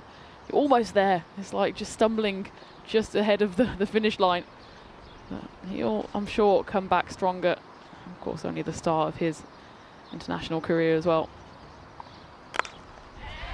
Aldos firmly pushes on that one. Might be thinking about 2. I think they will get there because Arslan has a lot of ground to cover, going from a pretty straight, sort of long off position to go across to get there. It's one more to come in the over. This from Gooch. 15 off it so far. 15 becomes 16. And bowling once again to Aldos, who would love to get a few runs. Well, he did a risky shot here, and it tries to whip this over that field on the leg side. He's gonna get a single. Well, Steph's not gonna get his wicket this time, not yet anyway. As that's just gonna be another single. So 17 comes off that over, and 33 for 1 at the end of the third over. So once again, Malta, they're looking to stay at this 10 runs per over mark. They'll be more than happy with that if they get 200 again on the board, but they also know if they get a big partnership early on, then they've got plenty of batters to come in and really thump it around towards the end and maybe even push on that 230 kind of score. Yeah, I think they'll probably take that game this morning as a bit of a template. Obviously, they lost a few too many wickets early on. They found themselves at 30 for 3, but then there was that one big partnership between Priyan Pushparaj and Varun Prasad that lifted the score up to 113, and then it allowed Mahbub Ali to come in relatively late in the piece, and he could then play with a bit of freedom, and that's what they want to do here, but without losing those early wickets, and they've more or less avoided that so far. They're 33 for 1 at this point. In the previous game they'd already lost 3. It's played away nicely. Should be, well, the Grizzly is going to be eventually stopped a little bit. Oh, they nearly headbutted each other picking that ball up, and that would not have been funny, but it certainly would have made the highlights. A couple of runs taken there. We saw that the Spitfires were too strong for the Yorkshire Cricket College early on. 172-73, a win by 97 runs. Currently on play there, it's the Eastern Royals taking on the Spitfires again, and the Spitfires, they're going well once again. 65 for 1 in. They're just into the 4th over there. They are mullering it. Yeah, double action at the moment, isn't it? Of course, we've got the night series again this evening. So all action here. We'll have a bit of a quieter day, I'm sure, here tomorrow with just the one T20, as you mentioned as well. Got the crew dinner tonight. That should be a nice one. And then, well, I'm glad some of you have a line tomorrow. I think I've got a 4:45 taxi. Oof. It's going to be sort of, I don't know how you describe that shot. It wasn't the wasn't muscled quite to the boundary, kind of sort of dragged as he drags this ball behind square. It's going to be 4 more. Giwala, just, I mean, they're gone. This time it's been a little bit more orthodox in what Arslan has done with the way he's used his bowlers. He's not chopping and changing so much. Staff's had 2. Giwala will get 2. Let's see if Giwala can reward him with a wicket. Yeah, and he can. Straight through. Rocky Dinesh doesn't play a good shot here at all. And he's going to lose his wicket, this Rocky, and he knows that it's not a good shot. Remember, he was out a little bit cheaply, playing a loose shot in the first match, and he's done the same here. Gets himself into the 20s, then he just can't stop himself going for this one. I don't think the ball does too much. We'll have a look at it here. And not really. He just goes a little bit wider, angles it in. Rocky plays all the way around it. Not the right shot to play there. It needed to go straight. Rocky, he was eyeing up that leg side boundary. Look, only watches. His stumps were dismantled. It was good bowling from Pranay. Just full and straight, trying to tempt Rocky into the misfire. That's exactly what happened. Telling his teammates there, yeah, probably should have played that one straight. Yeah, I think he should have played it straight. So another wicket there for Estonia. They've been here before, haven't they? The same sort of score, but then came a good partnership. Prem Pushpajan, he'll be once again very keen to impress. He was a little bit disappointed the way he got himself out in that last match. Remember, he flicked one off the pads straight into the hands of Rupam off the bowling of the captain Arslan, but he comes out here now at number 4. But do you call that the commentator's kiss then? Because I just said they could do with a wicket. Can Giwala deliver? And he does. So I'm going to say, he always saying that we're cursing the players. We can give them a commentator's kiss as well, Giwala. Just wide of him this time as Priyan quite happy just to push this away and get a single. And that's Matthew, and that's kind of the way he's played at the moment. We haven't really seen a shot in anger from him. He's looking to just get himself in before he does any of those big hitting. But the way he bats here, Tina, more on it after this delivery. And, well, forget it. That's an absolute corker. This one really does come in a long way. I mean, look at the way, yeah, it does a little bit of this. Well, Pranay Giwala, mere ख्याल में थोड़ी सी गील आई होनी है ball नु देखो ball कितना move हुई. Look at Steph. Steph is saying he did a bit of that. It was a cracking delivery. Look where this ball is pitching, and look how much it does to come in. I mean, this angle will do it, not too much justice. But if you look at it from the other side again, watch this ball come in. That is a top seed. That's one of the best deliveries, I think, of this series so far. Just as we were saying, there's not much movement out there for the bowlers. Pranay finds some in-dip from somewhere, and it's a brilliant dismissal to dismiss. Well, Elders Matthew, he's not been in the best of form, but I think that would have got a lot of very, very good batters out, as he has to go for a 7-ball 8. That's a good double blow, isn't it, for Estonia. 2 wickets there at the end of Pranay's second over. It's the 4th over down. There's another wicket to fall on the final ball as well. As Malta, well, after 4, we were saying at the start of this over, I said they've gone better than the previous game because they hadn't lost the 3 wickets. Now they have lost the 3 wickets. 41 for 3. They were 30 for 3 in that first game. Yeah, and one thing that Arslan will take note of here is that sometimes stick with your bowlers, leave them on, let them go. We talked a lot about this yesterday, remember, about Anupama, and we're saying, why did a bowler one and then keep her off? Bowlers like the chance in this format to bowl 2, 3, maybe all 4 of their overs in a spin, because once you're in a rhythm, you stay in the rhythm. Now, I think Giwala certainly is in the rhythm. That one's a little bit high first up from Hassan, but looks like the umpires are happy with it. But yeah, let him carry on. Now, I think Giwala has to bowl the next over again. He's getting that ball to swing around, which other bowlers haven't managed to do. But yeah, it's Arslan, you know, he chopped and changed his bowlers a lot in the last match, but this time round, I think it'd be a good idea for him to just leave Giwala on. I know Steph's been changed at this end. Hassan with the ball. Bowling to Varun, who just plays that out. And Varun again here now, he knows he has to play the game of patience, both of these batters. We said this when they were in a similar position in the last match, that they needed a partnership, and we got a partnership. And now they need another partnership here to Pushpajan and Prasath. It's the left-hand, right-hand combination again, which could prove to be so vital for Malta. Hassan, of course, into the team. It's good to see him have a bowl. I like that Estonia, rather than immediately chopping and changing, also let both of their openers have 2 overs. So Steffi had 2 overs this morning, but Pranay, he only had the 1 and then was switched out. And I just felt that the Estonia bowlers, because of all the changes, didn't quite get that rhythm. It's flicked away nicely though. Should be cut off sooner rather than later, and the work done by Habib Khan. It'll be interesting as well to see when he's deployed. Yeah, I like this at the moment. You've got some good strike bowlers. Gucci, Giwala, using Hassan here. They might even go to Ali Masood to bowl. And then you can use the spin a little bit later. And I think that's good. I think also with Hasib, when he comes on the bowl, I think you bowl him 4.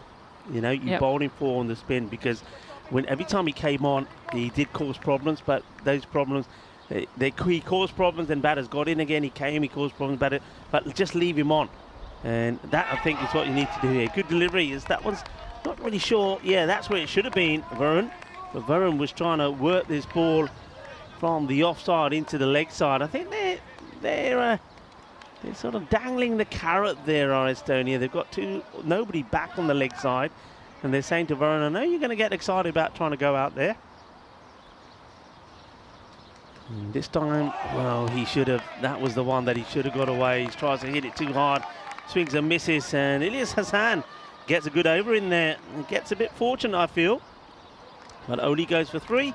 And at the 5 over mark, 44 for 3. And this is where I think we were saying that if you were to break the innings down into 4 quarters, then after 5 you'd want to be around the 50.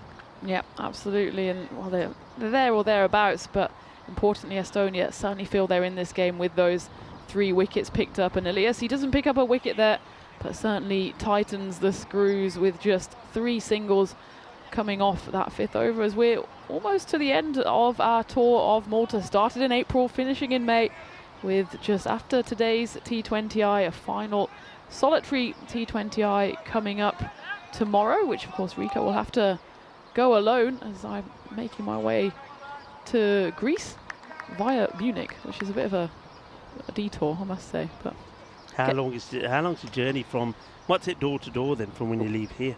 I think it's about 8 hours, 9 hours. It could be worse.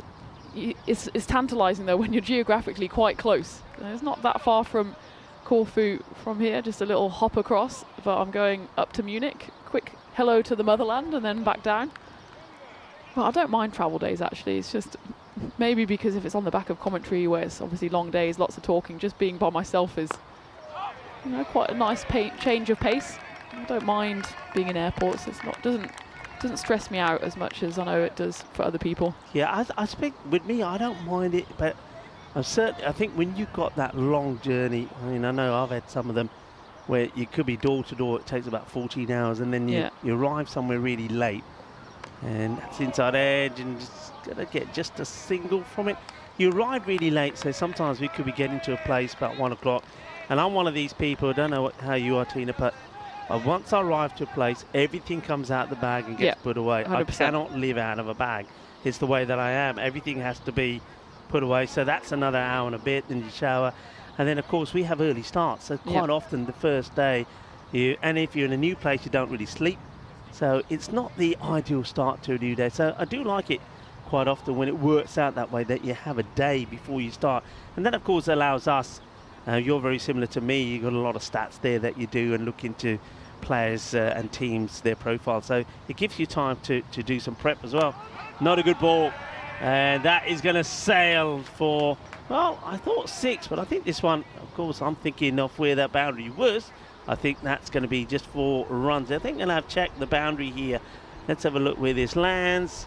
I think probably just inside. Yeah, there you go, just inside. It would have been a big 6 if we were playing the ECN format when the boundary is 50 metres, but with that boundary pushed out there, 1 bounce 4, but not a good delivery, that one from Giwala to the left-hander. I'll tell you what, Paolo must have been listening to us on the commentary, because he just sent through the departure times, and sorry to break it to you, Rico, you're also leaving at 4:45 in the morning. Paolo, he's onto something here, because we're all leaving 3:30, 4:45, he's leaving 12:30 in the afternoon. Nah, he's got that wrong, he's got mine wrong. He's got mine wrong, because, and they're going to double back here. He's checked this with me before. I've sent him the right ones. That's going to be 3 runs, 3 wides. I was on that flight on the Thursday morning, right? Yeah. And I said to Chris, ain't happening, buddy. There's another flight that's a little bit later, which means I can have at least a bit of a sleep. So I'll have to update Paolo on mine. I think Ravi's on that one. There's a fielder out there and gone. Big moment, huge moment. Varun Prasad will go for just 5, and that could change everything. Pranay Giwala does get it right. Varun goes for the big shot outside the off, and with those boundaries pushed back, no 6 this time. That is out. The catch is held, and that is the wicket, I think, that Estonia were really looking for. Look at them inside their dugout there, getting up on their feet to applaud, and the big danger man, Varun Prasad, makes his way back, and Jaspal Singh is coming in next. So they're not going with Mahbub Ali just yet. The old bat swap there as well, as Varun Prasad now has to walk off with Jaspal Singh's bat. He has to drag himself off as well. He knows that was maybe a bit of an unnecessary shot. It wasn't the commentator's curse, it was Thomas Martinez's curse though, because he put Priyan and Varun calmly settling in. This is the right approach. Well, Thomas, you have in fact jinxed them, as that was just an unnecessary swipe in anger there from Varun Prasad. He hadn't got a boundary early on in his first few deliveries. Maybe just looking for that release shot, wasn't able to get it, and there was a nice catch there on the boundary. There's always pressure when you're in front of the spectators or the scorers there, and Habib Khan, he takes it nicely. 4th wicket to fall for Malta. Yeah, it's almost like every so often, what I'm seeing with Malta's batting, and I think I saw a bit of that in the first innings, every so often they go from playing this T20 format, yeah, we push, to all of a sudden the brain changes back to when they were playing the T10 format, and Varun saying, yeah, hits that, and then after he hits it, thinks, uh-oh, different format, longer boundaries, I'm in trouble, and out he gets. And I think all the batters have probably done that. So Jaspal coming out before Mahbub, also before the likes of somebody like Shujay Patel. So he gets an opportunity ahead of Mahbub. Let's see how he goes. I think Mahbub not coming in yet because they feel that they're rather having towards the end of the innings, but let's see if that works out for them. Just struggling to get any kind of partnership going here at the moment, Malta. So Estonia for now, having put in the home side, are probably doing the better. Just have a look at the percentages. Malta's only just ahead now, 58% to 42. That probably changes for the better now after that ball in favour of Esti. There you go, 43% to 57. Giwala has bowled brilliantly. And he gets another one that beats the batter outside the off. And this is what I mean. So when a bowler is bowling well, keep them on. And I'm bowling him. He's like, I'm bowling him out. I am bowling him out. I'm not even thinking twice about it. 9 of that one. He picks up another wicket. 3 for 29 of his 3 overs so far. Yes, a great 3 from him. Certainly, there wouldn't be much of an argument for just keeping him back for 1 at the end of the innings. He's firing in. He's fired up. He's got 3 wickets. And why not just give him his 4th? Worst that can happen, okay, he goes for a few runs, but then you've got through a few overs as well. And they're just using the 3 so far. Looks like this will be Elias Hassan continuing then. So a vastly different approach actually from Estonia from that first game, where they chopped and changed. I think they used 6 different bowlers in the first 7 overs. And here they're going top heavy, and it's worked for them so far. Can they pick up a 5th wicket? And it's an interesting one with Mahbub Ali, isn't it? Because clearly he's a big wicket, and Malta almost want to hide him until he can come out with freedom to play. He's clearly an excellent T10 batter, and they almost want to keep him as a T10 batter and put him in the 10th, 11th, 12th over. At the moment, another wicket, and you might be looking at coming in the 7th or 8th. Yeah, it'd be interesting how they work that. If there's another wicket, you could go with Shujay Patel. I'm sure he'll come in before Wasim Abbas, and it won't be as it was listed as we just saw. But yeah, I think Shujay Patel, I think he probably more of a correct batter, could stay there and you know, not be taking those risks. Whereas I think Mahbub, if he goes out there, as we've seen already, he just plays one way, and that is to play his shots regardless of what the team situation is. So Estonia on top here, even though Malta, according to the win predictor, still 57-43. I think Estonia have the upper hand, and another 2 wickets here from them, and I think they really could then be in a great chance to pick up a victory. So vital few overs coming up here. I think 5 overs. If these 2 can bat 5 overs together, get a partnership going, I think Estonia probably just stay on the back foot, but they can get another wicket here. then I think they go on top. That's well bowled, well played as well, just a single. And what I like about Estonia's bowling here so far is they've made the batters play, and they've beaten them plenty of times, but they're making them play. They're not trying to hide the ball, and they still have, of course, the Habib Khan to bowl his 4 overs of spin. And there's Coxie there looking on. Well, he's looking stronger together, isn't he? He's standing there. It's like he's on a podium. He's not even standing on a podium. He's just that tall, Rico. Here comes the next.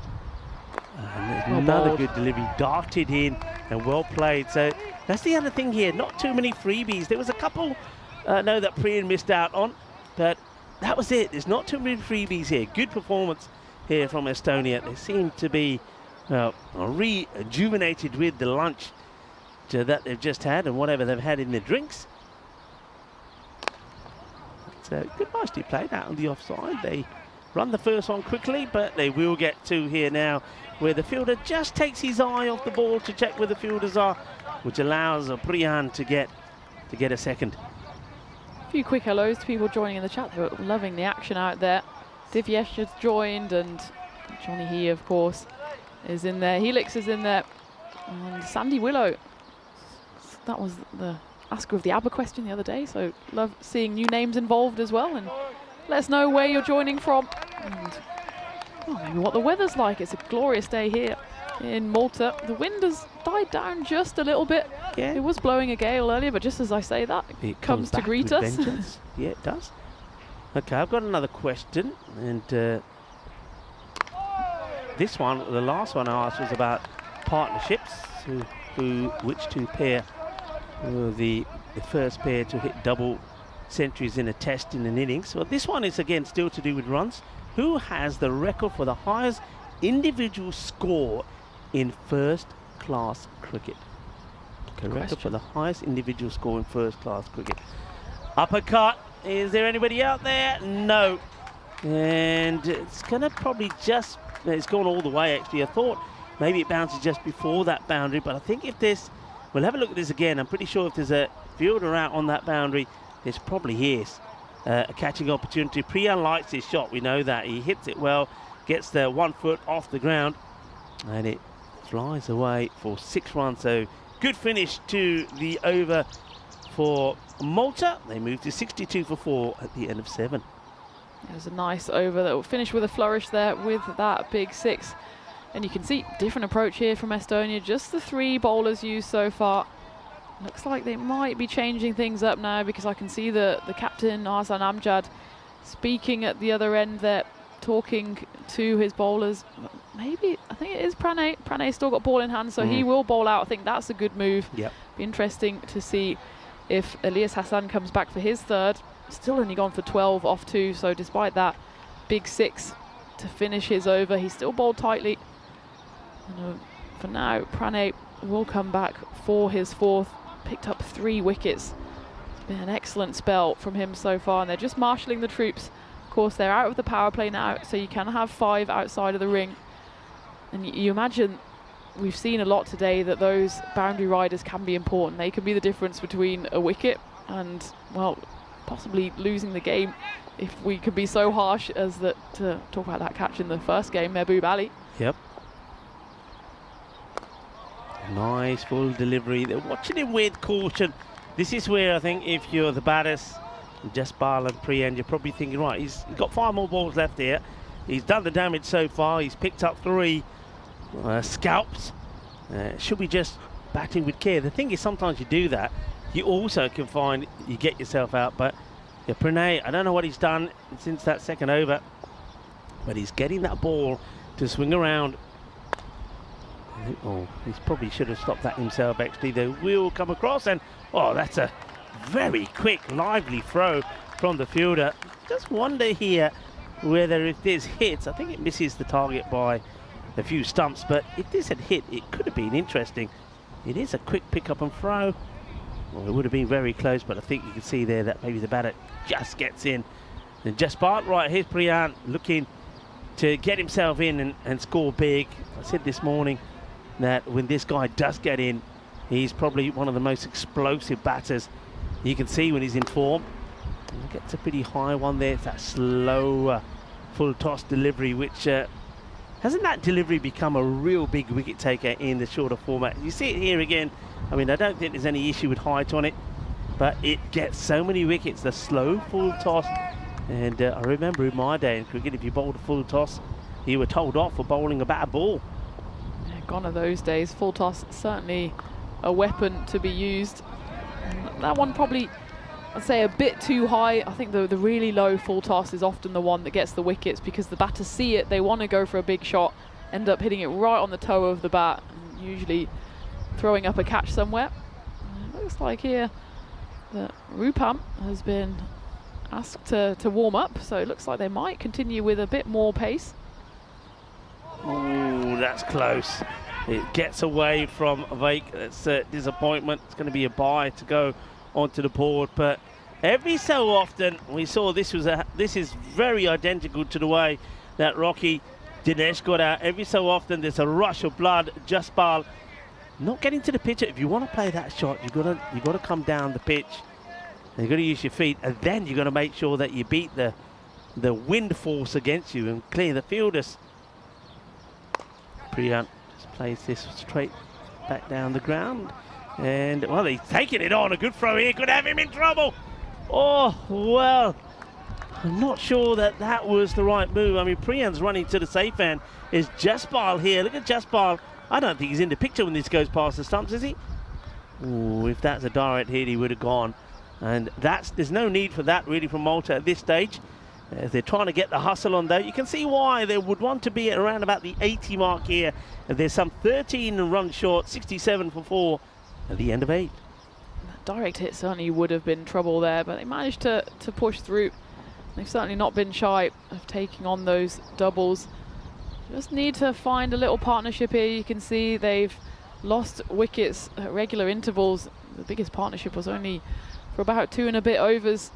Priyam Pushparaj and Jaspal Singh, they don't need to do anything silly at this point. Even if they get themselves to something like 80 at the halfway stage, they know they can accelerate in the second half and still try and push towards 180, 200. The expected score at the moment has them under 170, but you know, with the firepower that Malta possess, that can change in 1 over, in 2 overs. Yeah, it can do. So that question again, for those who are trying to figure it out, who has scored the record for who has the record for the highest number of individual runs scored in a first-class cricket match? So in one match. So who has the record for the highest individual score in a first-class match? A few answers coming through there.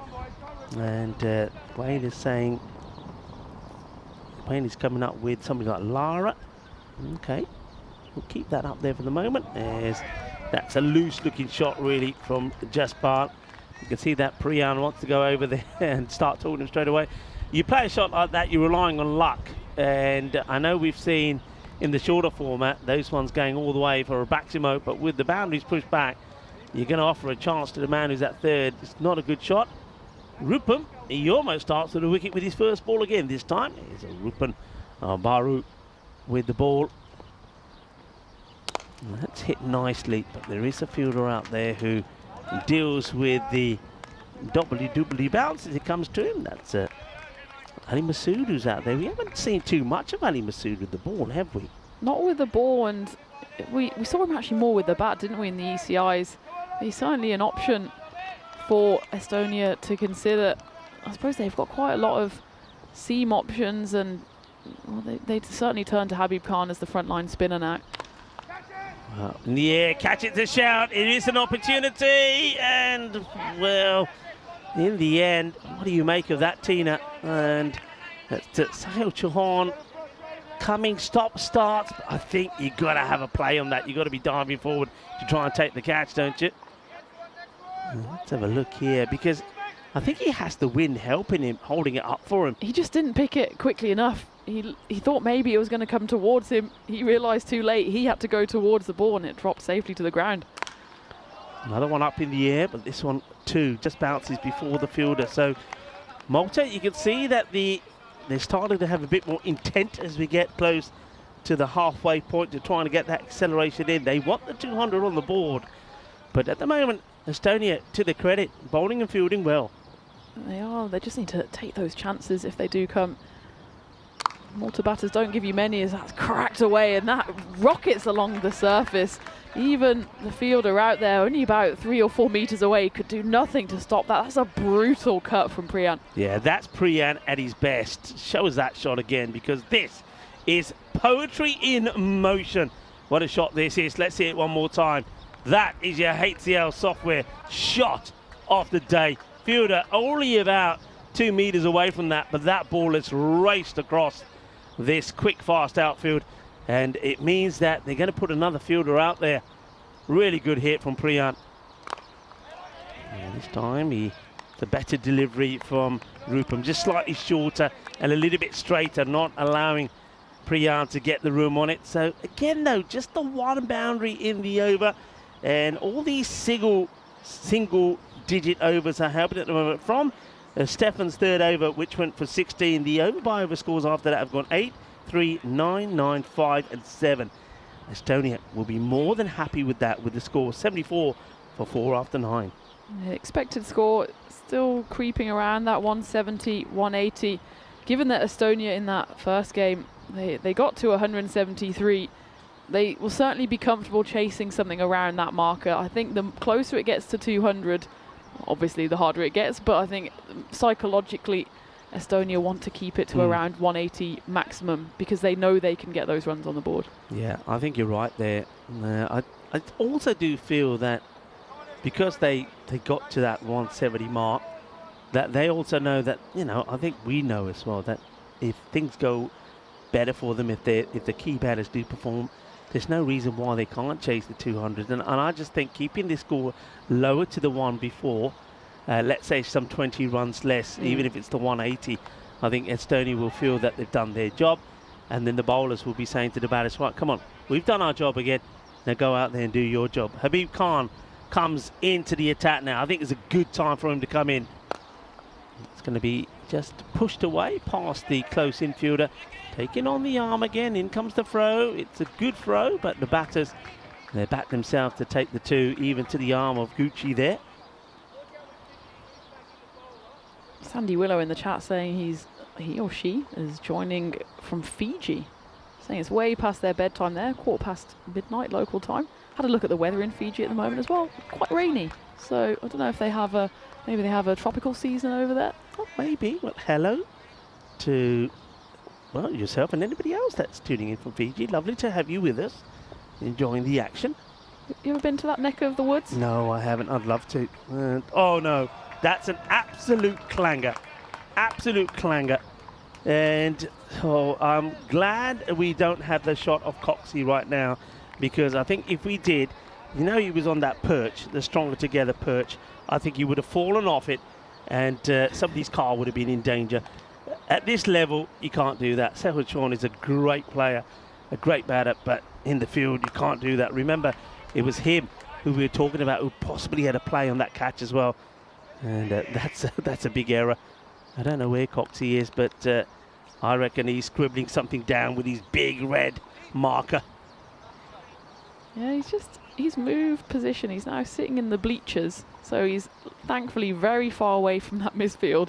So I think he might have had a word or two to say about it. It was a bad one, wasn't it? Yeah, well, here he is again. And at least Estonia are not doing what Malta would have done by now and moved him and put somebody else in that position. So it'll just be another single. All right, we're coming up to that halfway point. Just again, nicely played out. So you can see that Malta, I mean, these two, there's been the odd rash shot from Jaspal, but other than that, and that was from Giwala, but other than that, they've been pretty good, these two. 21 to Priyan at the moment. And Jaspal, a run of ball 13. Priyan on strike. Well, there he is. He's probably saying, leave me alone just for a moment. Just leave me alone for a moment. Yes, that's nicely played. That will be a single. So, end of the 10 overs. And the first 10, 85 for 4. I suppose we could say a bit of an even Stevens at this point, Tina. On as even, I think you could add 20 runs to the score and Malta would be extremely happy. Add 2 wickets to the score, and I think Estonia would be the ones that feel like they're on top. So based on that logic, I think about 50-50. And as we said, Estonia, they certainly don't want to be chasing anything over 200. No, I mean, if you were to double the score where it is here now at the moment, I think Estonia probably would be the happier side. It's probably very easy for us to be thinking with Malta, Mahbub Ali still to come in. You've got still Surjay Patel, so still got two good batters that can come in. And with Mahbub, we know that even if he comes in and he has 5 overs out there, he could quite easily get some good amount of acceleration in. But at the same time, we also know that if those two batters go very quickly, so if Malta were to lose 3 wickets pretty quickly here, then I think Estonia could even keep that to about a 140 or a score under 150. That would be a great result for them. It is the drinks break, and the last time we were talking at this stage, I did say that normally after drinks, there comes a wicket. Estonia will be hoping that they can get a wicket here. They'd love to get Priyan back in the shed and then start the second 10 on a positive high note. Absolutely, they got a wicket on the very first delivery after drinks in the first game. And we saw a little glimpse of what the lower to kind of tail order of Malta could be about in that final over when Mahbub did get out. Of course, the damage was done. That was, I think, 19.1. But then you had some batters come in who were maybe not choosing the right shots at the right times, especially Wasim Abbas when he came out. So if they can, Estonia, instead of getting those wickets right at the end of the piece, if they can get those in overs 10 to 14, then they might have a different run chase on their hands. I still do think that Malta, one thing, they'll be scratching their head a little bit because they'll be feeling that in the ECIs, the top 3 performed.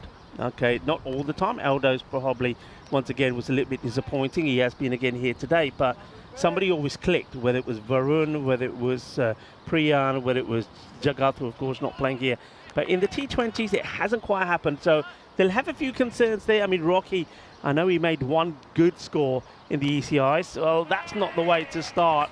It's a full bunger. And I think when Estonia were in the field in the first match, if my memory serves me right, it was Arslan Amjad, the captain, who came on to bowl straight after drinks, and he delivered a full toss. That was a whack for a big 6. So Estonia, unlike Malta, who picked up a wicket straight away, they've bowled a loose delivery, probably one of the rare loose deliveries that we've seen that gets put away here from Rupam. You can see that just to the right of us, that Stefan Gooch and Arslan Amjad just having a talk. Maybe they're having a talk about perhaps what changes they make. I think you would stick with Habib to bowl the next one. Right, Rupam now bangs this one in, and it does get this away. I think he'd be disappointed, Priyan, that he hasn't got this one away. It's in his areas, but I like the way that Estonia have challenged him now on the offside with 2 men on the boundary. So they're trying to block that shot from him.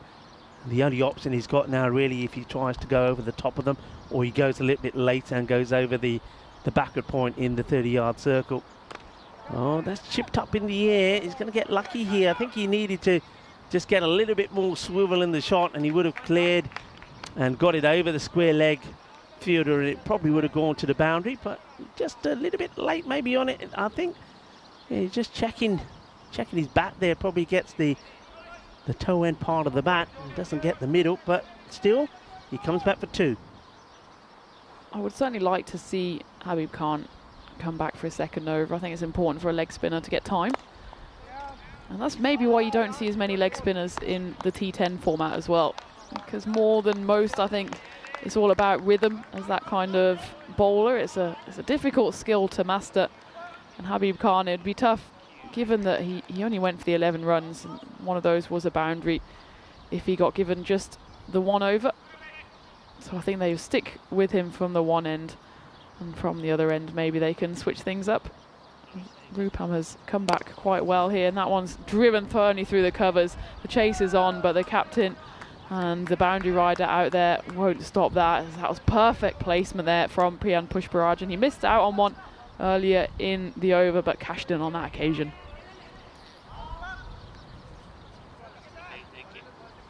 That's a good shot, isn't it? And Priyan is very powerful. The thing about Priyan is also he hits the ball so hard that even if the fielder is a few meters away, by the time he gets into that position, the ball's racing past you.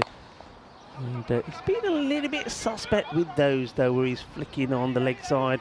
making Jaspal run hard to get home. Jaspal does it the right way, runs the first one hard, and then he does take it easy on the second. So the question was the record for the highest individual score in first-class cricket. When on this day, Graham Hick did score 405 not out.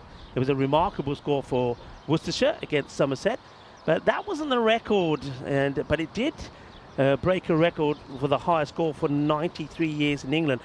Before that, it was Archie McLaren who hit 424 for Lancashire. But of course, the highest first-class score of all time was Hanif Mohammed's 499. Now, Hick did have a chance to go for that, but his captain, Phil Neal, was concerned about winning the game, and of course they did retire. So 499.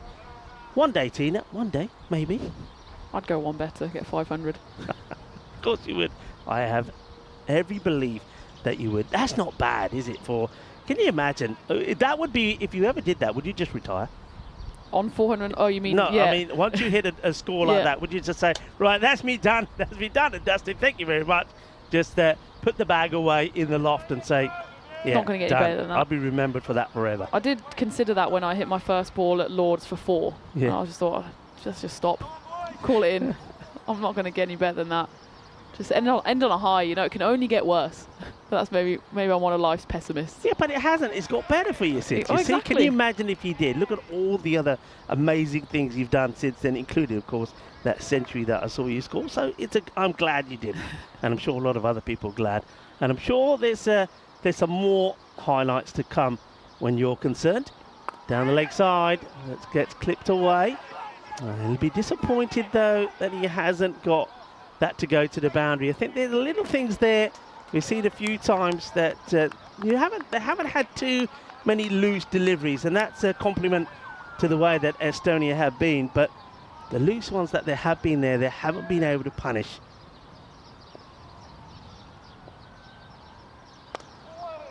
It's played nicely, and Sahil, well, I just get Tina, talk to me here. I don't think Sahil Chauhan is a boundary fielder for me.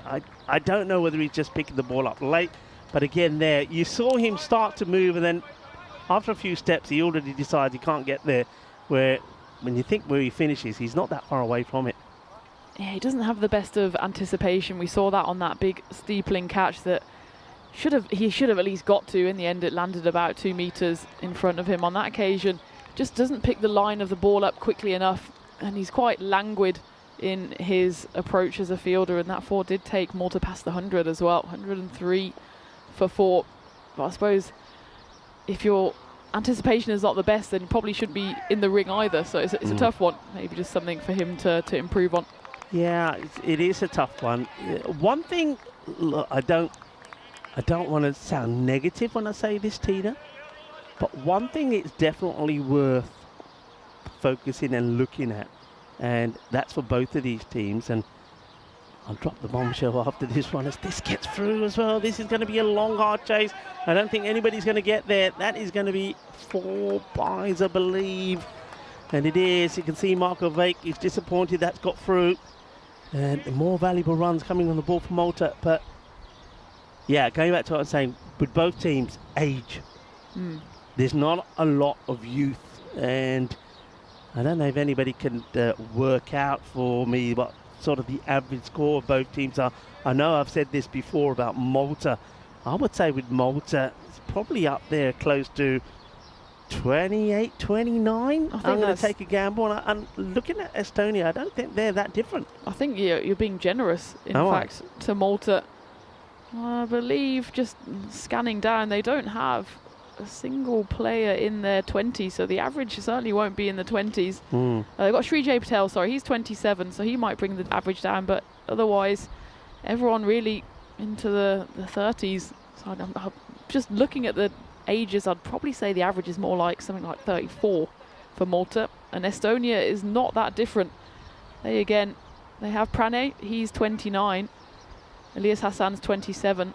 They're the only 2 in their 20s. Yeah, and and Aditya Paul, sorry, 29. Yeah, and I think that is something. I mean, Malta playing at home, so they haven't got anybody that's any youngster in their squad. Estonia, the travelling side, and that has got to be something which I think both both countries will be looking at with maybe a little bit of concern, because you do want to have the younger players coming on board. That's your future, and maybe we're starting to see that is a bit of a handicap when it comes to perhaps some of the fielding that we've seen, not just the fielding in general, but the anticipation and they're being able to chase down and get to those deliveries. We saw that a little bit when Malta were out there with the likes of Mahbub Ali trying to chase down a ball to the boundary, not able to do it. So definitely something that both teams need to look at. I'm pretty sure that they, like most federations, have got things in place and getting cricket into the schools, etc., and getting youngsters to play. But yeah, that certainly has to have some focus on it. Nice full delivery here as Arslan Amjad, the captain, comes on the ball. Not a bad time for him to come on. He's got the variations of pace, the slow ball. If he gets it right, a nice pitched up slow ball can work in his favour. But he's got to be careful not to deliver up a full toss or a fuller one, because Priyan will be looking to send it into the archery range. Firmly hit and down the throat of Stuart Hook, who holds on to the catch. And isn't he happy about it? Oh, he said, I saw my life flash in front of my eyes, says Hook. But he's taken it, as that's hit pretty hard by Priyan. But Priyan may have hit it hard and flat. But Stuart Hook has taken a bit of a sizzler here. Nice catch. And a good time to get a breakthrough. And Arslan Amjad, the captain, does get that breakthrough. That one came in hot. And that celebration is maybe the look of the man who's possibly dropped a couple of opportunities in his last few games, because that was pure relief. We also knew what an important wicket it was as Priyan Pushparajan departs 35 off 27. Still a little decent knock from him, and you could say probably happy with his first day out in international cricket. 29 this morning, follows it up with a 35 this afternoon. I suppose he'll be a little disappointed that he's got starts and he hasn't pushed on. Yeah. And that one flew into the hands of Stuart Hook, and it was a good wicket at a good time for Estonia, as this partnership was just beginning to settle. It was worth 57 in the end, but it's broken, and it brings that man Mahbub Ali to the crease. Yeah, and discussions now between Gooch and Arslan. Gooch, of course, been here as a tournament referee on many occasions, will know all about Mahbub Ali, and he's helping Arslan set a field to him. Pace off could be the key here to Mahbub. Hits the ball hard with a bit of pace on it. We know he can certainly cover the distance, but take the pace off, and he's going to have to try and hit it harder. And with the boundaries bigger, as we saw in the last match, good work. And this time, the man who's down the field is Aditya Paul, who's got good safe hands. Remember, he did give a chance in the earlier match. He could have been removed without scoring for a duck, but then he did, after he was dropped, to go on to score a 50. And this is the sort of innings and the sort of time that Mahbub Ali would relish coming in. It's about 7 overs left, and that's enough time for him to make an impact in this match if he can get going. It's probably going down the leg side by a long way, actually. But still, have the appeal, try to get inside the head of the batter and rattle him a little bit. You can see he's probably going to hit a second set of, maybe not even hit a second set of stumps, actually. But this is all about just getting into the head of the big man. But good full delivery. Arslan, good over from him so far, the captain. They clearly have a plan for Mahbub Ali do Malta when they want him to bat, but he might be out here. This is a chance, and it's no dropped. Way! Never! Lightning has struck twice, Tina. He's been dropped on 0 again. Wow. Holy moly. Holy moly. And Aditya Paul is the man to do it this time. I think he's done himself a mischief there. That one probably slightly more difficult than the first one, but you say at an international level, both of those catches are regulation opportunities. And this time it's a second ball drop. How costly will that one be? Just saying how Malta have got Mahbub exactly where they want him. They're coming in. In the first game, it's almost identical, Rico. In the first game, he came in at 12.4 overs. In this game, he's come in at 12.3 overs. Yeah. And again, he's been dropped on a duck. Well, Coxie, I don't want to see where he is right now. And let's take a look at this field. I always like this shot. It gives us an idea. We'll There is Steph, and he's having a chat there with the fielder. And well, I think they're making are they making a change? I think they are making a change here. But oh, that was a big moment. Yeah, Habib now has come to that boundary. They do make a change as Paul. The thing is though, Adida Paul has taken some good catches, but he drops one and all of a sudden he's beeped. So it's catching on. As Arslan Amjad says, right, you're out of here. He's moved him. Adida Paul, I'm telling you now, he's going to take a humdinger of a catch. Sometimes it just happens. Maybe it's, you know who's hitting it, you know who the player is, you get the pressure on you. So 110 for 5, there's a ball to go here. And Jaspal Singh, he's going to run a ball 20. I think he's doing all right at the moment. I don't think he needs to try and accelerate, do anything crazy. Well, that's a pretty high delivery. He's going to get nothing from it. And Jaspal, he should have been just looking to play this out on the offside, and a full toss has worked in the favour of Estonia here. And it'll be interesting to see just how high that was. Oh, well, my eyes are going funny here. As we have some dandy camera zoom in, zoom out action. I like that actually. When we ask for to see the field, that's what I want to see. Just zoom, zoom, just like that. That's good. Right, end of the over. Another drop catch though. How vital can that be? Remember the score. It was dropped there when the score was on 109 and dropped on 0. Mahbub Ali. I don't think anybody quite could have had an international start to that. 2 balls, so he would have been out on 0 on both occasions. He could have had a pair today, but who knows? He's good enough now to go on and score a 50. He does get to the other end. He gets a run to his name. Habib Khan now is going to be bowling to him. With all of that last over, Holy did go for 3, but should have been 2 wickets. Yeah, Mahbub Ali, we know that the catch was worth 53 in that first game. And actually, if Estonia were chasing something like 160, 150, they probably would have come home easily. On this occasion, well, the drop's only been worth 1. So it didn't actually go for 6 in the end. It didn't go to the rope. He mishit it, did Mahbub, and it gave Aditya the chance to catch him. I think to add insult to injury, Aditya had to go off as well. Might have split his webbing there. A bit of an irony that Kala, the one who dropped the catch in the first game, he comes on. Mahbub, well, how's your luck? He needs to get himself a lottery ticket tonight, I reckon. Yeah, still though, this is a side where he wasn't as productive. That's pretty decent delivery, and oh well, the same area where he was caught right at towards the end of the first. He said, I'm not going in there, that's a jungle, that's where all the snakes are. Don't do it, don't do it.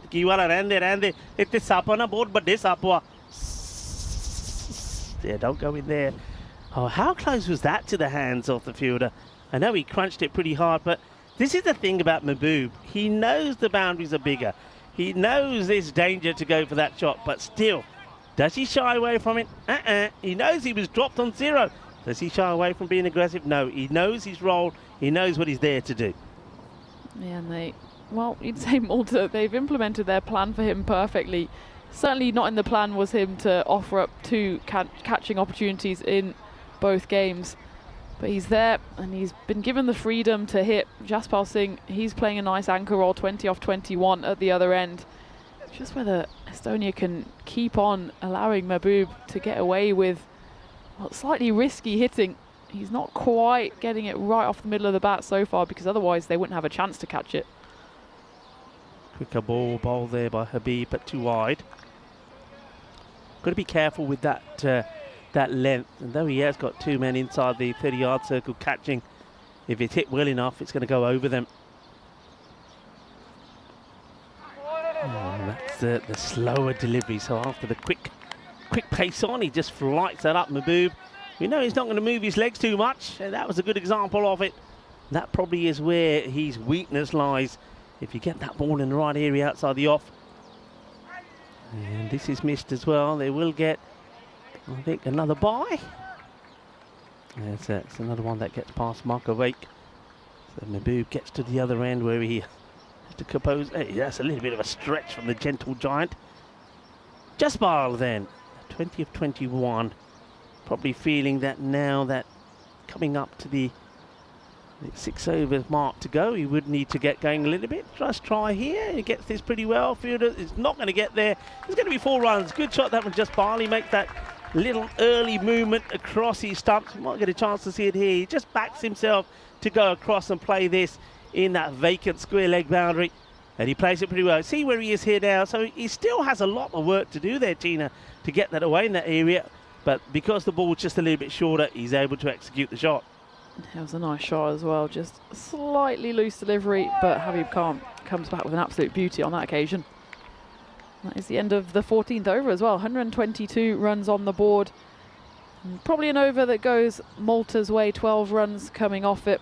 That's Habib Khan. 3 overs down. Interesting to see then if he bowls out. Estonia have used the 6 bowlers. And they used 7 in that game this morning. Of course, Kalla, who bowled a couple of overs on that occasion. He's the 12th on this afternoon's game. Arslan Amjad, he's just bowled the 1 so far. Went for just 3. It looks like they're going to go back to a bit of pace because the wicketkeeper has taken his helmet off. Just waiting to see who it might be. Arslan looks like he's running up to that end. The good news for him at the moment is, and this is very similar to their first match, the bowlers who have still got overs to bowl have all bowled really well. There's nobody who's been expensive. So, you know, Gooch has still got 2. He went for 21. Hassan, he's only gone for 12. He's got 2. Rupan went for 19. He's got 2. So he's got options, but Arslan, that over his first only went for 3. And remember, he should have had the big wicket of Mehboob, who was dropped on the boundary. At least this time it wasn't pushed over for 6, but the big man is still there. And Arslan will know that he's going to be trying to hit him down the ground for 6. Can they catch him this time? And nobody's catching up with that one. Just a little flick of the pads as that one's been ill-directed. And Mehboob plays that nicely. He plays his shot actually really well. We saw him play it a number of times. Remember, of course, he went on his way to 100 in the European Cricket Series here when he played for Swehi. He got close to another one in the ECIs when he made 88. But if you bowl near his pad, he's not just the guy who likes to hit in the V. If you do stray a little on the pads, he will flick it away. Malta still looking for a big over to get them past that sort of 170 towards that 180 mark. That's also down the leg side, but this time it will go to the fielder, and this time it's watched all the way into the hands of Sahil Chauhan, who says, see, you don't have to replace me. It's just one blip.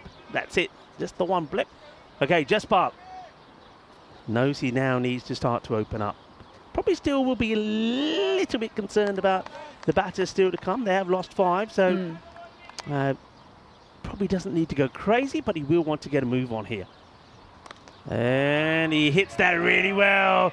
Balle, balle, balle, kinna sona.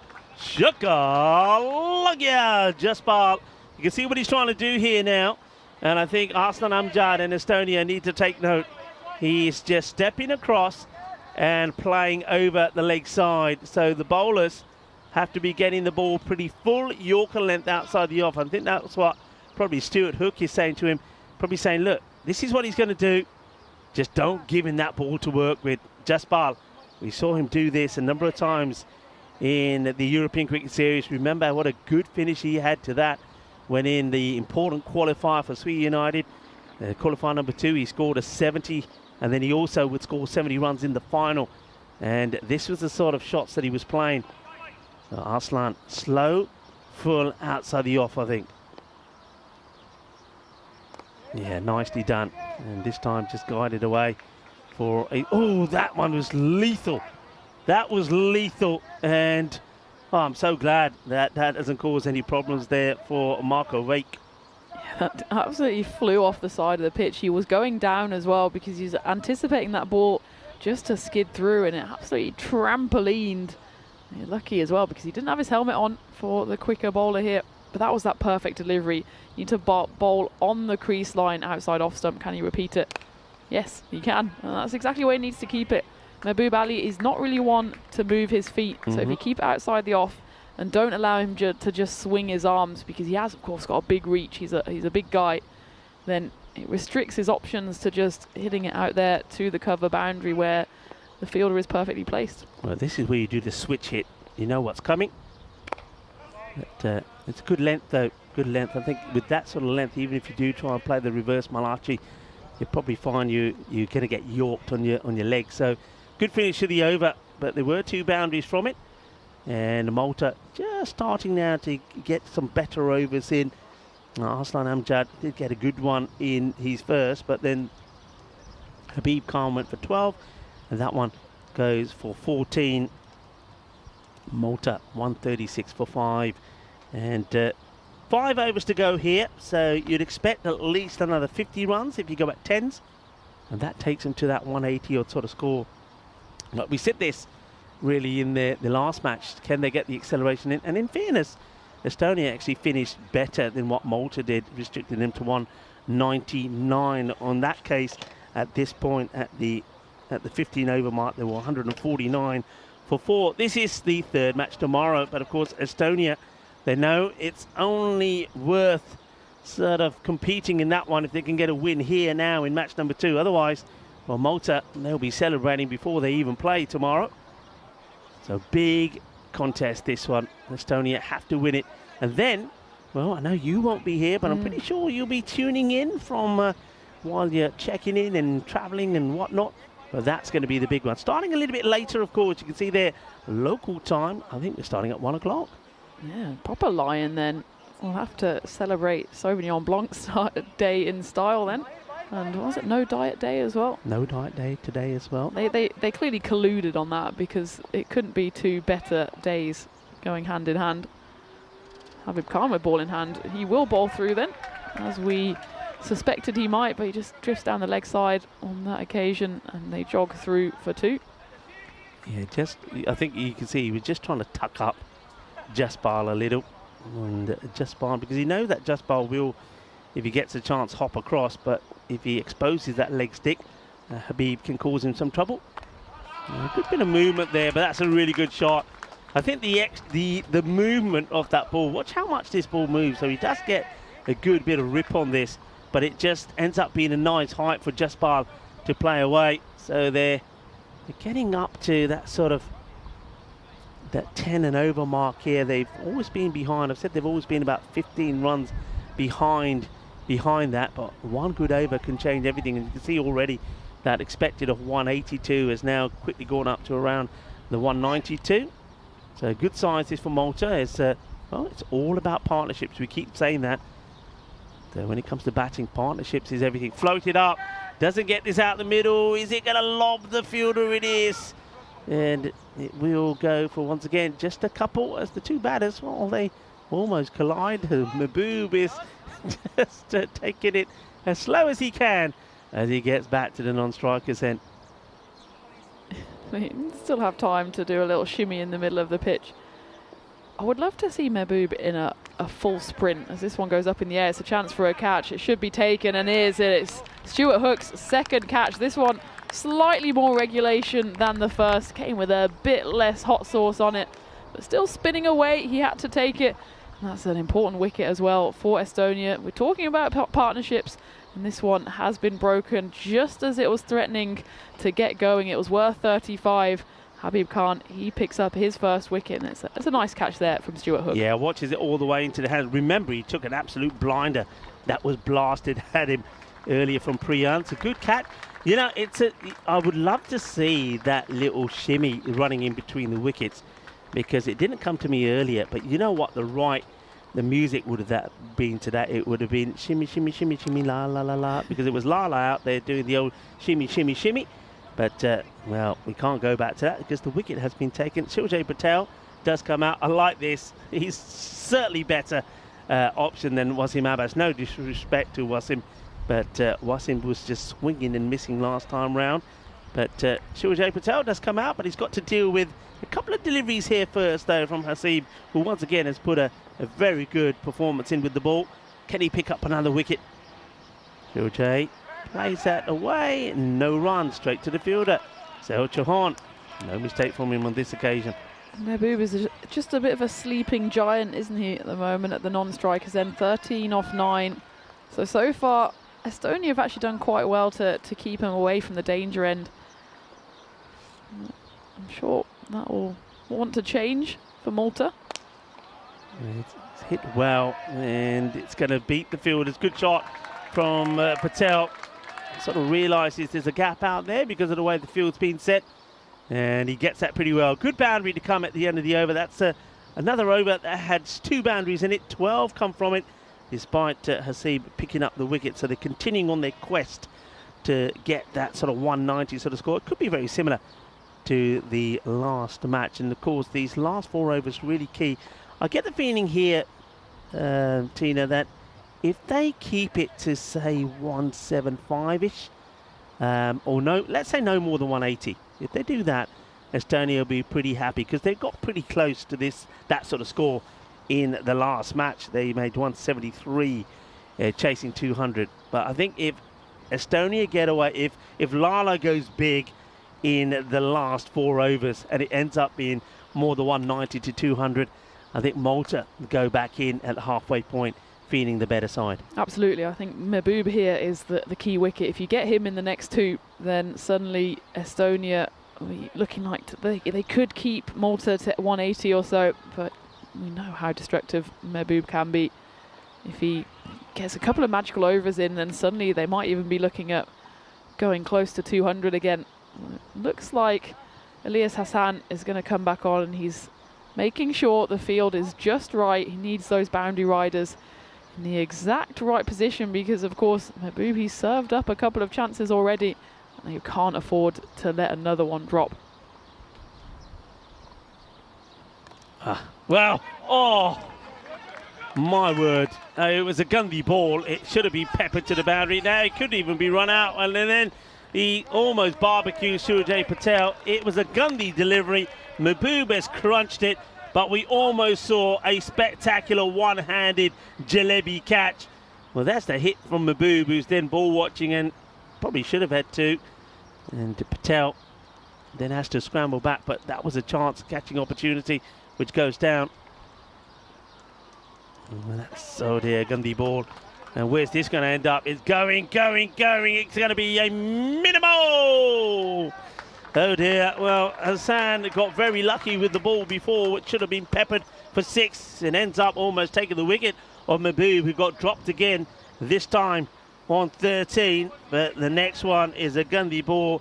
Marco Waite can't do anything about stopping that one. That's 5 very handy extras that helps them get past the 150 mark. Again, it's one of the double danger. Previous delivery could have been a catch. I don't think you could say should have been a catch. It would have been a spectacular one, but he got enough on it. And the next ball, 5 wide. Thank you very much, say Malta. Oh, it's a wicket. It's got him. He's got him. Played it on the bottom of the bat. So, well, Hassan, he goes from villain to hero. Pehla ta ban gaya si na daku, hun hero ban gaya. Wicket lely of Surajay Patel, who you can see what Surajay's trying to do. Just wants to play the ball away and get Mahbub on strike. And that's the danger of batting indifferently to the way you normally bat. And Surajay would know that. Should have just played his own game. If the single was on, you take it. If the shot is on, you take it. And I think maybe he's thinking too much about getting Mahbub on strike. The thing is about Mahbub, 14 of 10. He's not quite going the way he normally does. So at the moment, he's not the danger man. He's the friendly giant. Surajay will go, and Jaswinder Singh comes out at number 8. It's an unfortunate one there from the batter. It's again a lack of footwork. He just flashed his bat at it, did Surajay Patel. It was a nice wicket for Elias Hassan, given that he served up that chance on that first ball. Wasn't able to hang on to the flying catch there at backward square, and just, well, the Gandhi ball, which went for 5, but the next legal delivery, he does get the wicket. Doesn't quite get his man. Mahbub Ali is still there. As you say, Rico, he's not quite firing just yet. And that's nicely played. That's probably what Surajay was looking to do. Now, Mahbub will go back on strike. There's no way he's thinking of giving it up either. So important little phase. 7 down, Mahbub there, but not firing at the moment. When he has hit it out the middle, he's hit it to the fielders. He's been dropped twice. Was dropped on 0, dropped on 13. Hassan with the ball. And this time again to the field, and he just puts the stop sign. Those are singles, and I've said this before with Mahbub. I mean, I think I asked you the question when he was playing in the T10. I think in the T10, you sort of say, yeah, okay, he could be a hindrance running in between the wickets when he's not clicking. He could be a hindrance in the field. But in that format, I think you take having a big hitter like him in it. In T20, I don't know. He hits this one, but again, it bobbles away to Chauhan, who does the fielding. It's just a single. So at the moment, the big giant, Mahbub, is going tiki-taka, no, boom, boom. And now Jaswinder, we'll see if he can get one away. What a good over. Apart from the 5 wides, I have to say, this is from Hassan. Could have had 2 wickets in it. That's played quite nicely, and again, not going to be 2 here. And you see already Mahbub just gently gets across to the other side. So this is something really, I think the selectors here for Malta have to think about Mahbub. Because of his batting on a normal day, would you have him in the side? I think yes.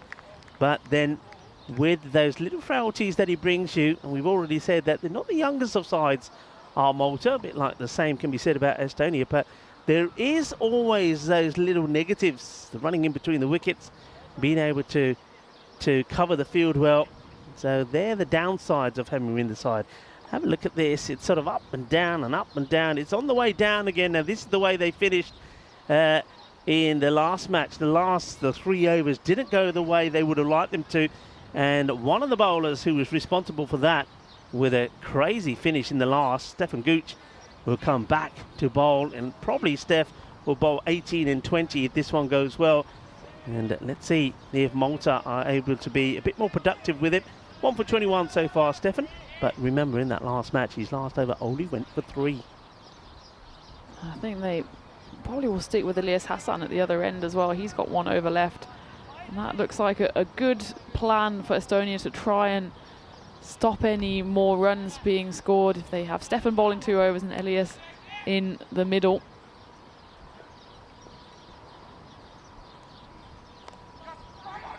Mahbub this time. Mahbub's trying to prove us wrong. You see the difference in the running when you know you're going to the striking end. Mahbub, the backing up here. Well, look at him. Look where he started. It's like he started halfway down the pitch. And with Sahel not picking that up cleanly, he takes a single. Now then, Stefan Gooch looks back at his field and says, right, boys, you know the plan. Get right back on it. I'm going to try and bowl maybe the slightly slower delivery and see if we can get him again on the boundary. That's the way it went at the end of the last match. Mahbub will know that as well. He's having a look at the field. Is he going to do anything different? No, but this time round, remember, we haven't seen, he's on 15 of 12 balls. He hasn't really, he's hit 1 6 and 1 4. That will be carved away for 1 bounce 4. So Mahbub looking to finish things a little bit differently this time round. Yeah, you've seen different sides of Mahbub today. He's gone full guns blazing from the very start in that first game, didn't he? He scored at over 200s, 53 off 24, and here he's had to play a bit of a different innings. He's actually been starved of the strike. That was only his 13th delivery, given that he came in the middle of the 13th. Oh, that's not a good delivery. Yeah, and Gucci knows it as well. Just throws his arms up in the air. I think it was the slower ball, but I think it gets picked pretty quickly. But if you see it also going down leg side, Mahbub's already gone right the way across. The idea from Steph was right. He sees Mahbub move early and he says, all right, I'll just bowl a nice slow delivery, which hopefully he misses if I bowl straight enough. But he drags it down leg side and Mahbub gets a little feather on it. 4 more runs. It's hit hard. The fielder comes across. That's the fielding. Mahbub this time just puts the stop sign up. I don't think he's even got to the other end, and that hand is already up, saying, nope, stay there. Let's see how quickly he's going to back up this time to get back on strike. He knows there's 2 balls to come as well, so he might even have just said to Jaswinder, Jess, do me a favour and try and hit a boundary or 2 yourself. Well, he does, and he swings and misses. Jaswinder just takes himself away from the ball. He backs away and tries to hit down the ground. Mahbub's coming. Jaswinder turns away, doesn't want to listen, but he is blatantly being given a lesson here. It's like a dad telling off his 10-year-old son. They look like that as well when they're in the middle. I mean, just when there's not a lot of him, is he? He's like the matchstick man, and then, well, Mahbub is like the Jolly Green Giant. And, now, of course, he doesn't want a single. Mahbub is just going to sit down on the floor, and he says to Jaswinder, well, you swung and missed before, now try and hit it. And now, you see that? There you go. I knew he wasn't running. There is a single there. They're happy to give it to him. So, no single taken. Hey, if it comes down to a couple of runs at the end in this one, well, you'll certainly will have a look back at that. But anyway, end of the over. Not the worst from Gucci. 10 come from it. 167 for 7 with 2 to go. It's an interesting one, isn't it, that they decline those singles. Mahbub, he could argue, he did the damage at the opening half of that over, getting on strike, hitting back-to-back boundaries and getting back off strike. But it does really put the pressure on him now in this 19th over. He's got to score the runs, because in the same way in T10, he was the main man, but he could do it easily because of those boundary lengths as well, and just having that freedom to play. Here it's a slightly different proposition. He's going 24 off 15, but that was mostly boosted by those 2 boundaries. So he's looking to accelerate, but he needs to prove his worth here and prove that he was right to decline those singles. Okay, Hassan to come back now. Mahbub has had a look at him, but they don't want to go back to Rupam or the captain Arslan, so they're going to stick with Hassan here. And that's hit beautifully. That will go for 6 as it smashes in to the fence. It's just a little bit too short. Mahbub is waiting. Look at those 2 in the middle. Yes, Dad. Yes, Dad. I will, Dad. Yes. See, Papa. See. the big size of Mahbub and the little figure of Jaswinder. I can't remember seeing too many bigger contrasts between the 2 batters. It's almost looks like the wrong perspective. Oh, well bowled. Good comeback from Hassan, and well watched there by Mahbub. But yeah, Mahbub, but mind you, having said that, even when you see the figure of Marco Wake there next to him, he does dwarf most people that he's standing next to. Hassan, good comeback though, better delivery, full Yorker. Just get the feeling here, Mahbub will, any opportunity you get, like to just go across, jump across on the offside and try and whip away over that square leg area. Here he goes. And he's hit that firmly. And even though he's moving around, it's going to get in the gap. Beautifully played. That is swift and smooth, like the Microlino, as it goes across this lovely Marsa International Cricket outfield. And he threads the needle as well as he gets 4 more. Someone in the comments saying Lala's playing delicately, and I think that's a good word for it. Given his stature, he's showing a bit of finesse here. He's not all about the brute force. Oh, beauty. Oh, well, delicately, maybe that's the word, or exquisitely. That's a lovely shot from Lala. And I think you might have even seen a little bit of the old chick, chick, chick, chick, chick, chick. Yeah, look at that. Through his legs. Look at that. It's the helicopter nutmeg for 4 runs. Lala time, everybody. You're tuning in to Lala time. 14 off the over. And make that 20, as that is a biggie. Shaba, shaba, kinna sona, shaka, lagya. And Malta doing what they weren't able to do in the first match. They're getting the acceleration in at the right time. And Hassan tries to drop it a little bit short and wide. And Lala goes boom, shaka, lagya. What a hit, and that already takes this over. Magical 20 runs coming off it, and look at the size of the bat compared to him. It just looks like a little toy, but he uses it pretty well, doesn't he? He's moved to 44, by the way. Can he start with back-to-back international 50s? He will, won't he? You bet he will. He was dropped on 0 on both occasions, and both times he's come back and he's put 50 on the board, 50 of 21. Arriva, Jabardast batting, Kinna Sona Rabne Tenno Banaya. Mahbub Ali goes back-to-back international 50s here. And he's got Malta into the 190s again. 193 for 7. with an over to go. That over from Hassan goes magical. It goes for 26. Well, we were saying it's all about what Mahbub does. He declined that single off the last ball of the 18th over. We said, well, he's got to prove it. Boy, did he prove it. 26 runs coming off that over. And Malta, well, they're looking like they'll probably even go a few runs better than that first innings when they scored 199 in the first game. It's looking like 200 plus here. And Estonia, they look a bit shell-shocked. Yeah, they do. And you know what the play here from Jaswinder don't do, or Wasim Abbas. Bat on ball run. I reckon Lala is going to be already running down the track with the bowler. But you know how we said in the first match that a good finish, a good over from Estonia will see them going in a high.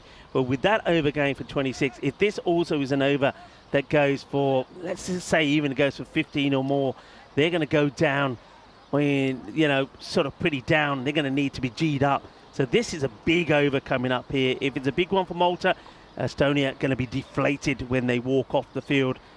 Arslan Amjad, the captain, is going to take responsibility for it. Jaswinder Singh, well, high in the air. Where's this one going?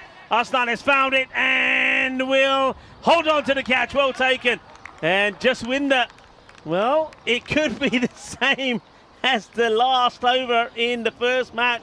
It started with the wicket on Lala, but it's not Lala that goes, it's Jaswinder. He goes for the big shot, and I think everybody's screaming at him now and saying, why? Why didn't he just push it and take the single? And he tries to alter them, and he's on his way back. But yeah, look, sometimes you got to play smart cricket.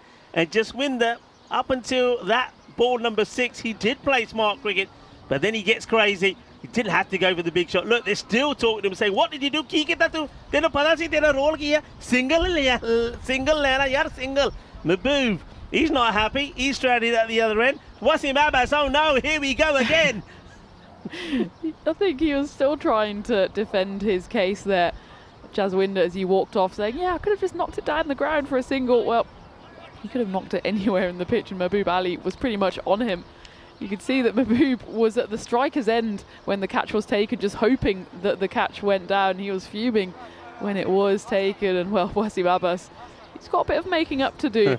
Can he get back on ball? Wasim Abbas, take 2. Well, the whole team, including the coaches, would have told him what he should have done in that last over in the first match. Not swing at 3 balls and then get stumped on 0. Let's see what he's learned. Here comes Arslan. And he's running, and he's going to get there. Oh, Arslan, chaunkani maar ke baith gaya. He gets knotted, he knocks himself up and then can't get up to get the ball. All he needed to do, well, Mahbub wasn't running here, by the way. Wasim hits it. Mahbub, for some reason, wasn't even backing up, and in the end, he's made to run. He does get there. Wasim, well done. He's learning. He's an experienced cricketer. He should have done that in the first. All right, here we go. Well, that single could make a difference of a number of runs coming up here with 4 balls to go. 194 for 8. Hassan Amjad bowling to Mahbub. And that's flicked away. It's going to get to the boundary. 4 runs. And this is what could have been happening, of course, at the end of the first. Just plays that away. Nice shot. And Mahbub, like a lot of people were saying, you can always watch a batter and know that whether he's a slogger, just a hitter, or a batter, this guy is a batter. The only thing he's missing in his game, of course, is the running in between the wickets. But that's a nice shot. So 198. Remember, 199 in the first match was enough. Arslan going to try change it up. This could be dangerous. Mahbub might just shuffle right across and swat him over the leg side boundary. And just like that. And there you go. And the 200 now will come up. 200 on the board. And this is what I was fearing for Estonia, that they'll go in flat, especially after the magical 19th over went for 26. And now Arslan Amjad is experiencing the brute force of Mahbub Ali. I don't think coming around the wicket is the right idea, Not when you have no one on the leg side. That time he's trying to target the leg side again. They do have a mid-wicket, but it's a very straight mid-wicket, so they don't really have anyone at square leg. They've got a 45, but anything that's just even slightly not going across him. Mahboob's just going to knock it away into the leg side. Gets away with it on that occasion, but still one ball left to do the damage. I think with that ball, it was the length was right. And this one high up in the air should be a catch for Markovic. And it will be a catch for Markovic. So Mahboob will go. He's disappointed with himself, but he does get his team past the 200 mark. And also finishes with another half century, 58. He will be out of the very last ball off the innings, 58 of 25. As he just gets that one wrong. Markovic doesn't make any mistakes taking the catch. So 9 come off that last over. At least they will go back in with a little bit of a high by picking that wicket up. Hassan Amjad picks up 2 wickets in the last over, but he knows that his guys once again have to chase a little bit more than the last one. This time Malta do bring the 200 on the board, 202 for 9. We can now count up the runs that were scored by Mahboub Ali. It was a 53 and it was a 58, and he was dropped on a duck on both occasions. How costly will that be? Well, it started again. It was almost an action replay of the first game, wasn't it? When Malta, they got off to a decent start, but then they suddenly lost a couple of wickets.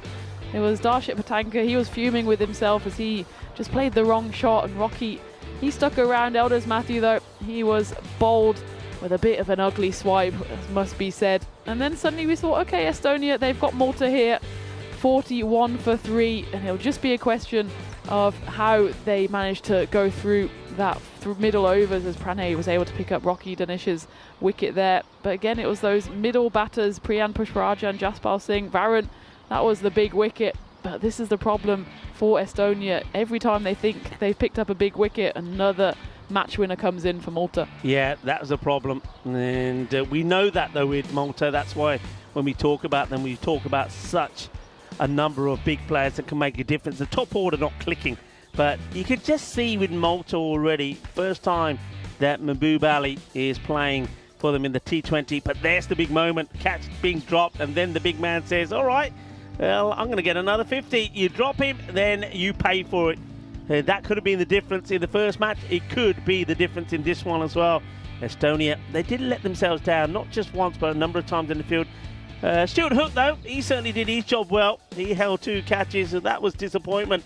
As I think that's Patel just focusing too much about getting Mahboub on strike and forgot to worry about himself. But fair play also, though, to Jaswinder. He came out and he played the ideal role for most of the time. Just look at some of the shots there. That was the helicopter through the legs, the nutmeg that went to the boundary. And Jaswinder just lost his cool at the start of that last over. But fortunately this time, Wasim Abbas knew exactly what he had to do. That's to get to the other end and let Mahboub hit 2 boundaries on the spin. And then there was the dot and then the wicket. So good finish, though, from Arslan Amjad. Interesting also that this time around they don't go to Stefan Gooch to bowl the last over. Arslan deciding that he would bowl it. So interesting what the discussion would have been on that occasion. But once again, it works out for them. I know there was 9 runs there, but there was also those 2 wickets. It's a nice scorecard there for Malta. You can immediately see the difference between this side and Estonia. In Estonia's scorecard, you have maybe a 25 and 35, and that's it. Whereas here, they've got that Malta, but they've also got 2 batters that pushed on. In this case, it was Jaspal Singh, 40, and Mahboub Ali again, proving his worth on the international stage. Back-to-back T20I half centuries to start his T20I career. It's impressive work from him. I'm sure he'll feature with the ball as well. And as we take a look at the bowlers then, yeah, Stefan Gooch, he didn't bowl out. He often does bowl his full 4. But it's fair play there to both Pranay Giwala, who picked up 3 wickets for 33, and Arslan Amjad. Again, Estonia were able to pick up wickets in that final over. 2 wickets coming off it and just the 9 runs. So, well, it's a pretty similar scorecard to the first game. 3 more runs on the board for Malta. And again, you imagine it's going to be a tough run chase for Estonia. Yeah, I think it's going to be a tough one. And I'll tell you what's also going to be tough, but I'm sure that our content creators will do it. I think you've got to put a little clip there together, haven't you, of the start from Mahboub in both innings, the drops, and then him raising the bat for a 50. That's got to hurt Estonia. They made that mistake once, and then they do it again. And what hurts you more, I think, Tina, is when you get it right. They got it right. They got the plan right. They did everything right, apart from execute it. The catches go down. he scores a 50, and I think that makes a difference in both matches of the score being around that 150, 160 compared to 200. Absolutely, you can't give someone of Mehboob Ali's quality any chances, and they've given him two chances and he's capitalised twice, so they'll be ruining that, will Estonia, but they can't let their heads drop because they do have the chance here to chase down a formidable total. It's 203 runs on the board, so again, they pretty much know the equation. It's 10 runs per over plus a little spare change for them to grab the victory, and boy do they need this victory. It's the second of 3 T20Is, and they don't want to go into that final game tomorrow still scratching around for the first win on their tour. So join me, Tina, Goff and Rico as we go through the run chase with you. Can Estonia claw this one back? They're going to need to be firing from the very off. The response will be in about 10-15 minutes time, so grab yourself something to drink, something to eat, and join us back here on the European Cricket Network.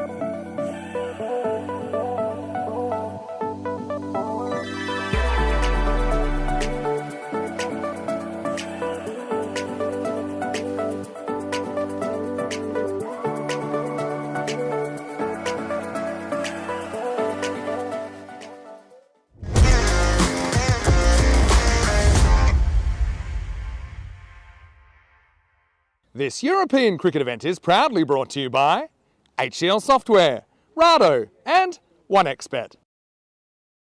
Welcome back to the Master Sports Ground, where we are into the run chase here in this second T20I between Malta and Estonia, and it's pretty much the same situation as we had this morning. This time Malta, they go 3 runs better on the back of their 199 this morning. They posted 202, 4-9 again.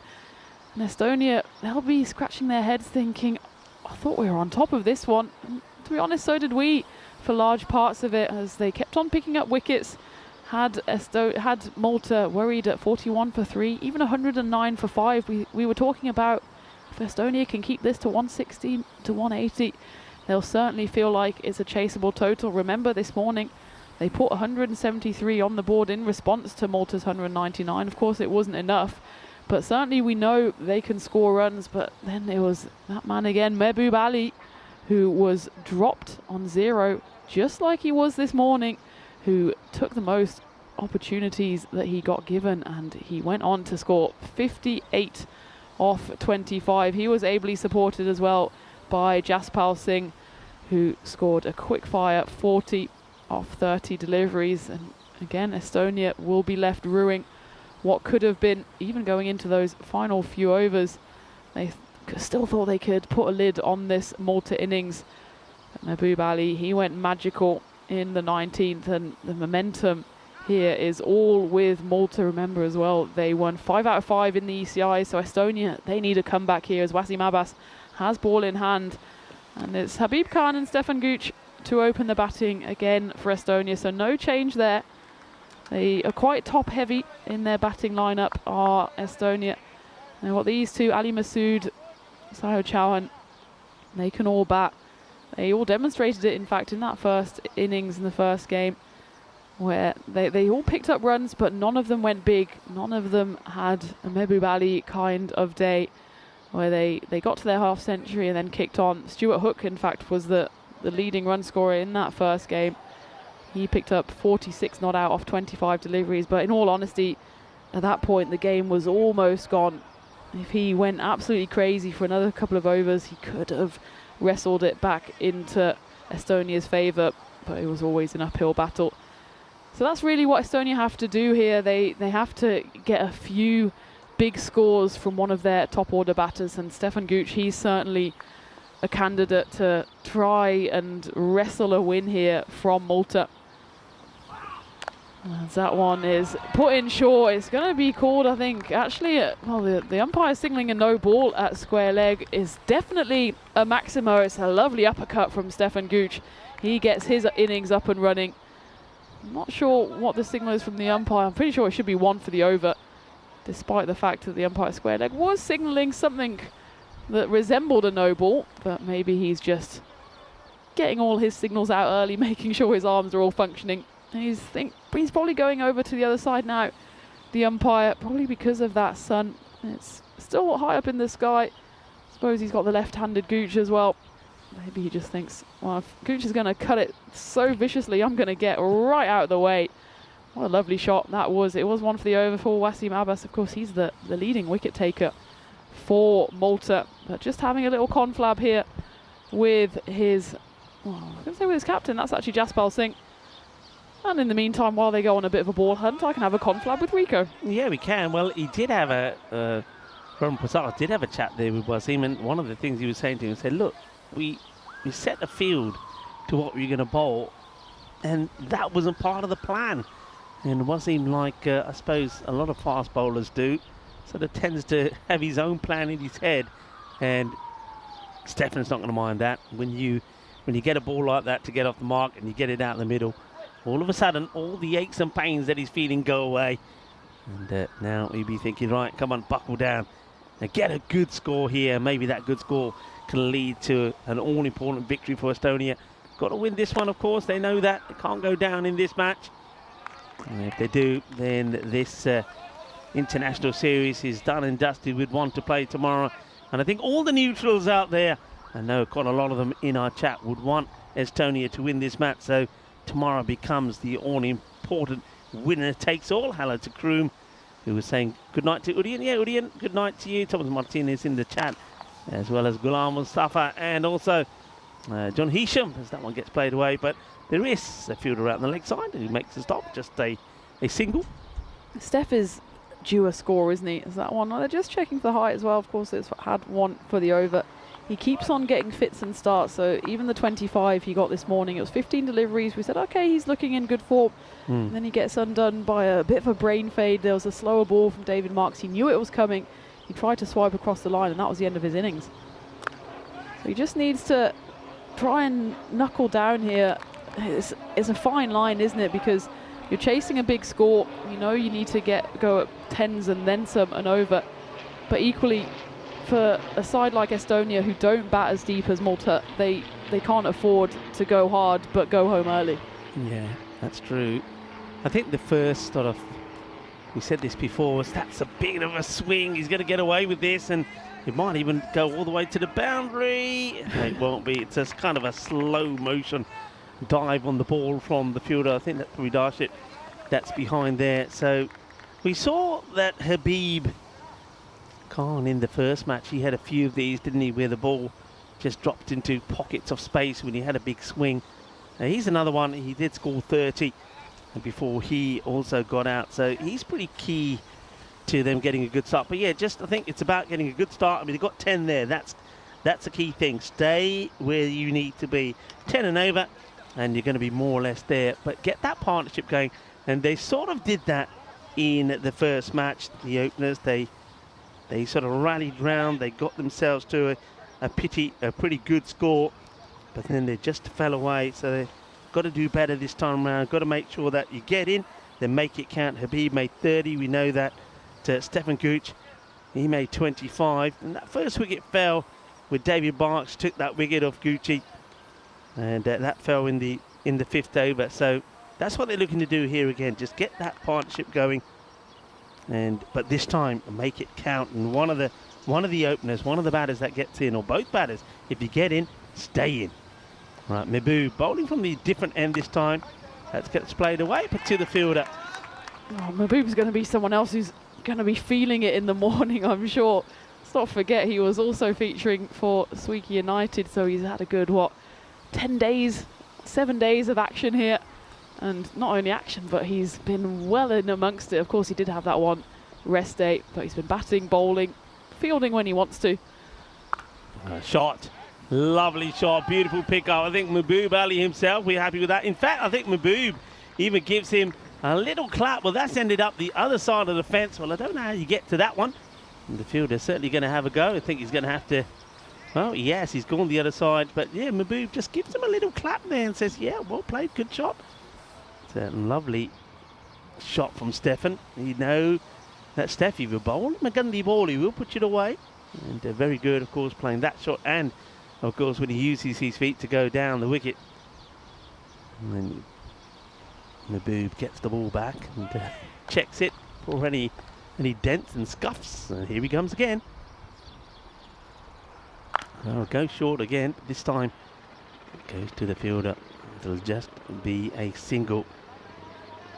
So it's interesting also to focus on these teams. I mean, we do know that in terms of rankings, that Malta ranked 77 the last time we looked, and Estonia 61. So that win for Malta in the first match certainly is going to do them the world of good. And if they can win this series, let's say they win the second match as well, they'll be going big time to make it 3-0 tomorrow. It's not the case of like when we're seeing like the T20s, and I know we were talking a lot about those and saying, do you think they'll just change the batting order around and give others a chance? No, not in this. This is, you're talking about rankings, and of course we know with the ICC, rankings means money. Absolutely. Whether you like it or not, that is the equation. So of course it's a 3-game series, and the series will be over as a contest, but every single game is important. That one goes straight through. It's a bit of a loose shot there from Habib Khan. So that's by no means the case that Malta, if they do win here, will say, okay, let's, bring the changes, bring the kids in tomorrow, because every single game you win is important. It picks up ranking points, and especially for Malta, They're, what, 16 positions lower than Estonia. You imagine, if this is a 3-0 win, they might even swap positions. Boob, okay, up in the air, catching chance. Wicketkeeper calls it and has taken the catch. No mistakes from the keeper. Nicely done by Rocky. And Habib Khan, I mentioned that in the first match, that some of these he did have a little bit of luck with them. They didn't go to hand, but Habib, he wants to go after Mahbub. And Mahbub Ali will pick up his first international wicket as well. Remember, he should have had one in the first match, but the catch was put down. So Mahbub, what a good start for him. You know he's a big player. Scores 2 half-centuries and now has picked up his first wicket. Mahbub Ali must be thinking, this international lark, it's pretty easy. As that one just, well, it gets a little big on Habib, as he already threatened that rash shot in the previous ball. That time he swiped over the top of it. This time he chases it as it lifts up, and he manages to lift it up right into the sky, and it's a nice catch from Rocky.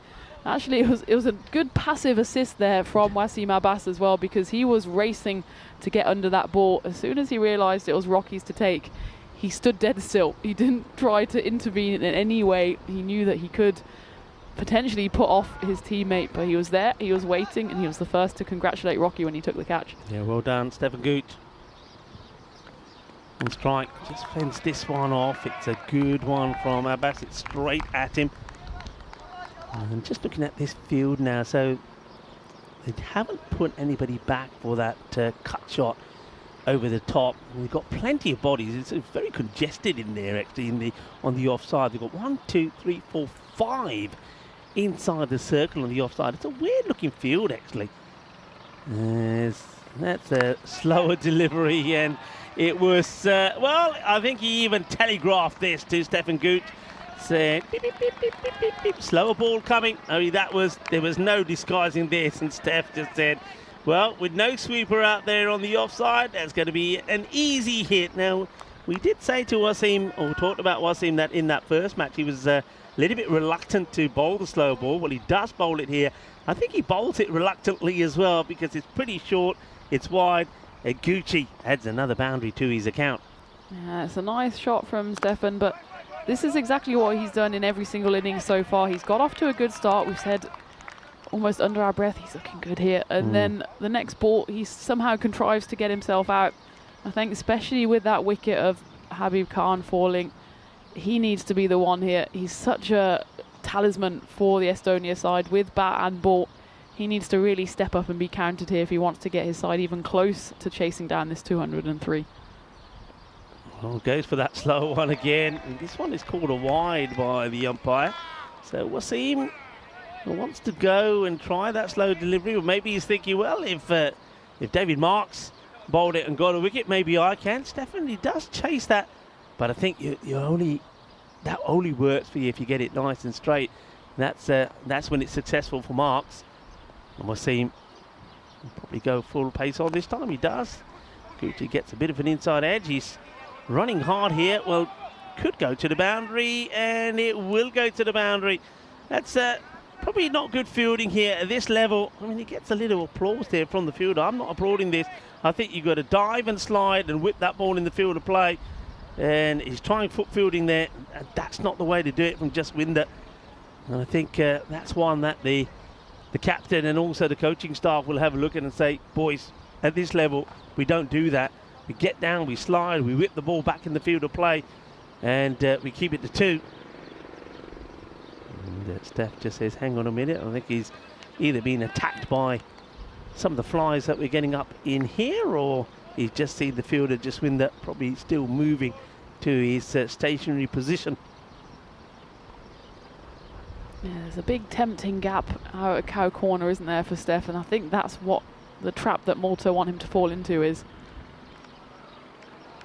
They're keeping it outside off stump, that one a bit too wide, but they want a similar delivery actually that got him out in that first game. Of course, it was a slower ball, but it was outside off stump, and he tried to drag it over to leg where there is a vacant area, and it was caught by Jaspal Singh. So he just needs to be careful.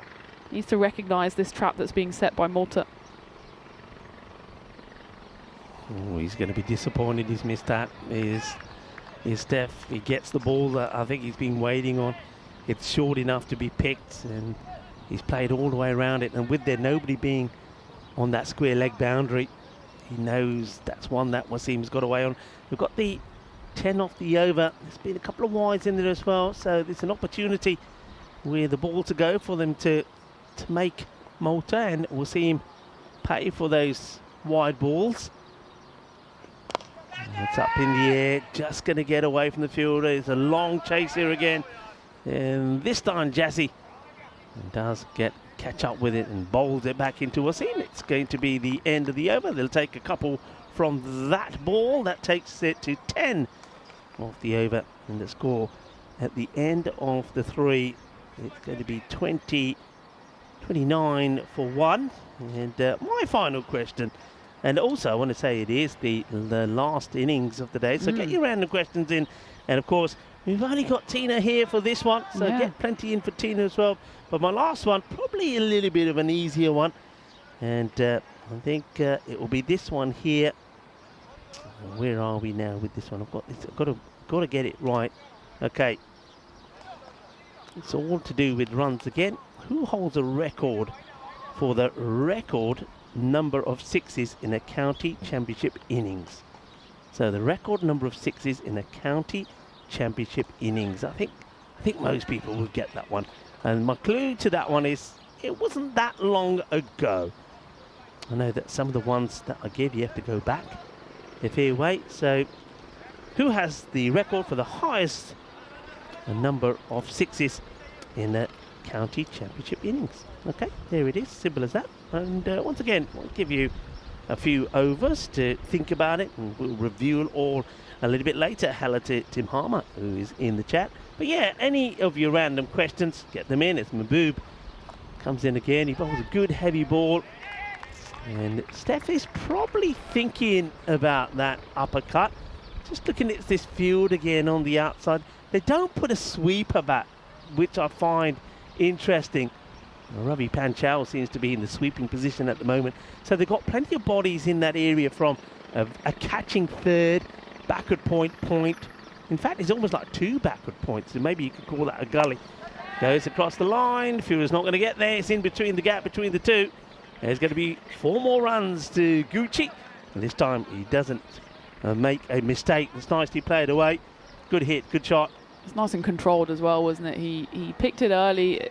You won't necessarily be rushed for pace from Mahbub Ali. It's more the heaviness of the ball he bowls. But that one, he just guided it away nicely between the two. That's the Yorker, well bowled, and good cricket. Oh, well, the fielder, I hope he's all right there. I thought for a moment he could have jarred himself quite badly, as I think that again is... Who's that? I think it might have been Jaswinder again, charging in. Could have really done himself some damage. Yeah, it is Jaswinder. Does like to run around, but just for a moment, oh, look at him slide, and then he comes to a stop with a jolt, but he's okay.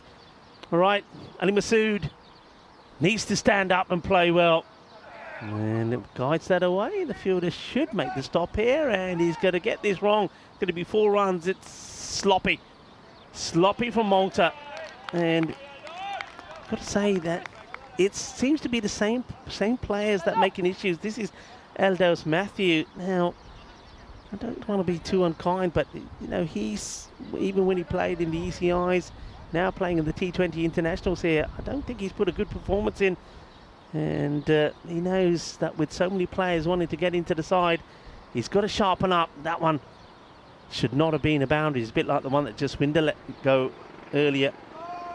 Good straight delivery, good comeback here from Mahbub. And end of the over. Estonia, they're going okay. They're staying at the rate that they need to be.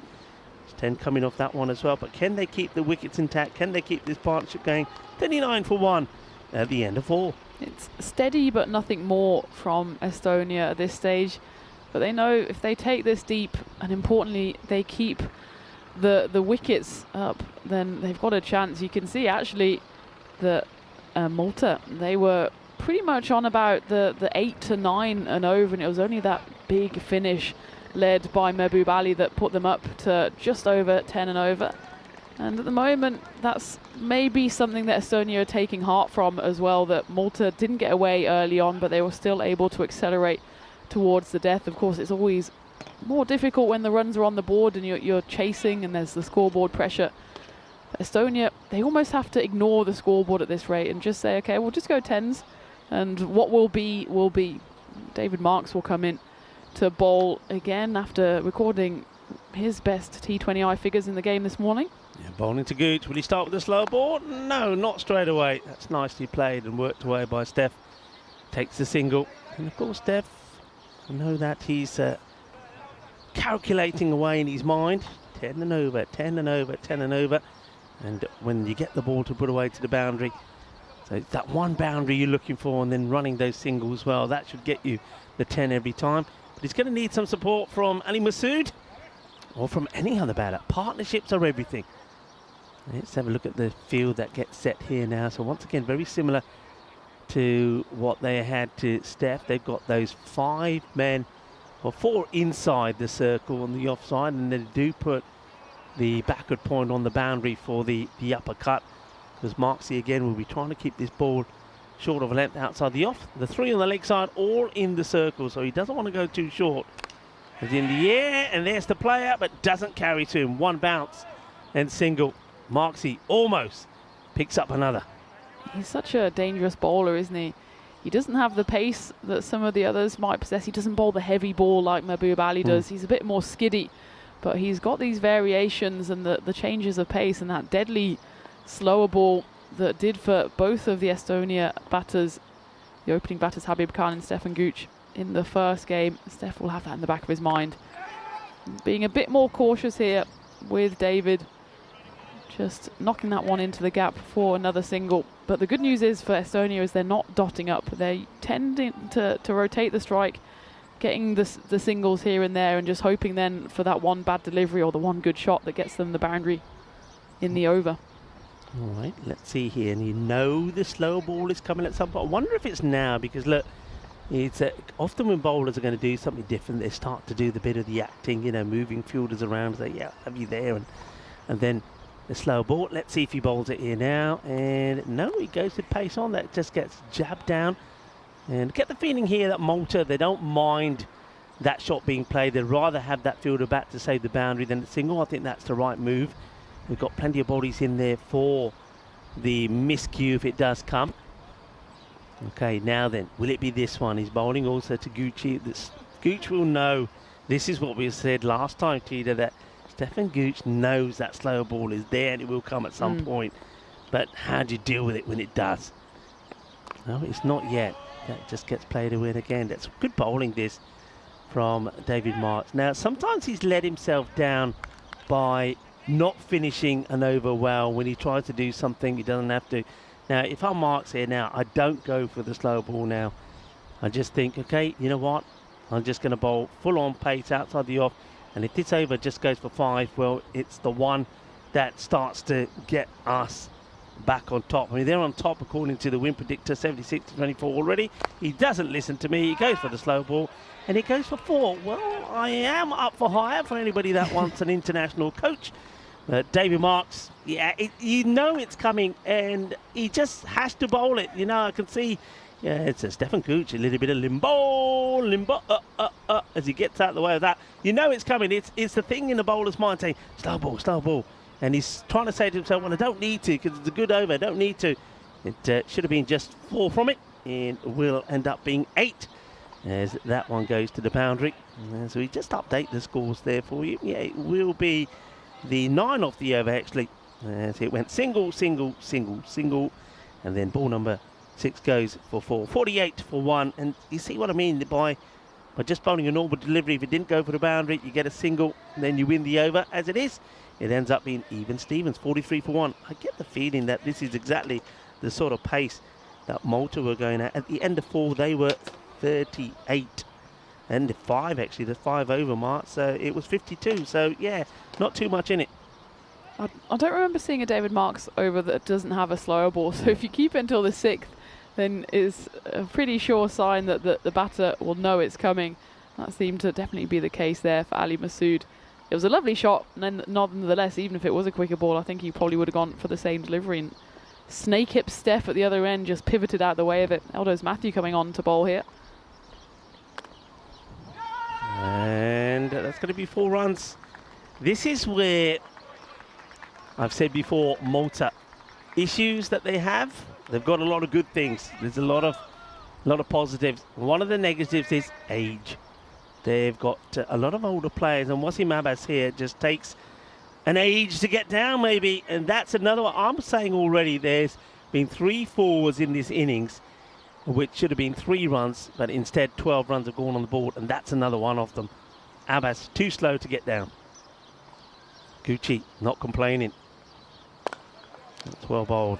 I will say, Wasim Abbas, he's 35, so I feel like he went down there like he was 65. For all the people in their 30s, I'd hope to put in a bit of a better slide than that. But you're right, Rico, they have just been a little sloppy. There's been a few notable misfields. There was the one down at square leg. There was one in the 45 as well. And if they rack up, you're suddenly giving an extra 10, 15 runs. It's nicely played. Beautiful shot. Really nice shot through the covers. Delightful. One of the best from Gucci today. They've got plenty of bodies, as we've said, out in the offside, but he still gets that through. And Stefan Gooch, we've said before, he's got going. He's made starts, but he's got out at the wrong time. But here he is. He's into the 40s this time. And him and Ali Masood are starting to get a partnership going. Eldo's Matthews definitely wants something to go well for him in this match. It's not been the kind of starts that he's wanted. Can he get the big wicket of Gucci here?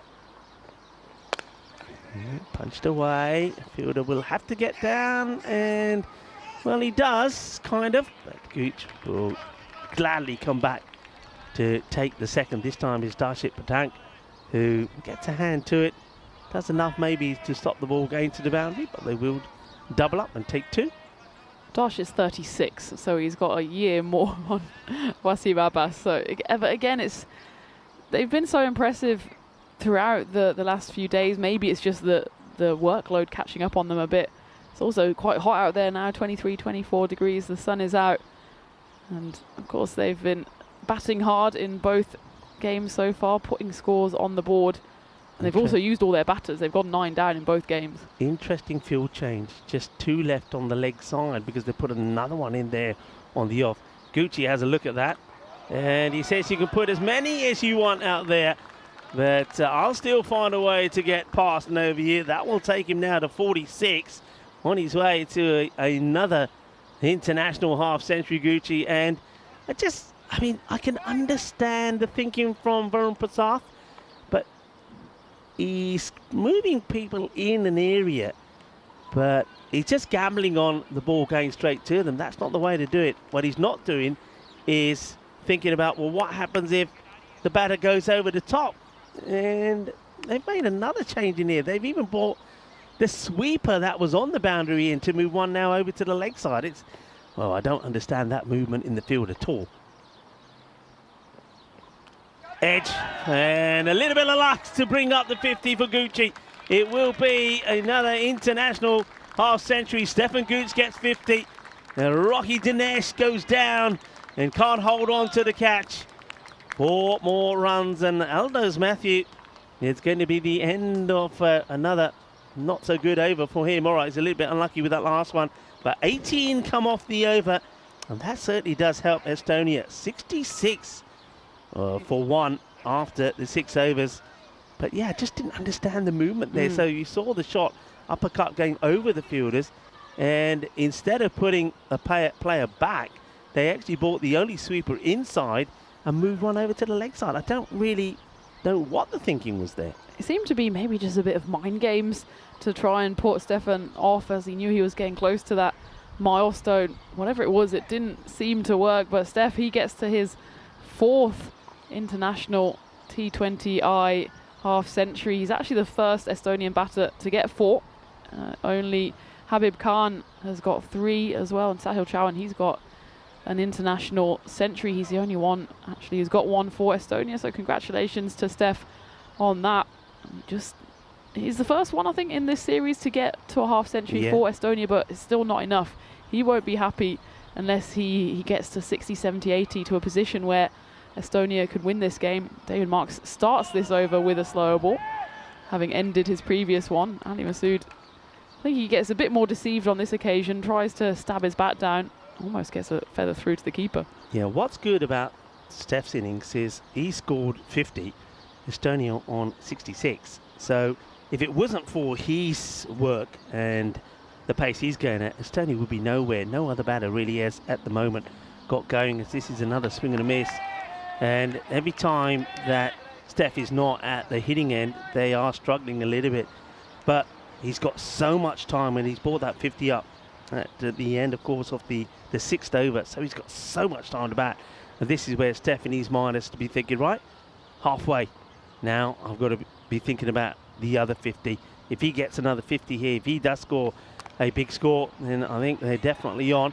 But partnerships are everything. Even if the guy at the other end is just staying there, taking the singles, rotating the strike, that works. That works when you need him to go at 10 and over. That's not a problem, because Gucci himself, as you saw in that previous over, is more than capable of getting the two boundaries and over that keep you in top in this match. So this is a big battle. They've got to try and work out how to get the wicket of Steph. If they get Steph's wicket, then I think Malta once again take a big lead in the percentages in going on to win this match. But while he's there, this game is definitely very much in the balance.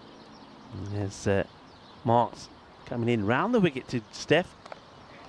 It's played away nicely, plays it pretty late, but you can see they're almost tripping over each other, the Maltese players in that part of the area behind point to Steph. But that's what they're targeting there.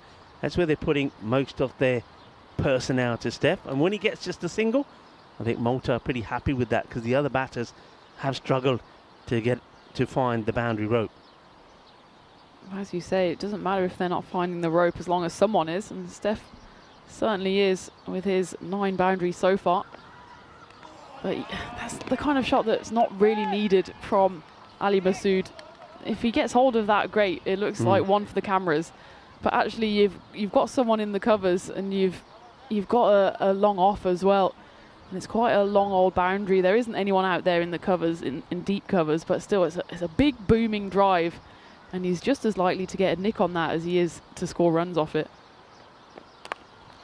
Hit away, fielder. Once again, a couple of times that Ali Masood has gone in that area, and Darshit is there to take the catch, but he can't take it. It bounces in front, but still another good over from David Marks. Just the 3 runs come from it. And this is where I think it gets sometimes a little bit frustrating for someone like Steph, because you can see he at the other end is thinking again in his mind, okay, I need to get another good over in here to just keep us at the pace we want to go at. But still, they can afford the odd over like this as long as the partnership continues to go. 69 then for 1 at the end of the 7th. Yeah, it's a bad over in isolation, but if you remember that the 18 runs came off the previous over, so still 21 in the last 2, and that's bang on what they need in terms of the run rate. But it does put an enormous amount of pressure on Stefan Gooch when he knows that at the moment he's the only one really scoring the runs. Yes, Ali Masood is out there. He's 13 off 11, but it's more like almost 2 a ball that's needed. So just ticking along at a strike rate of 100 it's okay as long as Steph is able to take the pressure on at the other end. But really, what I'm sure Steph is saying to Ali is just, come on, mate, help me out a bit, get a few runs. It doesn't matter if it's a streaky 4. Just got to, yes, play sensibly, but also try to capitalise on any mistakes and also pick the gaps. It looks like they're turning to a bit of spin here in the form of Priyan Pushparajan. Just knocked that one as a big appeal, as a delayed appeal from the bowler. Interesting to see what the umpire signals, and he is signalling that there's bat on this one. Did sound quite wooden.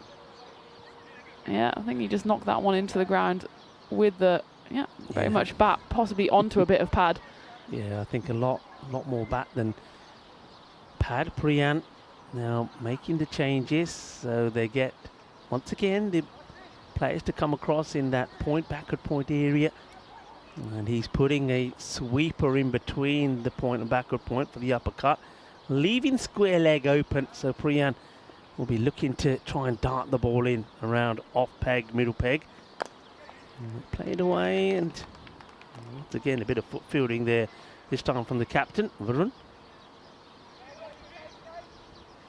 It's a strange field that Malta are setting, isn't it? They're very offside heavy. They're clearly tempting Estonia. They want them to play across the line. They've just got the square leg and the deep cow. They do have someone, it's the same field as before. No one in the ring on the leg side, just the 3 boundary riders. Long on is quite straight, and we're getting funky, and well, that's the opposite of funky because it's an unnecessary shot. They were putting a trap up here for Ali Masood to play it into the leg side. He tries to read the double bluff, goes funky, scoops it into the offside and straight down the throat of the fielder. That was a bit of a brainless shot there. It was a nice shot, but it's not nice if it ends in the hands of the fielder, and it's Jaspal Singh taking the easiest catch there. And well, that was a strange end to what was actually quite a strange innings there from Ali Masood. Yeah, Ali Masood, I mean, we saw him swinging and missing. I don't think, I was going to say, I don't think he did really too many favours out there with Steph, but I suppose he did at least keep him on strike, 14 of 13. I mean, if he plays that and he goes for 4, you know, we're saying, yeah, it's showtime here and it's a bit of sexy cricket, but when it goes wrong like that, there's not too much really to be feeling happy about. But I suppose the only thing that it could have done, it means that another batter could come out there and have a field day. And if that is the case, you look back at that and say, that was a good wicket to lose, because well, Sahil Chauhan is somebody who can get going. And if he gets going and this partnership gets going, then Estonia stay probably in control of the run chase. But the second wicket goes down, 71 for 2. And it is Priyan Pushpajan also, of course, made his debut today for the multi-star side. And I know that Mahbub has sort of overshadowed him a little bit with the 250s, but Priyan himself has been good. He's scored runs with the bat and he's taken a couple of wickets as well. So it's been a good start for Priyan Pushpajan, wearing, of course, the Maltese colours in this T20 International. I just don't understand the thought process of Ali Masood to go for that shot selection.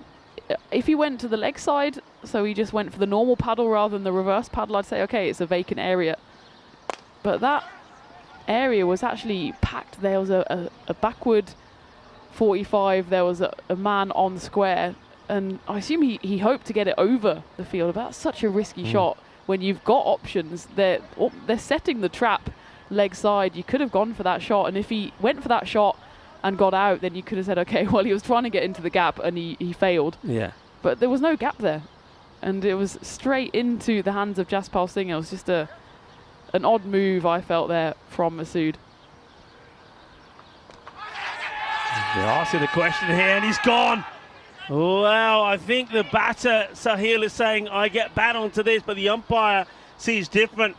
And Adnan puts the finger up and says nope, or whether he feels it was pad first, we can't see from there. All that we can see from it is a pretty straight delivery. But is there bat on this first? I mean, he just hits it, doesn't he? Is that? I mean, it's not conclusive from here. We haven't got the right angle. You have to go with what the umpire sees.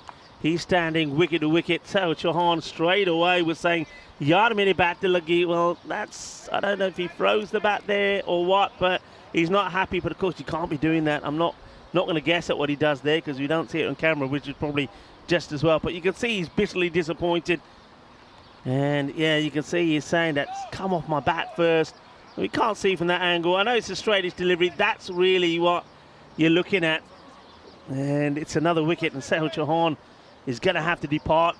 Yeah, he does throw the bat. That's a bit naughty, and he will get a talking to about that one. We can't be doing that. I know it's really frustrating for batters. It's easy for us to say up here, you got to just take it sometimes. But I know I've been in that position, and let's just say that there'll be times when I'll probably have done worse. I'll be first to admit it. I know it's disappointing, especially when you know that it just means that Stephen Gooch loses another partner. Sahil Chauhan will go for just the one of the two deliveries. LBW there to Priyan, who picks up another wicket. What a good over for him. And at the end of the over, 8 gone, 73 for 3. I just felt the speed with which that deflected, that it felt like bat to me, is inconclusive. We can't say one way or another. We obviously don't have the benefit of snicker or anything like that. It's not difficult. It is difficult to see on those camera angles. The reverse one we have no idea because it's obscured by the batter and the keeper. But just that front angle, it looked like it was bat, but you can't go on the reaction of the batter because they always say that they middled it. But yeah, a tough call there, and you could see why the batter was upset, but you got to go. Lifts from nowhere, doesn't it? Yeah, that one, that's a proper Steph's been out there for 28 deliveries, and he's probably thinking, where did that come from Jaswinder? And of course, we had a nice shot of Jaswinder when he was out there batting with Lala, and he looked like the matchstick man. Well, he is the matchstick man. Starts with a good seed, and that's well bowled as well. He does, what I like about Jaswinder is no mess from him. Oh, that's hit the edge of the field, and it's going to be a lucky break there as Steph will double up. He'll take 2. That's well watched by Arslan. He says, Jala, let's go again. But yeah, Jaswinder normally just likes to bowl wicket to wicket, and he's a bubbly little character which runs back to his mark, but he's going to get unlucky there. That ball hits the edge of the pitch. The wicket keeper, Rocky, can't do anything about it, and they'll double up. Jaswinder once again here to Steph. It's played nicely, soft hands, but well fielded. It's the captain, Arsan Amjad, who's into the middle, and he'll face up his first delivery here. He's another one. We know he's got so much talent. If these two can stay there, even just for 50, 60, 70 runs, they're well in this, Estonia. But we've been saying these ifs all weekend, Rico, and it hasn't come true yet. I'm just happy to push that away. Look how deep, by the way, that Malta are. There was nobody at all anywhere near that. That was fielded by, I think it's Priyan, who's running in all the way from the boundary. It's almost like they're saying, we don't mind giving the singles away. Thing is, though, I don't know whether I agree with that. If you got if it's Steph, yeah, you push back and let him take the single. But a new batter, no, I wouldn't be. Short and almost carries Higuchi. Well, he had his heart in his mouth there as he thought he may have put this into the safe, bucket-sized hands of Mahbub. But it just, again, we've seen this a few times from Gooch. He's played some shots in that area, a couple of times dropped short of Darshit Patank, who's been there. This time it's just short of Mahbub. But it's a dot ball from Jaswinder as he comes back again. And that's hit nicely, but only as far as the 2 men that are sweeping that part of the boundary. It's a good over from Jaswinder, who continues to impress with the ball. So just the 5 runs come off that one. So 4, of course, of the last, and 2 wickets were taken by Priyan. And in fact, the last 3 overs, only the 12 runs have come from them. So the rate started to grow and creep upwards. It's around that 11.5 mark now. It just keeps on creeping, and this again is almost a carbon copy of that first game this morning where they started well. We said as long as they stay at 10s, okay, there's a few overs that go for a few less, but they can always catch up with 1 or 2 big overs, then they're certainly in it. And it's the same here. I suppose the advantage for Estonia is that Steph is still out there and he's well set, but he's the big wicket here, and if he falls, you fear for the guests here. And he might fall on this delivery. That is the failure. And not a failure, actually, but that's a failure in the terms of Estonia. You said it, if he falls, and he does fall. Stephen Gooch, 57 of 32. But the thing is, and you know, you got to look at it from his perspective. If nobody else is scoring runs and you're out there, when you're on strike, you've got to go for it. You've got to. Otherwise, you're falling further behind. They were keeping up with the rate for the first, more or less, the 5 overs at around the 10. But 10 has become 12, and he's got to play the shots, and you can't blame him there. It's just a failure. When I say failure, it's a failure on part of the other batters. Stuart Hook, well, he certainly wasn't a failure in the last match. He was a bit unlucky not to get his 50. He was a not-out batter in the 40s. He now joins his captain out there. But it's going downhill. Somebody's got to stand and deliver here for Estonia, because I think the teams will take some drinks here now. And that means that we've got a bit of time to just have a chat. But yeah, he's got to stand and deliver and make it count. And I did put a question out in the chat. Maybe you can go back to that. And of course, that question was about the sixes. That was what it was. Who holds the record for the most number of sixes in a county championship innings? And that was actually in 2022. I think we have a graphic for this as well. In his first-class innings since being appointed England captain, Ben Stokes broke the record for most sixes in a county championship innings, hitting 17 in a breathtaking 161 of 88 balls for Durham against Worcestershire at New Road. The previous county record of 16 had been set by Andrew Simmons as a 20-year-old for Gloucestershire against Glamorgan in 1995, and equalled by Essex Graham Napier against Surrey in 2011. So Ben Stokes, he broke that record when he hit those 17 sixes. So Ben Stokes was the answer there. I think Estonia need some Ben Stokes style hitting out there in the middle, don't they now? It's 78 for 4, just as our gremlins in the graphics are getting sorted. So Estonia, the equation is they need 125 in 65 balls, so almost at 2 a ball already. And importantly for Malta, they've got that big wicket of Stefan Gooch. And in fact, the scorecard as it stands looks worse for Estonia than it did in the game this morning. In that one, there was at least a few batters that got 30. Habib Khan, Sahil Chauhan got 25. On this occasion, it's only Steph who's actually scored more than 14 runs so far.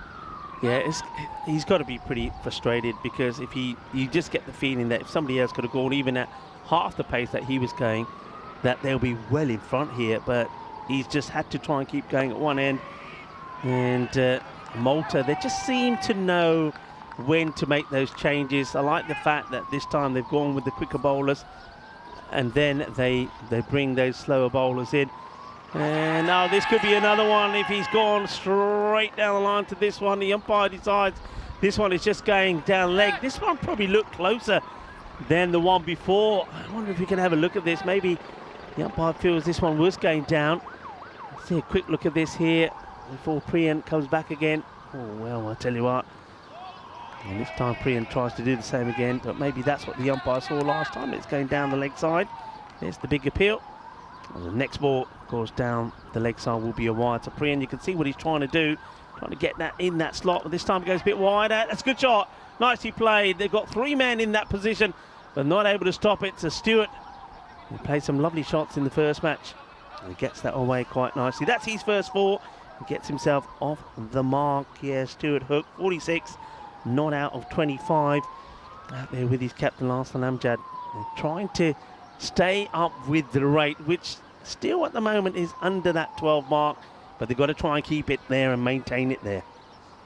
It'll be interesting to see if Varun Prasath brings himself on at the other end. He bowled in tandem with Priyan in that first game to quite good effect, because they can rattle through the overs as well. A bit of spin just ratchets up the tension and the pressure for Estonia. You can see Stuart Hook, I think that one just reverberated up his spine. And they just need to find something from somewhere here, Estonia. That will be a single. So even though there was that nice shot there from Stuart Hook to get the boundary for 4, it's another good over for Malta. 6 coming from it. There was that wicket, 84 for 4.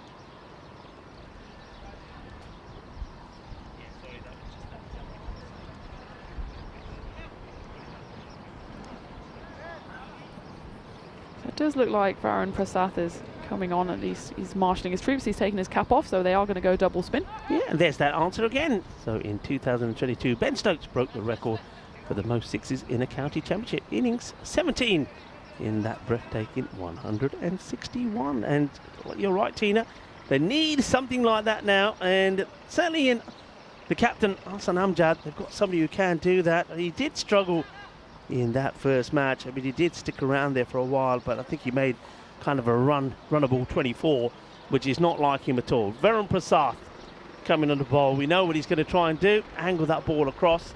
He set the field. 3 players in that area. And Stewart, well, he knows there's 2 men, or 3 actually, on the leg side. Nobody in. They don't care about giving the single away on the leg side. They're just protecting the leg side boundary and attacking the offside. Starts with a Gundy no ball. Oh, it's given a wide. That looks high to me. That did look high to me. I think the 2 umpires are now in discussion here. That certainly looked high to me. And it's going. What they're giving this? Are they giving it? They're just calling it a wide. That's so high. I know they don't like to use the reviews here, but yeah, they have given it no ball. Thank you, ICC umpires. Use the evidence when it's there. And that's going to be out of here, is it? Yep, it is. And that's what they need. They need something to kickstart them. And Stuart Hook, well, he smashes the free hit for 6 runs. 7 off that ball. Varun Prasad, the captain, starts with a baddie. Just on this day for Ben Stokes, it's subsequently actually been beaten. That was 3 years ago, was it? And Jared Kimber, he scored, I think it was 21 sixes last year in a game. Well, obviously Marek has not been updated yet. Well, I suppose it's on this day, Ben Stokes. It was on the 6th of May. Yep. 3 years ago. On this day it was. Right, Varun probably happy that he's, well, I don't know. Let's see what Arslan delivers up. He's got Stewart at the other end for the moment. And he comes back to round, left arm round to Arslan, and yeah, played away, but to the fielder. That's what that field is there for. You just, every time that Varun gets it wrong from this angle, because you'd think he'd be more productive with this left arm around for what he bowls, but every time he gets it wrong, he then goes back over. Oh, that's a good take there from Rocky. Well, it's a bad start, wasn't it? No ball, 7 off the first ball, then the single, but if he can keep it less than double figures, he'll be happy. That's played away nicely. It will be a single. You can see that. Arslan Amjad, the captain, desperate to find his touch, desperate to find his form. Wouldn't he like to get a top innings here? To see his team win this crunch match. Played away, big shout of yes from Stewart. Fielder comes across, does the fielding. It's Eldhouse Matthew who's patrolling the boundary. And is that the end of the over? It looks like it is, yeah. He does recover well. Just the 10 from it. And that's it, including the no ball and the 6. And that's where, Tina, I feel maybe Estonia just missing out. When you start with a no ball and you start with 7 off the first ball, then really you got to be getting more than 10 in the over. Yeah, absolutely. You've got to really capitalise on the overs where it looks like they're going your way, and that's a perfect example. 7 off the first and then just 3 off the remaining 5 deliveries, and well, unfortunately it's just not enough at the moment. The run rate has now gone above 12. It's 94 for 4 at the end of the 11th, 109 needed off 54 deliveries. There's that shot. That, see, Stewart, he's looking to play this shot. The thing about it is he's going to have to execute it beautifully well and place it perfectly to get a boundary, because 2 men, point, backward point in place. They've got a sweeper in that area as well. So you just feel that it's got to, you see what I mean? So he plays that, oh, hesitation, a good throw, but it's not a good throw. It's a poor throw actually for Marks. And so that's what I'm talking about there. By playing that little jab shot, the best you're going to get from it is a single. So you got to try and manufacture something different, whether he tries to take a step out and hit it over Varun, who's there at the short cover, and try to go in the extra cover area. It's well bowled again from Priyan. Just has to dig this one out, Arslan. Thing is, that's the other thing. When you get the bad ball, you've got to put it away. When it's a good ball, Arslan is disappointed. He can't do anything with that. But it was a decent delivery.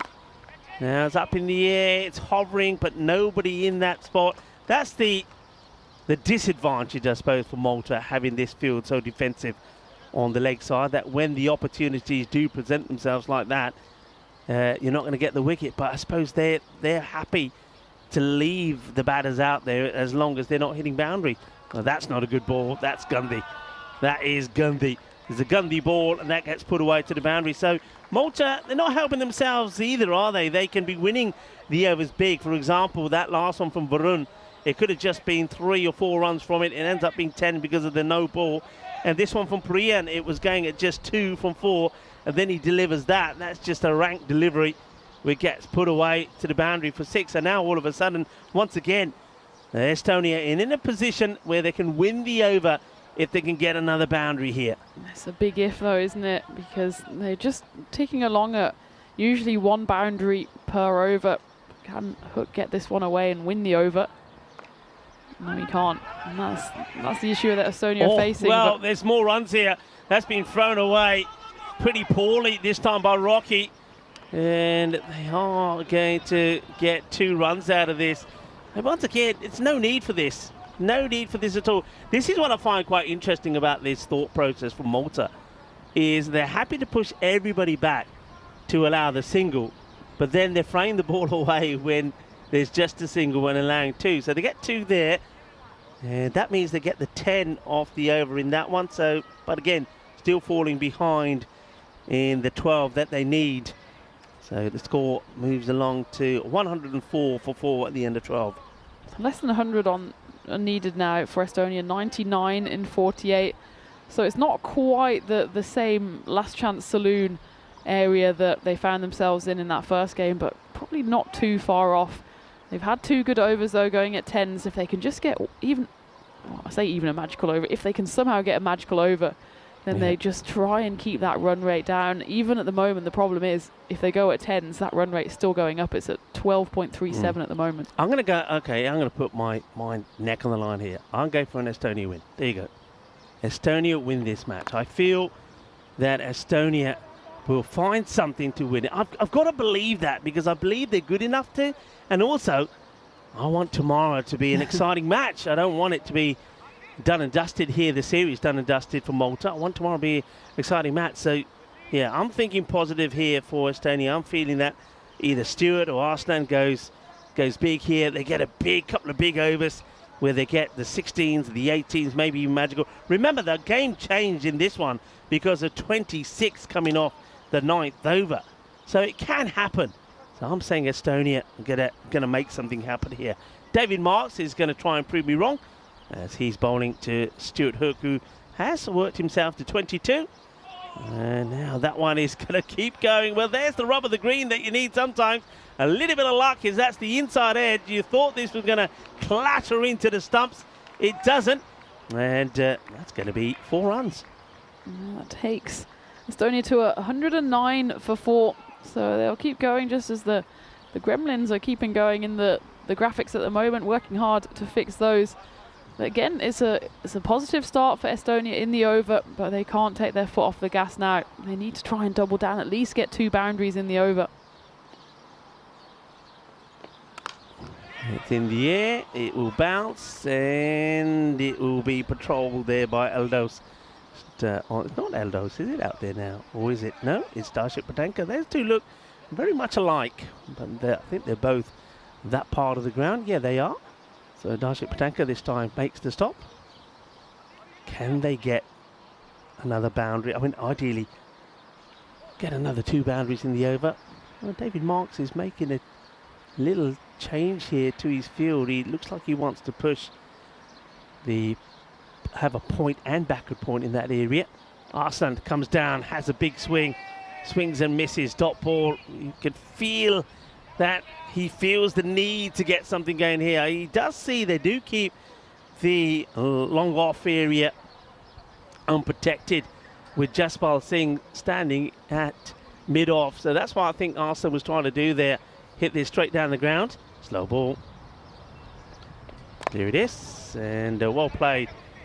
Gets blocked out pretty nicely. And when he bowls that straight like that on middle peg, it's a very good delivery. And Arslan does pretty well to get bad onto it. Yeah, it was a quicker, slower ball, wasn't it? It wasn't one of these ones that almost comes out backwards that we've seen a few times from David Marks, but it was well bowled and equally well kept out by the captain, who's been out there a while, hasn't he? He's only faced the 9 deliveries. Stuart Hook, he's had 15. That's well hit. Good strike. And it's going to go for 4 runs and holds the pose there. There's Stuart Hook as well. Gets it over the infielders. It's another boundary that comes at the end of the over, and it's 11 of this one. So Estonia, they're just keeping themselves in it. They're managing to pick up the boundary when they need it. If you have a look at the last 3 overs, just when it looks like that Malta are going to win the over big, a boundary comes from somewhere. And that's what they're managing to do at the moment, Estonia. Just keeping that around about that 12.5 mark. But of course, they know that things can change pretty quickly if they were to lose another wicket here. Now, this is a very important partnership. Stuart Hook, who scored 46 not out in the last game, well, 31 of 16. Arslan Amjad, the captain, he's trying. But I think he's just got to think here, Arslan, and say, you know what? By being here, it's better than me getting out. I'm better off being here. If I have to play second fiddle here and just keep taking the singles, I'll do that. Now, Varun Prasad will continue. Of course, Varun started with that Gandhi no ball, which was then pre-hit was put away. But then after that, they just couldn't get him away. Well, that's Gandhi, and that will be put away. It's very similar to a ball that was dragged down the leg side earlier from Priyan. So, well, they are not getting it all their own way. That's one that Arslan Amjad finally gets out of the middle of his bat. He gets his first boundary, and maybe that is just what Estonia need, their captain, to hit one out of the middle. Yeah, it was a lovely hit, and it was there to be hit, but Arslan hasn't been able to do it so far. He manages it on this occasion, so 121 now. It's just about 2 a ball needed still. If they can keep it there, it's always we always revise what we think Estonia would be happy with. 12 per over, I think they're okay with, especially if they keep on scoring these boundaries. But any more, certainly if you're looking at 14 plus, then it becomes a different ball game, because 12 you can at least manage with either a boundary and a few runs or with a couple of boundaries. At the moment, Malta are just a bit loose with their bowling, which is allowing Estonia to stay in the game with a couple of boundaries. And it's a good sign that the captain of Estonia is getting involved here, because Stuart, he's doing well, 31 off 16. But he does need a little bit of backup from the man at the other end, and that's a perfect start. I think this is also a perfect result for Estonia. They've got the field to move here now, finally. They've taken another one outside the off. Arslan, that would be encouraged by that, and he does play it out in the offside, not quite into the gap that's been created by that field move. But when you see a field starting to change, then the batting side will start to feel that they're starting to get maybe under the skin of the opposition. There in Jersey, you can see the Yorkshire Cricket College have put 104 on the board against the Western Towers. It was a very exciting match earlier when it went 166 to 165. It was chased by Eastern Royals, and the Spitfires, well, they were blown out of the skies. 165 for 2. It was chased down. Goes for it. Now this one is hovering, but it's going to go all the way. Bolle, Kinna Sona, Shakalagya, and Stuart Hook. He is keeping the Estonian hopes alive, and mine, of course, as we're looking for Estonia to level this T20 International Series. 2 matches today. They went down in the first, but they're just keeping themselves in it thanks to some good hitting from Stuart Hook. The second boundary, the second 6 in the innings from Varun. And that rate now has come back down to just under that 12 mark. Another boundary here will do nicely. Varun Prasad, the captain, under attack.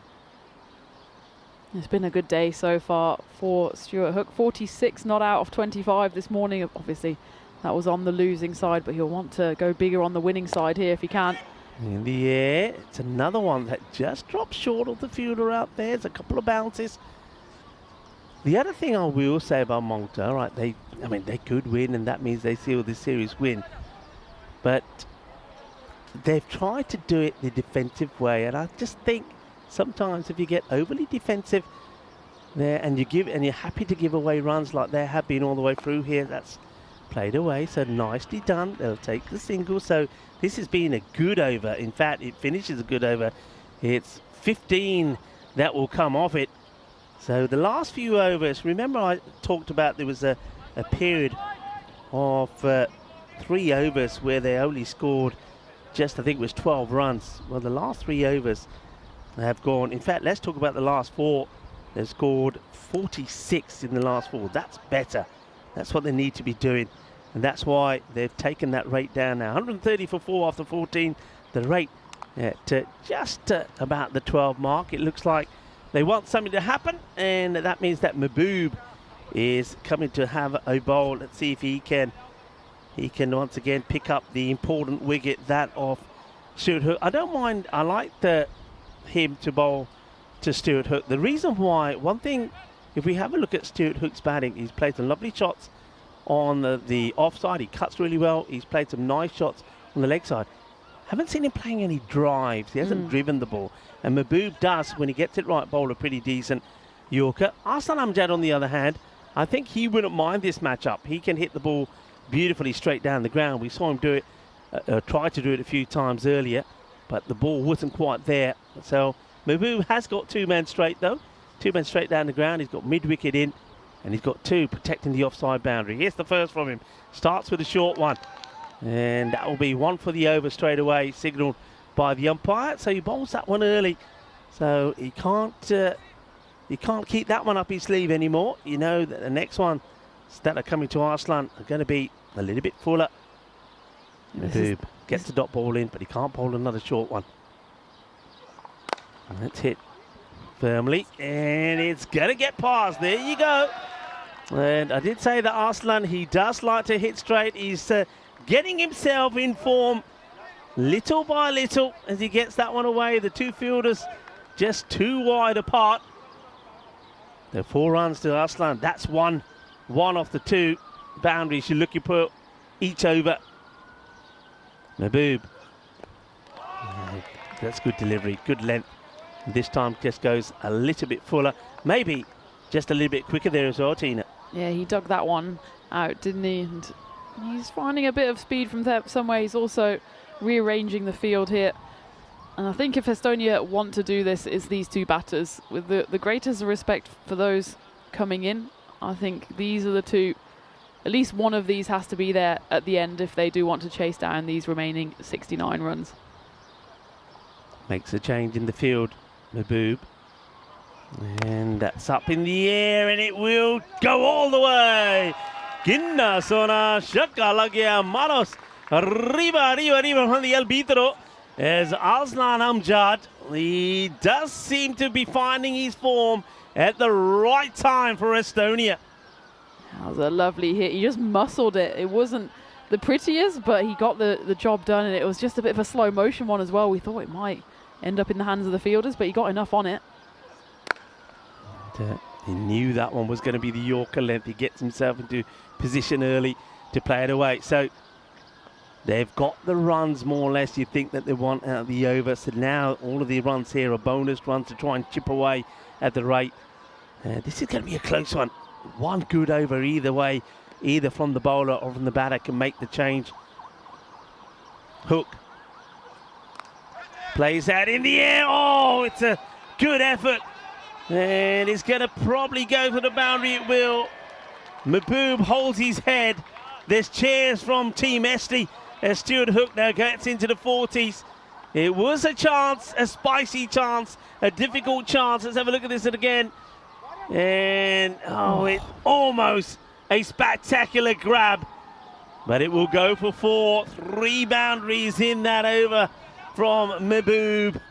It will be 15 off it. We're going to have a good finish here. I just feel it. And maybe that one tomorrow, match number 3, will be the decider. If Estonia can keep this up and pull off a good win, it'll be a great comeback when they had that little wobble in the middle. It would be 58 runs now needed and 30 in the match 3 tomorrow. You want that one to go down to the wire. So the neutrals, they are supporting Estonia here. And, well, it'd be some run chase as well, wouldn't it? 203, remember, is the target. Arslan Amjad got off to a slow start, but he's ticking along now. And those are the fine margins between getting out and getting a boundary. It was fingertips, more than fingertips really. But he just tipped it over the bar and it went for a boundary. And this over then, or that over went, instead of 11 runs and a wicket, it goes 15 runs and no wicket. And certainly gives Estonia more hope that they can chase this total down. Wasim Abbas, the faithful, the one who's proved valuable for them in the past, now comes back to see if he can get or make a comeback here for Malta. The last 2 overs have both gone for 15, and it's much better. It's been a good last 5 overs for Estonia. It's sort of been sparked by that no ball from Vern. No ball that got hit for 6. All right, I know they only ended up just getting the 10 of that over, but it's gone 10, 10, 11, 15 and 15. Wasim Abbas here to try and break the partnership. That gets played away, but to the fielder. No run this time. And Malta, you can see they're just quietened up a little bit as well. They've been on top for a long time. A few people sort of agree with me that Malta just got a little bit too defensive. They allowed Estonia to take those easy singles on the leg side. They allowed shots where the ball went up in the air, nobody there to take the catch. And now they may be regretting that move. It's going to be a wide, misses the line by a fair bit, and I think no error there from the umpire. Spot on. You know, sometimes I think playing that kind of negative cricket, you may feel that is working in your favour if you're just giving away easy singles and teams are picking up 10s when they want 12s, but it keeps them in the match, especially when you don't take those wickets. Wasim, oh, that's a good one. He just gets that in the right area. Stewart plays and misses. You just feel that from Wasim Abbas. He also will try that slow ball at some point. And Arslan just having a chat there with Stewart. I reckon that Arslan is saying, hey Stewie, I'm in now. I'm seeing it. It's taken me a while, but I'm seeing it. Don't worry. If you got to take the single, take it. I'm here. And well, there's a couple of things here. One is that Rocky almost pulls off a great stop, but in the process of it, he nearly guides this to the helmet. We couldn't have had a second helmet incident, helmet gate in Malta. He does well to stop, get anything on it, because it probably would have gone for 4. He does well, actually. So he almost saves 4, gives away 5 in the end. They just run through for a single. Slow ball, and it's been pelted away. Arslan Amjad is finally showing the signs of what he can do.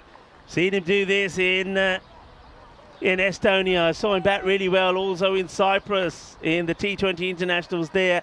He's coming good at the right time for his team. And Wasim Abbas, I told you, he will try that slow ball. And this time, Arslan Amjad was ready for it.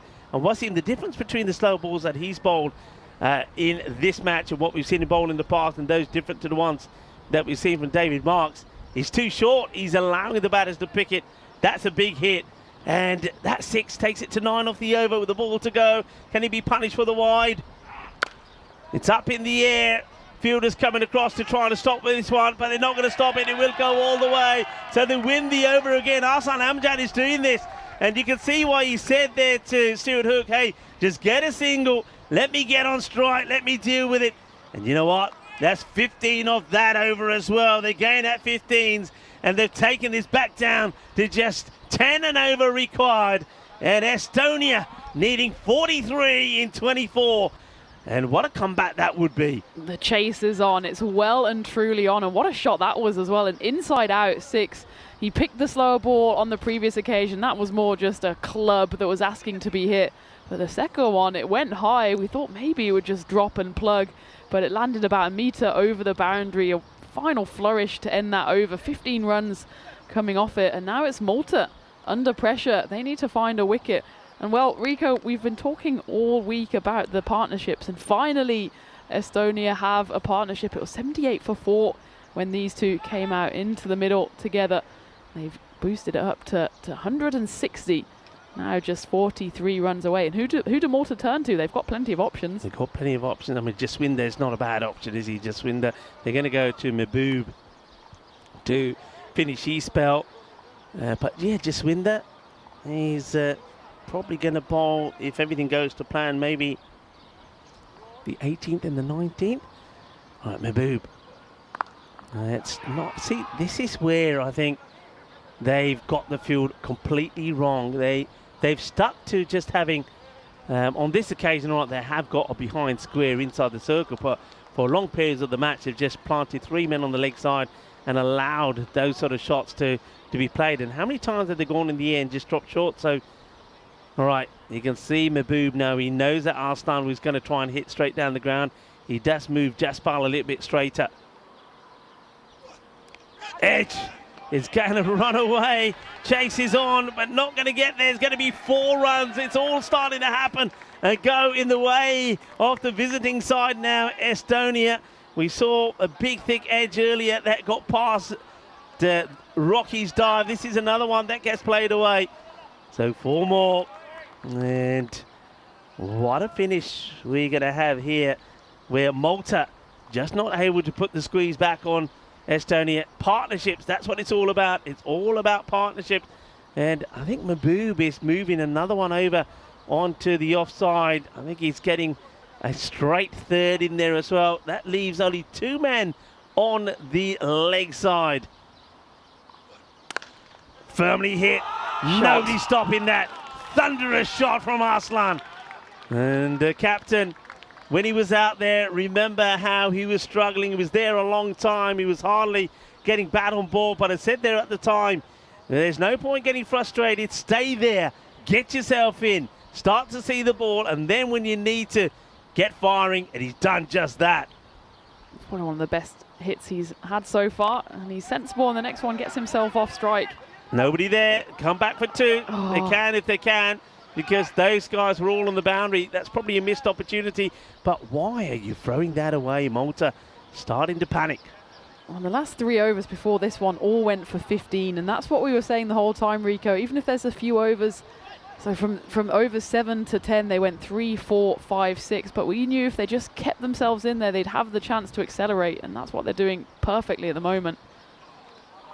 This just misses out on that one. This is what we saw Stewart do a fair bit early on in his innings. He rocks back to play this shot, but probably needs to lean into it. Arslan just having a chat with him here now. You got the 10 off the over, and the last thing that you needed to get out, they've taken it to less than 10 and over. They're needing 33 in 20. They've put themselves in prime position. Look, 68% to 32 they are to go on and win this from here. Mahbub, a wicket here could change anything. That's that Yorker length delivery. And it should just be a single. They think about the second because it's got to come from a long way. And that's the end of the over. But again, they've got what they need. They get the 11 of that one. Mahbub not able to take and get the breakthrough. 171 then for 4 with 3 overs to go. 32 of 18. And you can see the 2 batters out there. They definitely are feeling it. And they're having a chat. They know.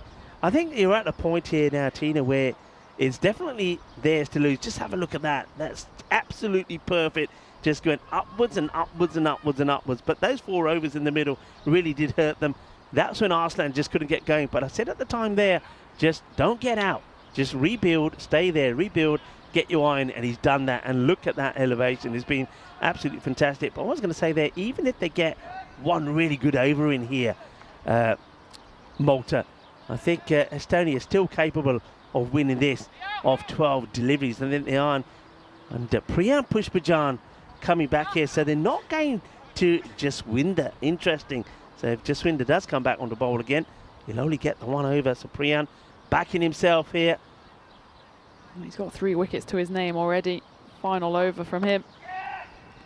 Jams down onto this. Makes the stop. Just a single. Have got that sweep, but David Marks, who's out there sweeping as well.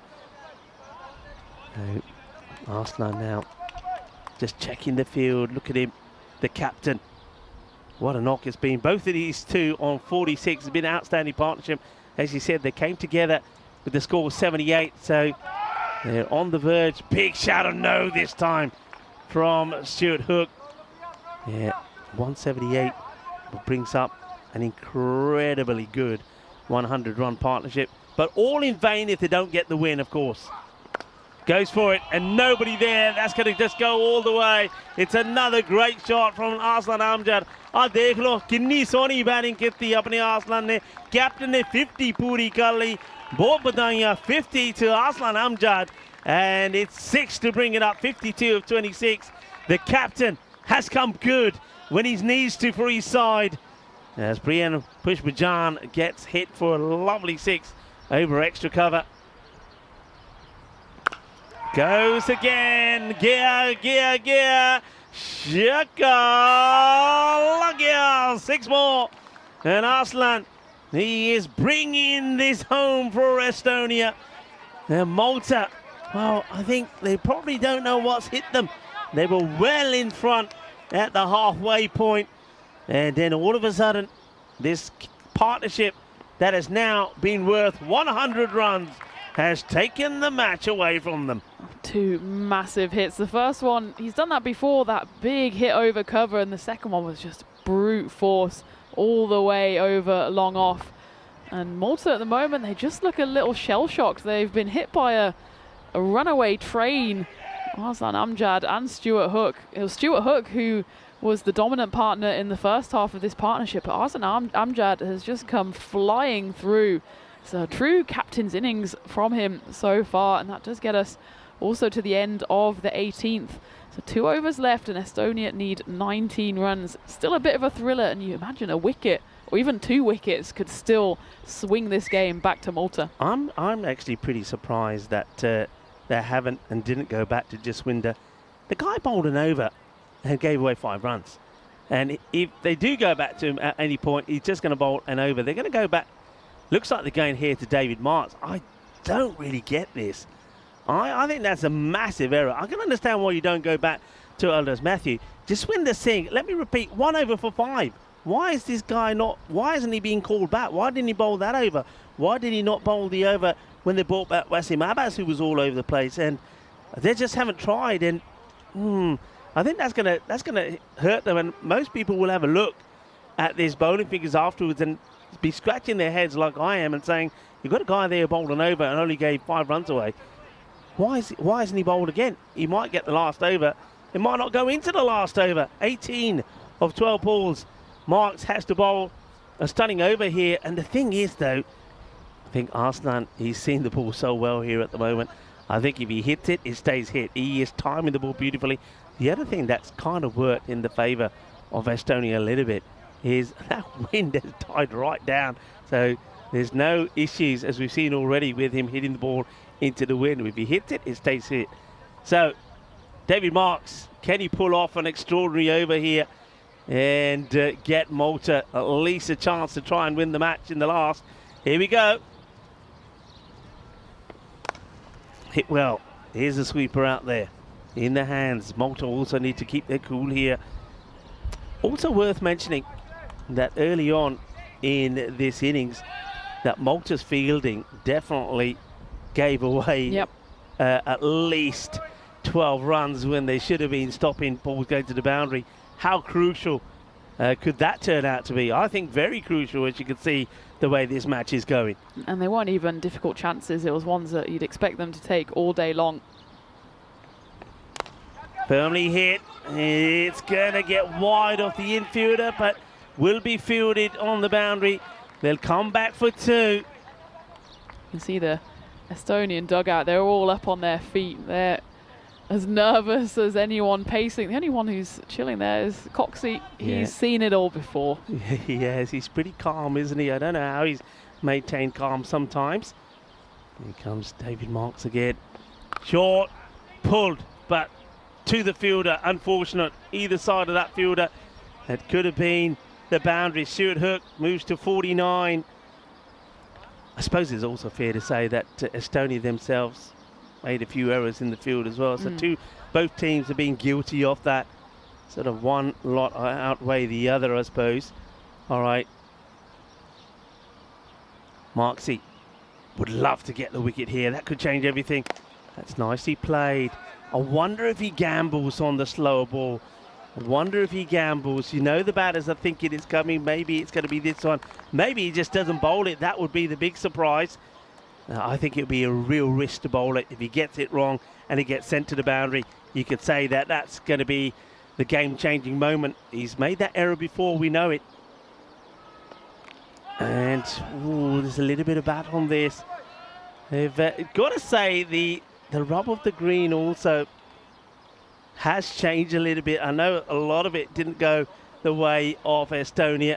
Sometimes they say you've got to make your luck. Remember the LBW there. As that's 52 Hook, by the way. Not the way you would want to have brought it up, but a little celebration. But of course, they want to celebrate the win, not the 50. But it's been a great partnership between these two. Huge delivery coming up here. Marks, Arslan just pushes this He's quite happy to stay on strike. We're going to have a real finish on our hands here.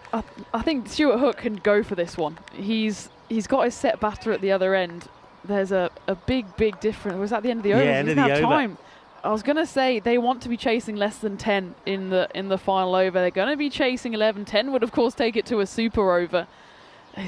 You need a boundary here in your first 2 deliveries if you're Estonia. You don't want to be taking it into the 4th, 5th, 6th deliveries. Arslan Amjad, the captain, will be on strike for it. We've said it's been a captain's knock so far, but he won't be happy until he sees his side over the line. Now, what a finish we're going to have, folks. It's going to be a last over finish. 11 for a victory. And apart from that over, they've been achieving that quite comfortably for 5 consecutive, in fact 6 consecutive overs. So well bowled by Marks. Arslan is on strike, and they will now go to Jaswinder. And Jaswinder, well, he's probably thinking, what have I done? Why haven't I bowled before? Well, Jaswinder to bowl here. Now, I said before, he's a wicket-to-wicket bowler. I think if I'm the captain here, Tina, I'm going with Southern Cross Field to Arslan Amjad. Yep. I'm going 2 wide, 1 right behind, because he's going to try, Jaswinder bowls wicket-to-wicket, and he's going to try and hit straight, I'm sure. I think that long on is far too wide. He's more like a cow corner. There's a big old gap straight down the ground, and they're still making some adjustments. They've sent square to backward square. There's a big old gap at I'm with you. deep square as well. Massive gap. Arslan will be lining that up. Here comes Jaswinder. 11 required. Drags this. Gonna have to run hard. Pick up. In comes the throw. They will get home. Good running. That's 2. That was great running, Stuart. You can see he's absolutely flagging out there. He's running on 1 leg, but he knew he had to get himself to the other end. Well, the captain, he's not faring much better. He's taking in big old breaths. So we go 9-5 now. A boundary, and you think Estonia, they're almost there. Yeah, 1 boundary can change everything. Arslan stays on strike. And he goes for it. And what did we say about the fielder? In the wrong place, but that is an incredible catch. Oh my word. That is outstanding. Outstanding is the only way to describe this. I mean, we were talking about him being a little bit too wide. It would have been a lot easier catch if he had remained straight. But what a catch this is. Could this be the match-winning catch? Running in from quite wide, has to dive forward, and it's been taken absolutely brilliantly. Aldos Matthew has pulled off an extremely incredible catch, and it's a brilliant catch that has been taken there. Wow, sensational.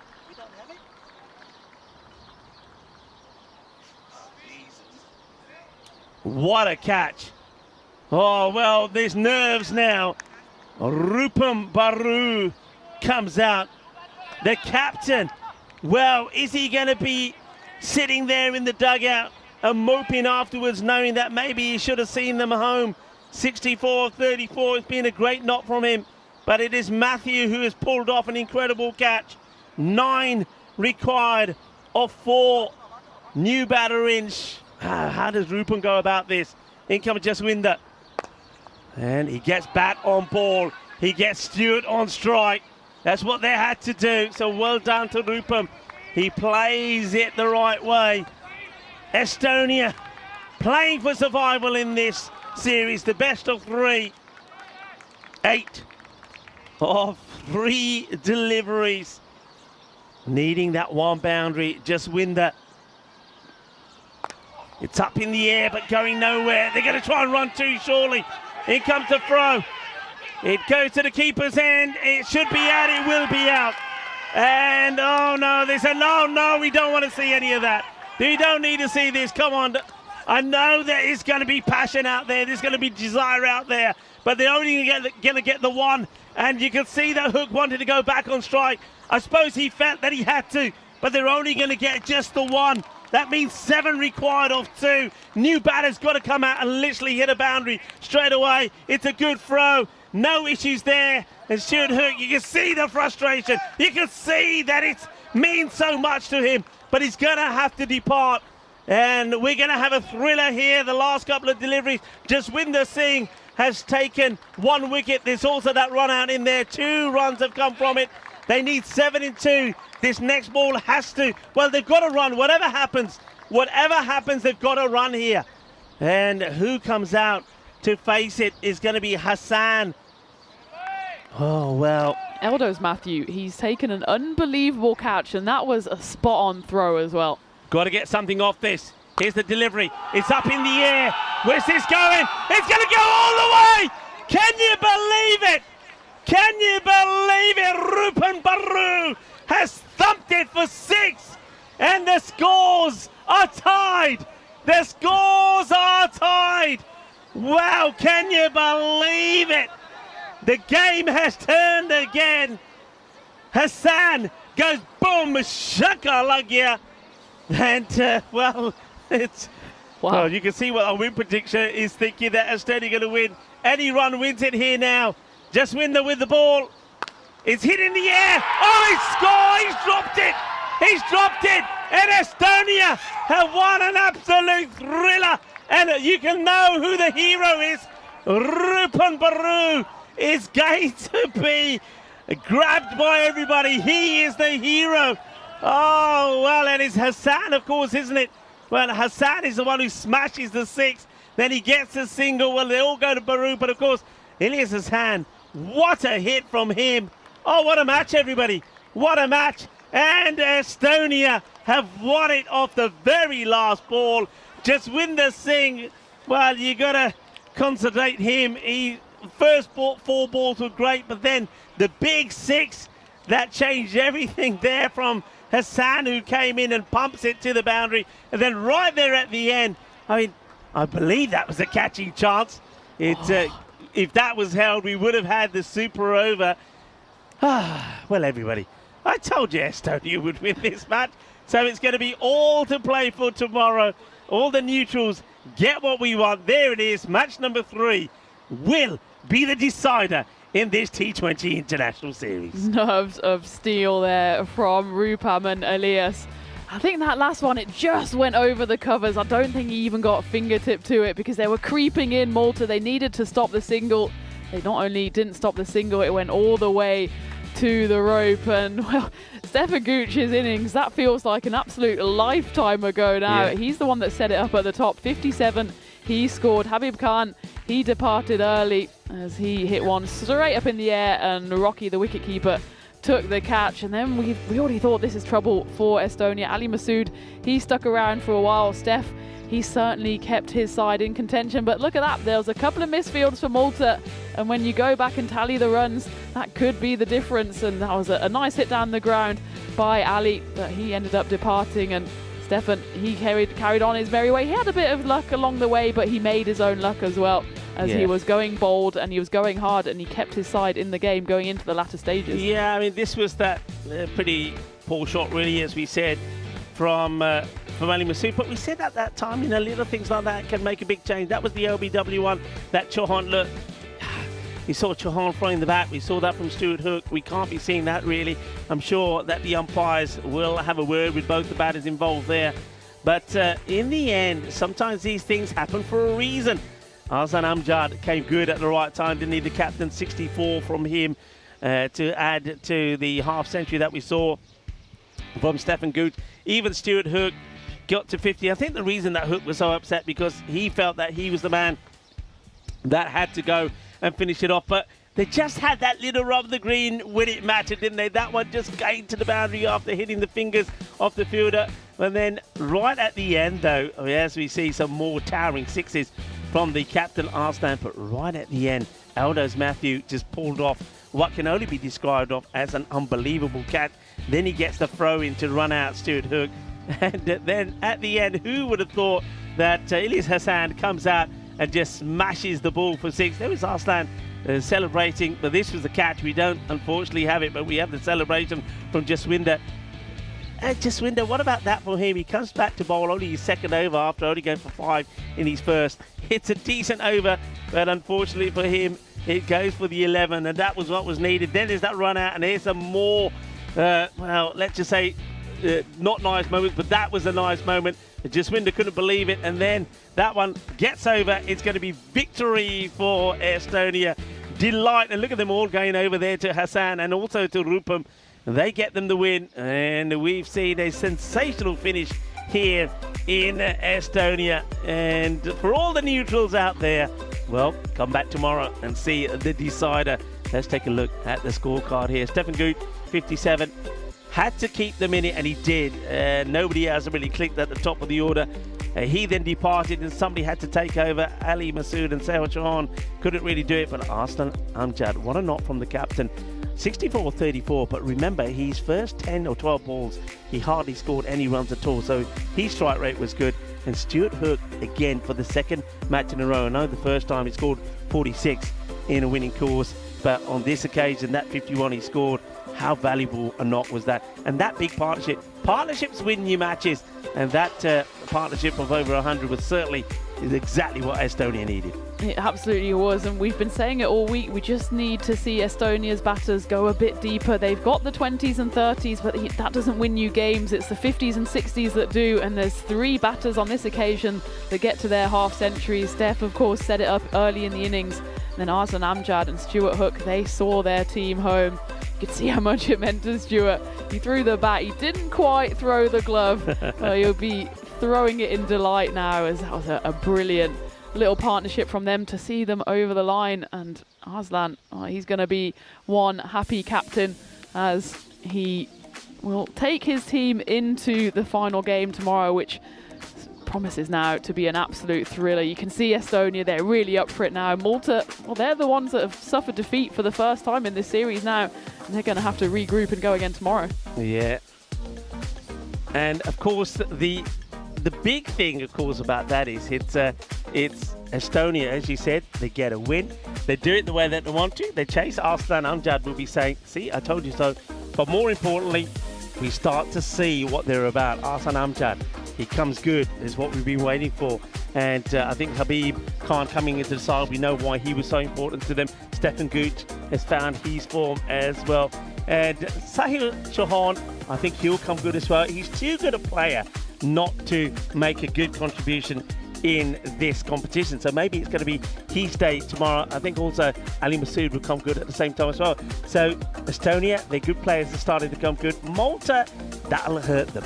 That will hurt them. And the reason it will hurt them was they started well, then they saw that the match was even Stevens. They got themselves in front with that period of about 5 overs where it was less than 8 runs in every over. And then their fielding let them down. They probably conceded quite easily, about 12 runs too many with that sloppy fielding. But they managed to bring it back in. They got the wickets at the right time. Great catch there from Aldous Matthew, then the runner. But then that's the way this game goes. Yeah, we always talk about those top players, don't we? I mean, Arslan Amjad, Sehwa Chauhan, Ali Masood. But the hero can always be somebody that you never expect. And Ilyas Hassan goes out there, 7 needed of 2 balls. First ball, bang, 6.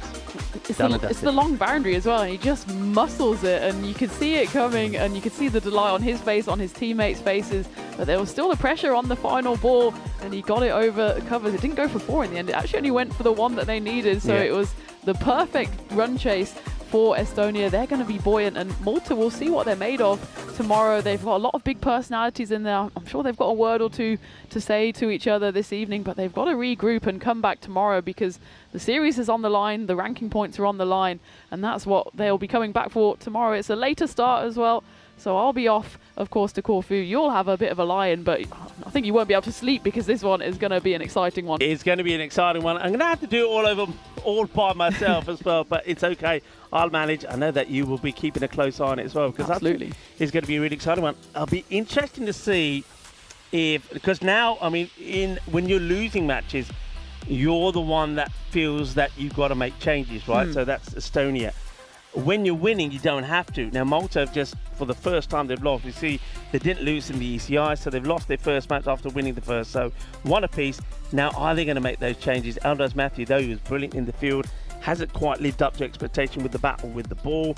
A few others there maybe not clicking the way you'd like. You'd probably say even Rocky Dinesh, he gets starts but then gets out. Darshit Patang hasn't clicked at all in the T20 internationals, and these are big players.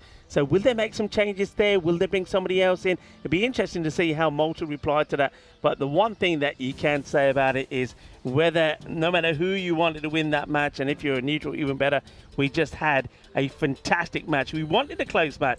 I've been saying all the way along that with these two teams coming together, I'm expecting and was expecting to see close, tightly contested matches. We didn't see it in the ECIs, but I'm glad that we're seeing it in the T20s. Yeah, Estonia have finally come good on their promise. They said all along, T20s, just you wait, that's our preferred format, and they had a bit of a blip this morning, but they finally showed it, and it almost makes me want to change my flights to stick around for tomorrow. Sometimes you just need something to go your way, and I think in all honesty, in that match, if you wanted to say that the rub of the green sort of swayed a little bit, it did. I think it's been on the side of Malta a fair bit. It just changed those little edges that went to the boundary, the little misfields, a little bit of luck that you needed, balls dropping in acres of space. So well done to Estonia. I mean, they came back strong. They proved to us what they've been saying all along, that this is their format. And tomorrow is going to be the big test, though. We'd want to play. Who's going to be the winner of this series? Will it be Malta? Will it be Estonia? Of course, join us tomorrow to find out. Remember, we're back here at a slightly later time, but of course, before then, we will see action there from Jersey in that Liberation Series. I know that action continues there, so you can, when we say goodbye, switch over there and join Vinny Sandu, and I'm pretty sure that Danny Hudacek has probably arrived there as well. And then after that, of course, we got the night series in Belgium, so plenty of cricket still to come your way. But I think there's an opportunity for me to say thank you very much. It's been an absolute pleasure. Likewise. I know you've got an early start in the morning, but look, I wish you really well when you're playing out there in Greece, and go out there and score some runs. I'll do my very best, and Rico, it's been an absolute pleasure as always. I'm jealous that you're going to be seeing that game tomorrow while I'm sitting at the airport, but of course thank you to all the viewers as well for keeping us company. The next time you'll see me, I'll probably be on the field. Hopefully though, we'll have some thrillers like this again today. Well, maybe, and I think you're hoping that you'll be on the winning side, and then of course the next time that you're commentating will be, where will it be? Tell the viewers. It will be in Sweden. So I'm travelling on Monday, and from Tuesday onwards, I think Vinny's covering Monday, and then Tuesday onwards, I'll be coming to you from we think it's the blue pitch as well. The blue pitch. It was blue. Let's wait and see what it is now. It could be any colour. We'll have to wait and see. But look, it's time for us to go. I know that I can hear the highlight music, the little bit of the back and forth playing in the background. But I want to say once again, a final big thank you to everybody involved. Thank you to the Federation here in Malta. Thank you to the ground staff. The umpires, once again, have been absolutely fantastic. Well done to our blue crew. And most importantly, to our viewers around the world, wherever you are. I know I'm not going to say goodbye, because I'll probably see you and hear from you in the chat there in Jersey, and then maybe a bit later on in Belgium. But it's goodbye from Tina, but I will see you tomorrow. Be good, be safe, be kind. Thank you for watching. Shukriya. Hasta mañana, everybody. See you later.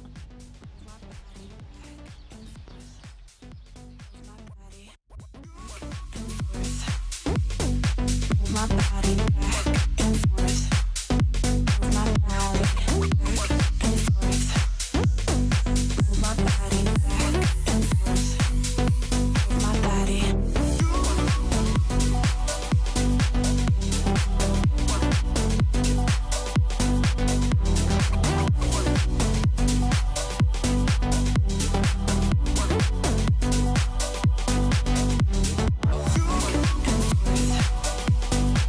My